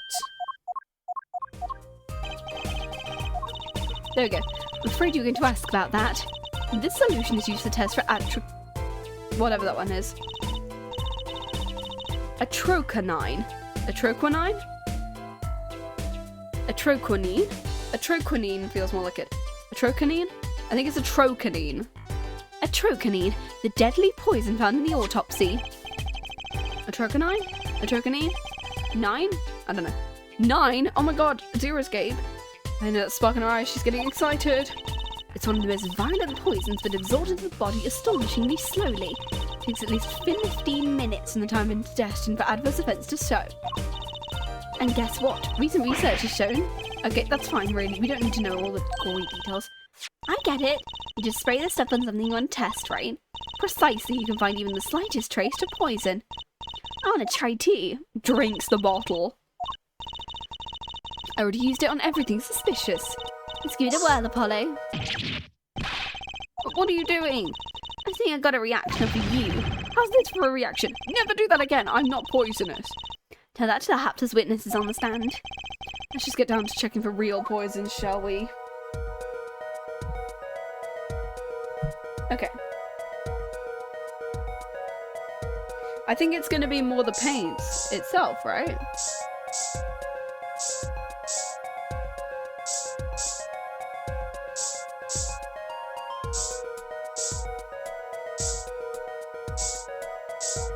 Is it not in, like, the paint?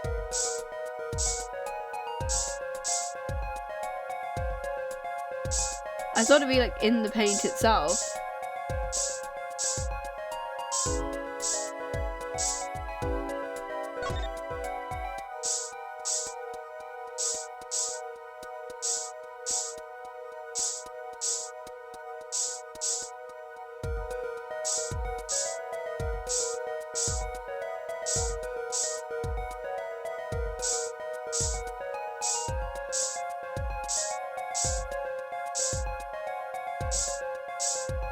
I don't think I can see anything. No reaction. Sure, Emma checked out all the likely spots. What is it? Did you spray that little desk over there? I don't think so. The spray probably can't reach that far. But I literally just did it. I sprayed that, Kate. Let's check it out, just to be sure. Okay, once we did do... Oh, there's something here. In the baby frame. Eek! A reaction! Where? The inside of that cute little frame. Look! Well, wouldn't you look at that? Nice going. I'm known to work magic. Never mind, I was the one who found it. There's traces of deadly poison. Okay. Did he lick it? Looks like we found the only other place that was poisoned in any case. Okay. I guess we present the frame to her. I was wondering if you could take a look at this. I'm a detective. A detective, you can't just ask me any old thing and expect an answer.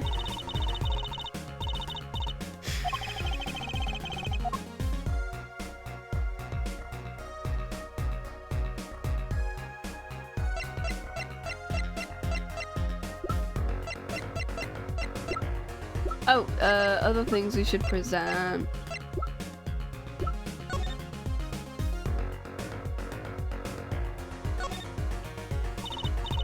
Look, it's been open once here. You're right. I wonder if there's some way we can see what's inside. Should try and get it open and stick it back. Let's not tamper with evidence, shall we? I've got a better idea. Emma! Okay, so we need to present this to her. About this. That! Yes, well that's a bright red envelope. Sure is jumpy. Someone opened this, didn't they? My lips are sealed. Your lips are sealed? That's a first. You mean what's inside the envelope? Sure, I read it after all. You mean you were the one who ripped it open? Please, I would have steamed it open. But she did sneak a peek at it, apparently. You know that I have a powerful weapon on my side. Weapon? Yep, the use of tools. Highly specialised tools for information gathering. Tools I wouldn't mind getting my hands on. You should try flattering her, Apollo, to see a little praise can open big doors. Okay, let's do it again. About that envelope, I was wondering if you could help us with that tool you were mentioning. You want to know about my tool, do you? It's called an X-ray analyzer. X-ray, like you get at the dentist? At least that's what I call it. So I'm assuming it'll be a beta. It'll be the X-ray spectralization. Yeah, to get into the envelope, due to that, I'm assuming that either you will be using beta radiation, because it'll get through the first bit of paper, and you'll be able to see the second lot. Because alpha is literally stopped by air and the first lot of paper, but beta will get you through that first paper. How am I supposed to remember that? Lets you see inside things. You're sharp, Trucy, but it's a bit more complicated than that in practice. Tell the truth, I'm not even sure how it works scientifically. Can I try it out, Emma? I suppose. Of course, I've already checked out everything suspicious myself. Let's give it a spin, Apollo. What are you doing? Seeing if I can see through your hair. It's like lead. That's a clever thing. That is a confirmation that we're using beta radiation. Because it stops there. I wouldn't need an X-ray machine to see through it. Let's just get down to business, shall we? 2 to 3 times. Let's test it on a sample first. It just happens I have a lottery ticket here.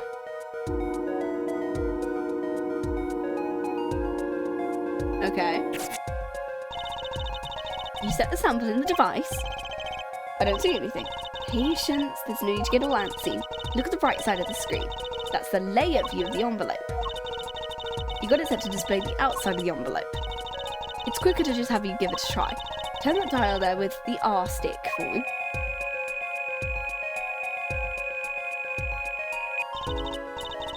That's how you choose what depth you want to scan. I got something! That's how you can read the letters on the ticket. Except I can't read them. Just turn the dial a little more. What you have to understand is the sheet of paper isn't really flat. When you zoom in that much, you see the paper is like a bunch of hills and valleys. This X-ray device uses a beam with a wavelength of only 0.05 microns. It breaks the cards down into thin layers so you can only show what's written on that layer. I'm not entirely sure I'm following you, but what's good is if you can't read anything. That's what we go on to step 2. Try rubbing the image a bit if you would. Rubbing, like going over the image with L or holding A.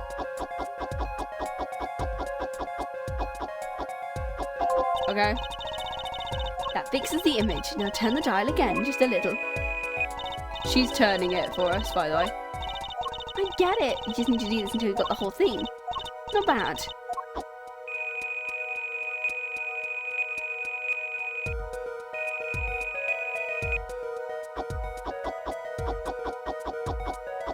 Wow, I can see 16.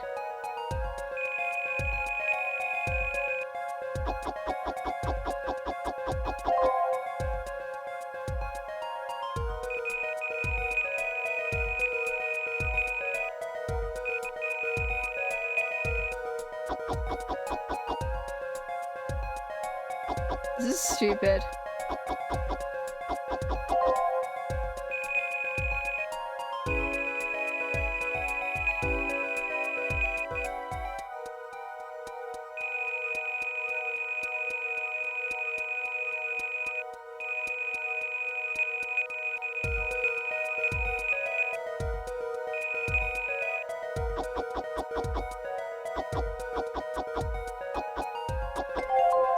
Okay. Let's print one out. Does this mean I have to buy another one to win? It's Emma's ticket, let her buy another one. It's okay, there's no need. But this is the true hidden power of my weapon. Neat, huh? Let's try it out on the real thing, shall we?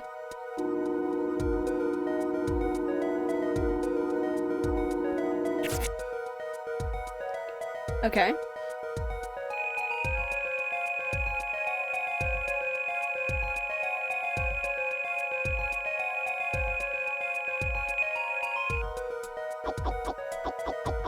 Okay. Getting there.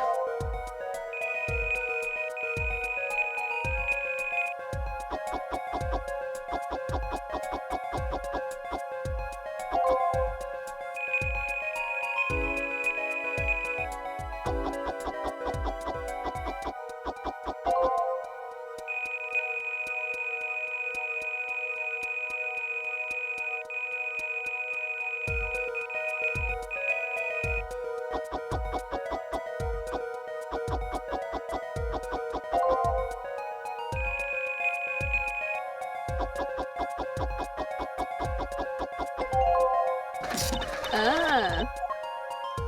I've deposited the $100,000 in the designated account. Please send the receipt once you confirm the transfer. Ooh. Someone posited this into Mr. Mission's account? Paintings would be really valuable. There's another page in there. Care to take a look? You bet. If you're gonna read someone's mail, you might as well read it all. Here goes to the second page then.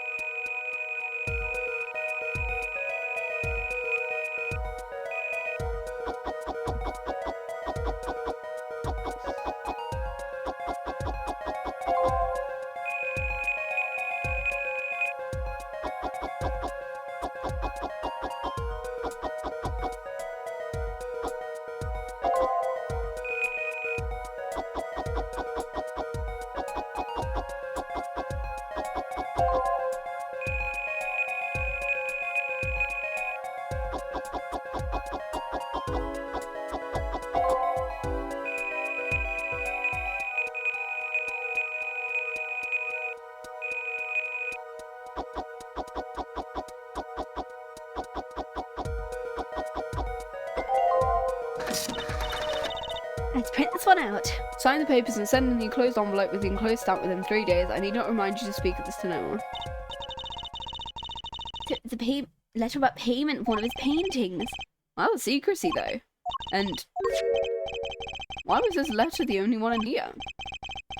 It's 7 years old, right? Maybe some kind of special significance. Well, Emma? Well, indeed. She knows something she's not telling us. Looks like she's keeping her mum about it. Okay, cool. I was wondering, what's the story about this reporter that came here for a story the night of the crime? I'm afraid I can't tell you because he's going to be a witness tomorrow here. Oh, this character. I know exactly what character they're talking about, and I don't like him. Oh, I got garlic on my top. I thought so. I'll never forget that face. What was his name? Right. Brushel, of course it's Brushel. Spark Brushel. I hate his design, honestly. It's fucking terrifying. He's after a scoop to sell to the papers, so a reporter comes for an interview with a painter. His first interview ever, and that night he's killed. Seems strange to you? Really strange. It does raise a few questions. I'd like to speak with the reporter if I could. I hear he's on the beat today too. He said something about covering a magician. Well, if it's not Trucy, that leaves one other person, Valant. It wasn't Valant Grammari by any chance? I guess something like that. He's got something big show lined up, I hear. So he's out interviewing Valant and La Miroir.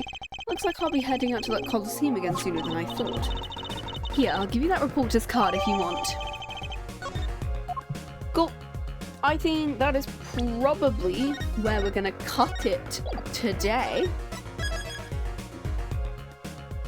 There we go, and we're actually gonna go to the main menu.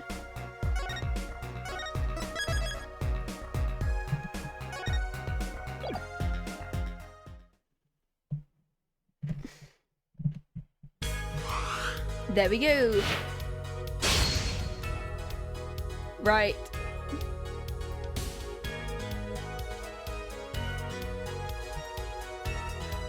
I think that is where we're going to cut it off today. Meanwhile, I need to go find someone to raid, so give me a second.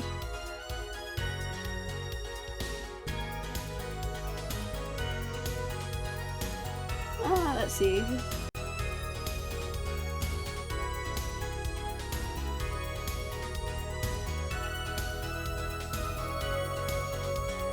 Yeah, let's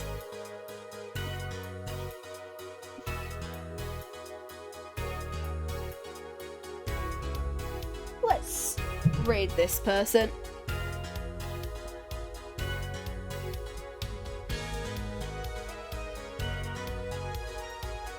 I think they have an underscore in their name, we'll find out. They are. Thank you so much for joining me today playing some Ace Attorney. We will play probably next week. Yeah, we're going to be playing next week as well. We'll be playing next week on Friday. That is one stream we know we are playing. And we're going to do a long stream because we got some B-Day shenanigans now. B-Day shenanigans for birthday. Not as in the toilet, God, no. But yes, we will probably be doing a longer day. We're probably not going to get all of Ace Attorney, the final case, done. But thank you so much for joining me today. And I hope you have a good time with the person I'm about to raid. See you